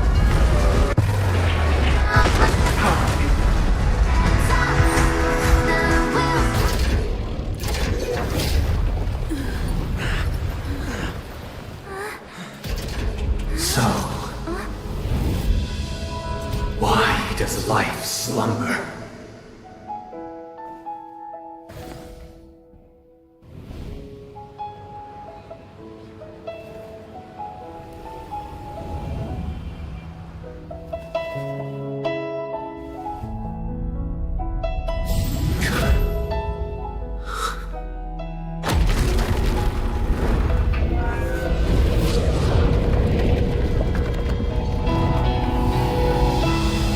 The night is still too short.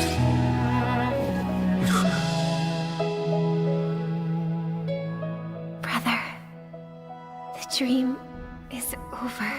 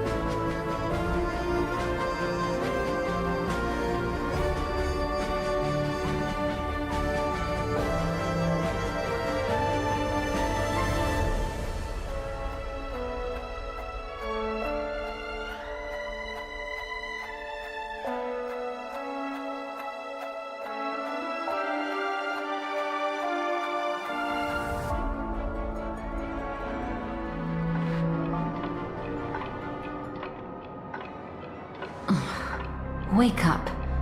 It's time for this dream to end.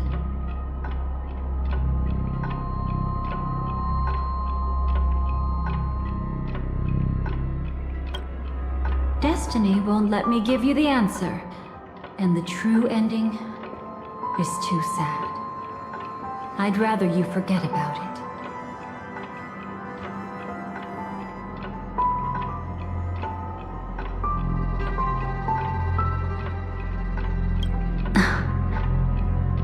Well then, I must come clean about my final lie.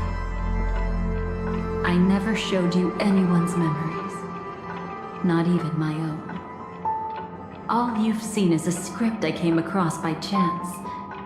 It recorded everything that had happened, and using its stimulation, you actually managed to enter the memories from your own perspective and remember everything anew.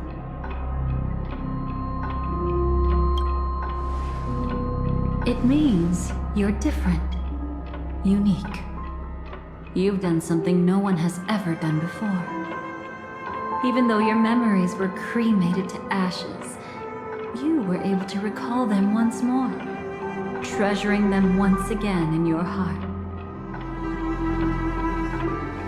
The Stellaron Hunters say you are the one who can turn the wheels of time and give it meaning. That you are the one who can alter destiny and make whole what is incomplete. Come, I want to show you something. Elio?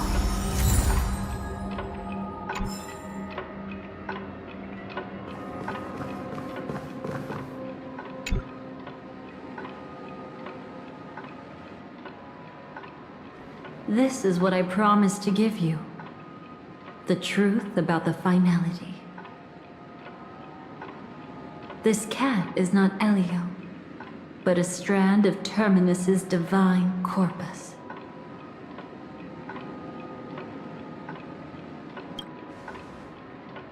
The Stellaron Hunters described this scene to me. Something I've never seen myself. When Terminus ascends to godhood once more, they will manifest their 1,000-armed divine form and proclaim, "Now I am become finality, lifting the wheel of time, the destroyer of worlds."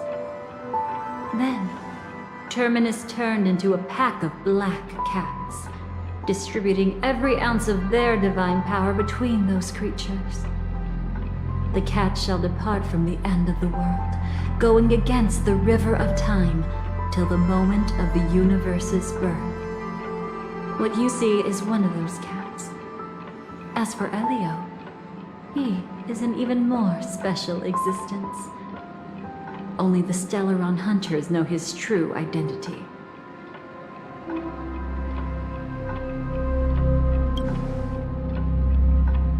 It will tell you the truth regarding the ending you haven't yet remembered. But you must be prepared. What really happened is that Firefly didn't meet with anyone between the fall of the Great Septimus and when she left Penacony. Not even you. She knew how tragic her third death would be. So she only dared to watch you from afar and hid on her lonesome when she was about to fade away. But even sad memories are precious. If you can accept farewells with grace, then you'll gain the strength to create reunions. When you bid farewell to loved ones, you should cry while they can still hear you. That's the only way they'll know just how many people love them.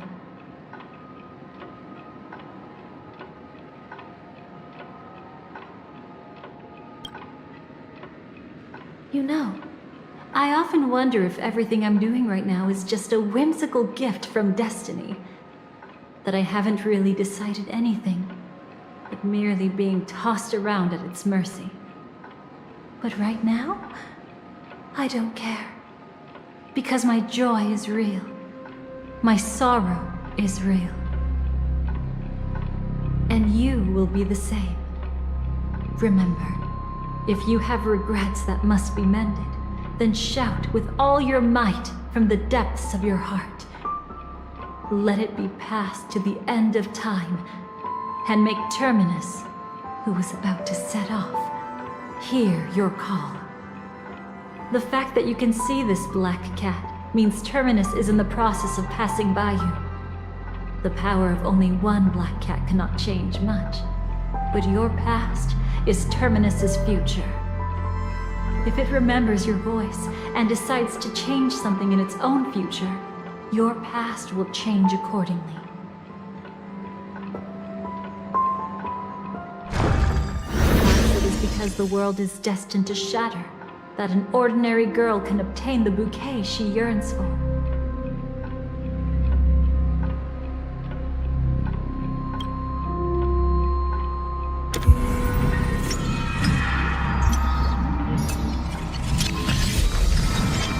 Go forth and deliver that bouquet with your own hands, so that no one will be left with regrets.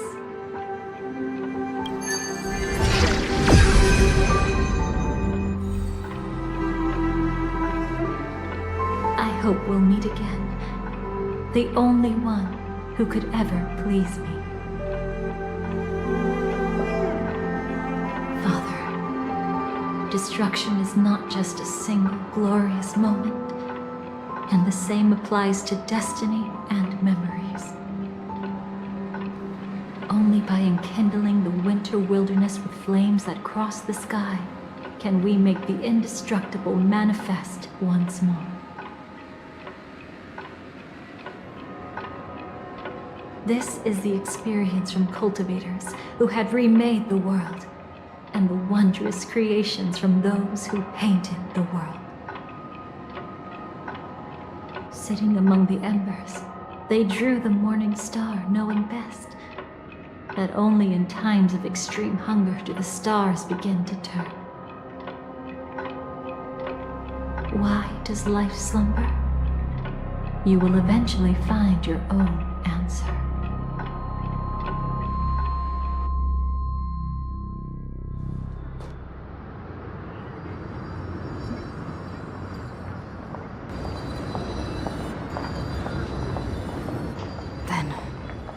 Let's go reclaim everything that was forgotten.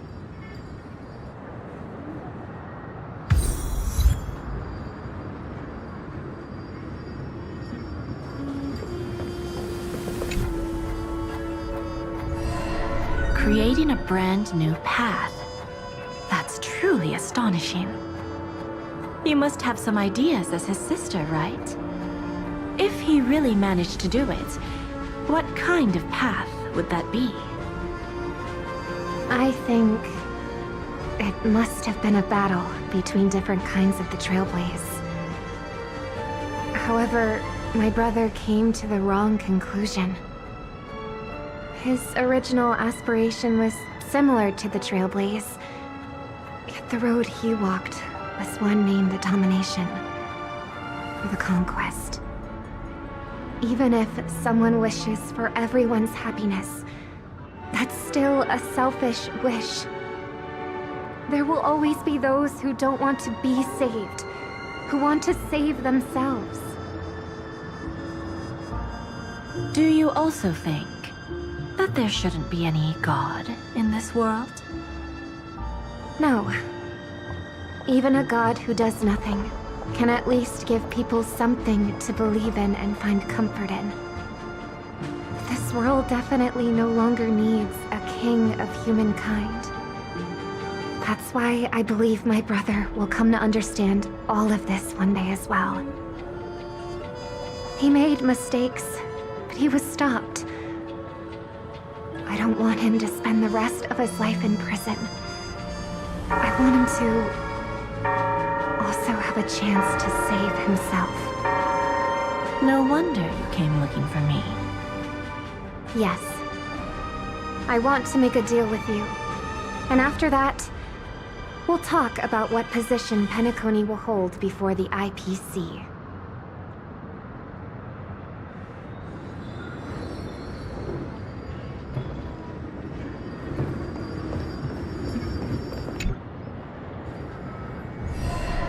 You arrogant gambler. I've already seen through your tricks. Oh, do tell me what you figured out. When sailing through storms, drunkards always beg for mercy from destiny. So? So, they all died. Destiny loves to watch them crash onto the reefs. A fool deserves a fool's end.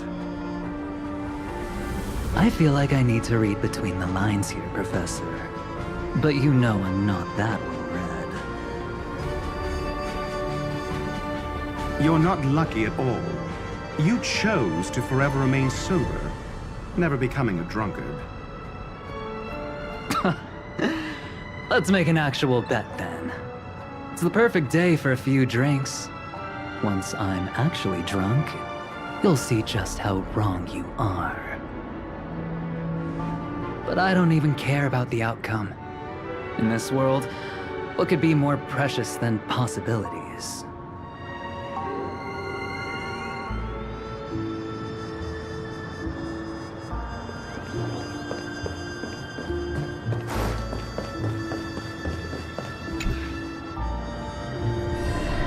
Burned. Yes. Just like with Mr. Aventurine back then. Nihility infected the dreamscape the moment you drew your blade. Thankfully, this is the world within the dreamscape. Constance took all the knot upon herself and burnt it away completely. Perhaps she won't be able to fully recover for a long time. I'm very sorry. Don't be. She's got other pressing matters right now. That's why she asked me to meet you. She really wants to thank you. She's betrayed too many people, facing death threats from Avengers at every moment. She used to delight in dancing with death. But at the moment she burned away the nihility, she said she was blooming. She said that, for the first time, she felt the joy of being alive. Come to think of it, people all believe that the Dahlia's floriography means betrayal. But on the planet where it was first discovered, the locals saw it as a symbol of life and prosperity.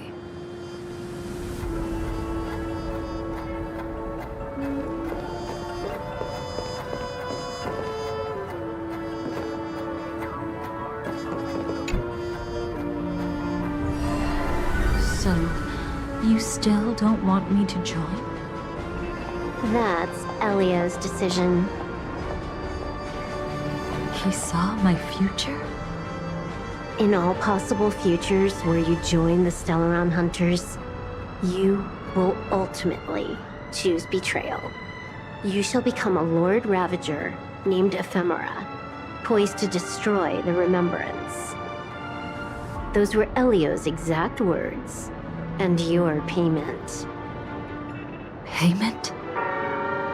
After everything is over, we want you to burn some of her memories. May I know why? She can't head to the next stop with these memories. It would draw the destruction's attention to her too early, and she'd die there.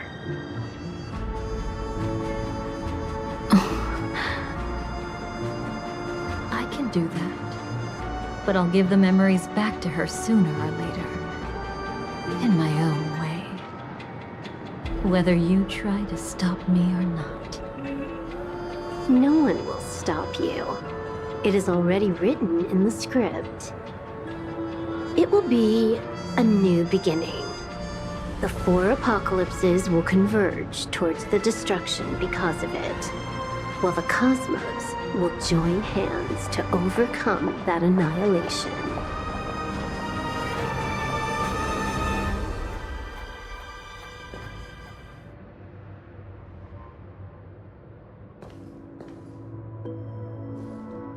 But where's Firefly? I have haven't seen her anywhere.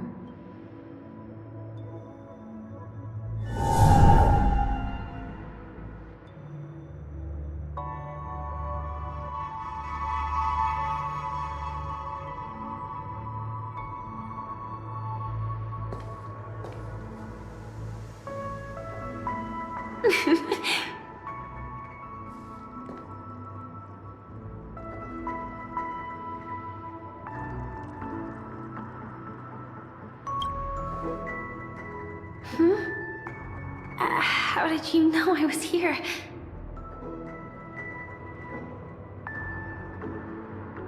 I'm doing okay. Sorry. I wasn't trying to avoid you. But I have my own reasons. Can you just let me stay here by myself? I'd be following you and watching you from afar for a while, but I still didn't want to disturb you. I hope your dreams begin with a smile and end with one too.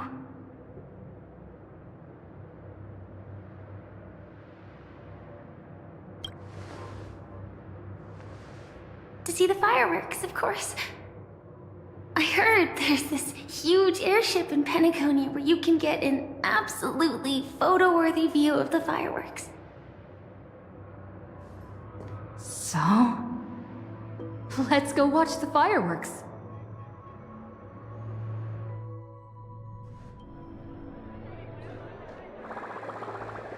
It really is the perfect spot.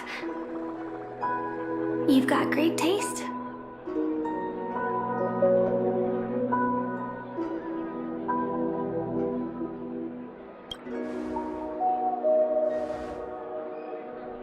Either way, thank you. Looks like it hasn't started yet. Let's sit for a while.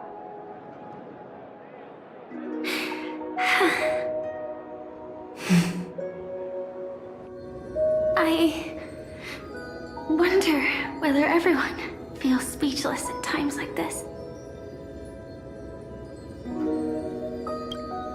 Maybe it's neither. There's a saying that I always liked. When it comes to someone we want to meet, we always imagine the scene before it happens. Imagine the words we'll say that would make them smile. Slowly but surely, all the things we want to say would have already been said before we even met the person. And when we finally meet again, we realize they're even more beautiful than anything we could have imagined. Yet, at that moment, we find ourselves at a loss for words to express just how amazing they really are.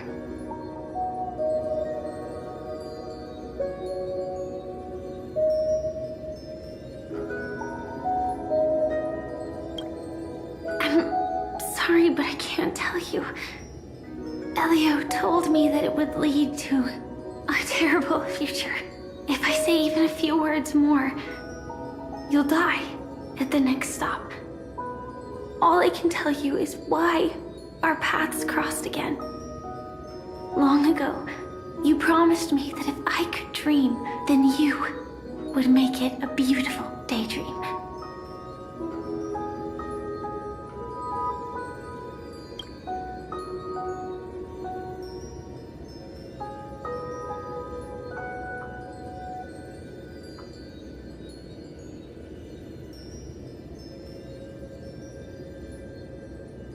What matters isn't how they've changed, but that you still hold those same genuine feelings for them.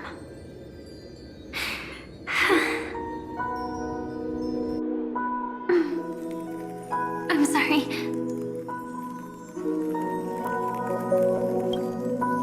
Yeah, actually, I still haven't experienced one of the 3 deaths written in the script.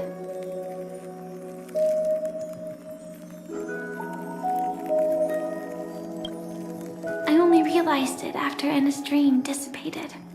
I've made a mistake being sent to the Dreamflux Reef by death could hardly be called a death at all. That would have been way too easy. As for the true 3 deaths, the first one, I have known its true form for a long time. I can't dream. After I woke up, I would never dream again. In other words, the me that exists in this dream would completely cease to exist. The second time, I was killed by the swarm disaster. I activated my true power and came back from death. But that power would inevitably lead me to the third death. My symptoms would accelerate uncontrollably until I die of entropy loss. The dreamscape had already started merging with reality when we arrived in Penacony. I thought I was dreaming, but I was actually also living in waking reality. It was causing my entropy loss syndrome to worsen. But don't worry, I asked Silverwolf about it, and she said things won't get that serious in real life. Let's not talk about this anymore. I just don't want to see you looking sad. This is our most beautiful daydream, and we should see it through with smiles on our faces. After all, we never know when we will use up all the moments we have with someone across all space and time. Hey, could you close your eyes? If this is my only chance to dream, then I want you to see the best version of me. As we near the end, let me indulge in a bit of perfectionism. Just like what I used to do. Let's close our eyes and imagine ourselves being together. Even if you can't see me, you'll still know that we've never been far apart.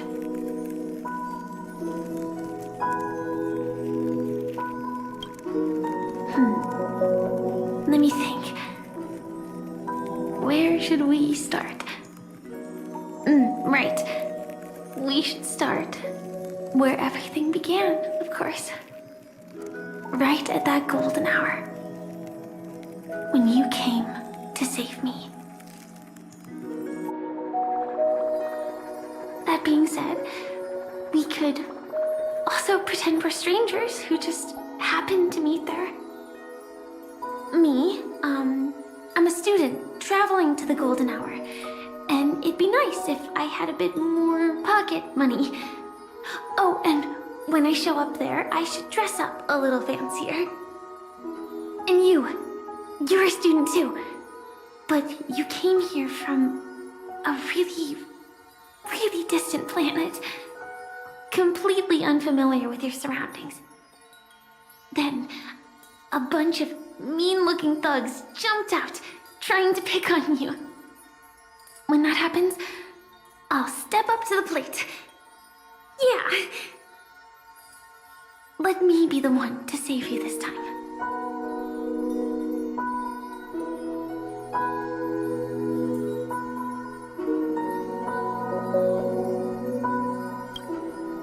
No worries. That's exactly what I'm going to do. The result doesn't matter. And even the process isn't important. What matters is how we take part in this journey and how we choose to view it. So, grant me one more wish. Remember how I held you and flew into the sky when we fought against Enna's dream? Back then, I wasn't sure if I would ever wake up again, but I was happy. We were standing shoulder to shoulder once again, fighting against things that we believed were wrong, and we'd do anything for each other. Still, I have a tiny, selfish wish. I know you won't forget this moment, but when you look back on it, I want it to feel lighter. Maybe there were no enemies at all.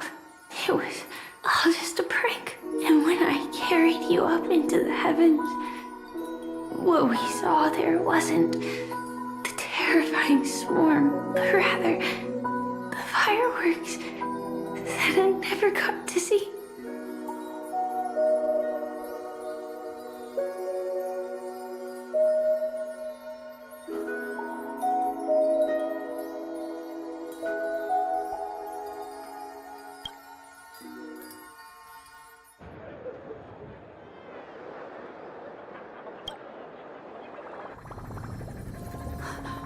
Firefly? Elio said we're destined to head to different finalities, that we can't have a future. That's why you told me that you'll give me a daydream more beautiful than any ending could ever be. I'm looking forward to it. But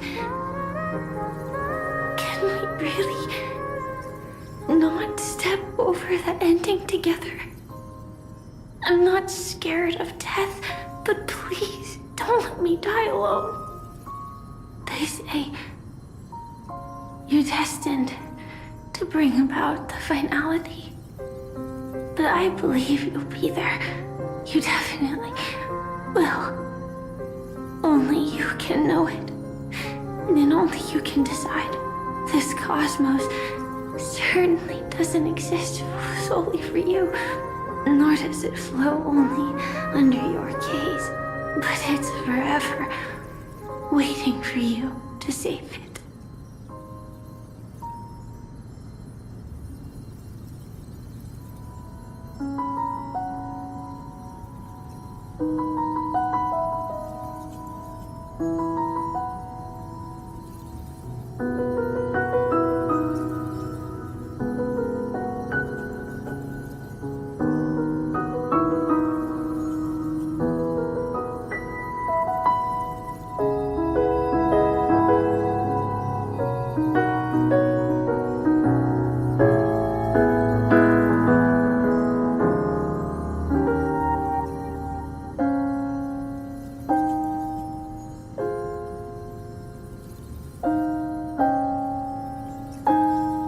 Even so, I'll still be the last thing you forget.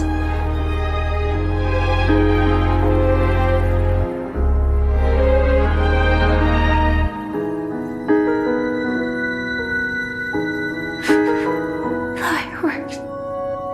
No. While she might still be able to see it.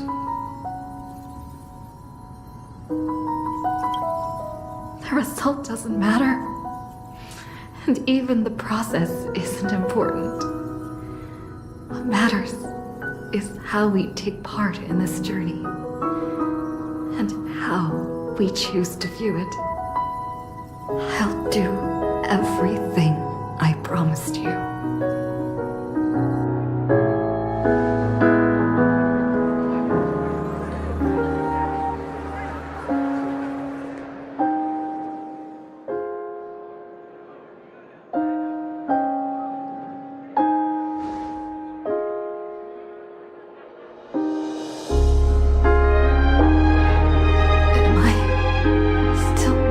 Too late.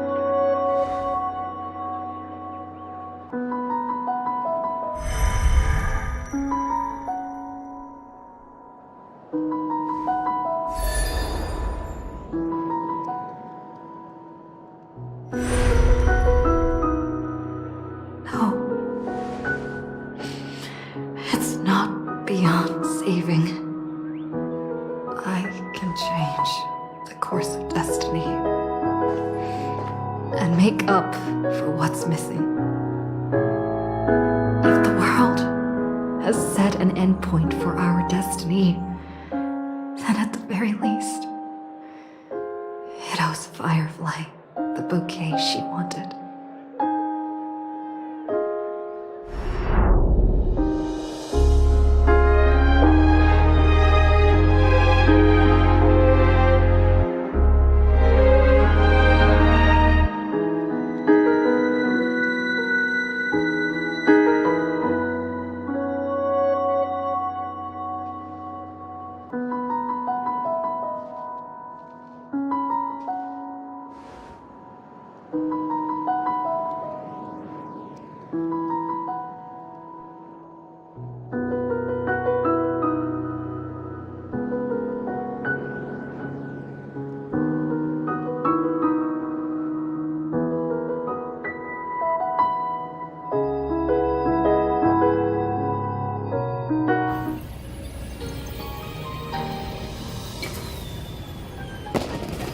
You see, everything is possible in this land of the dreams.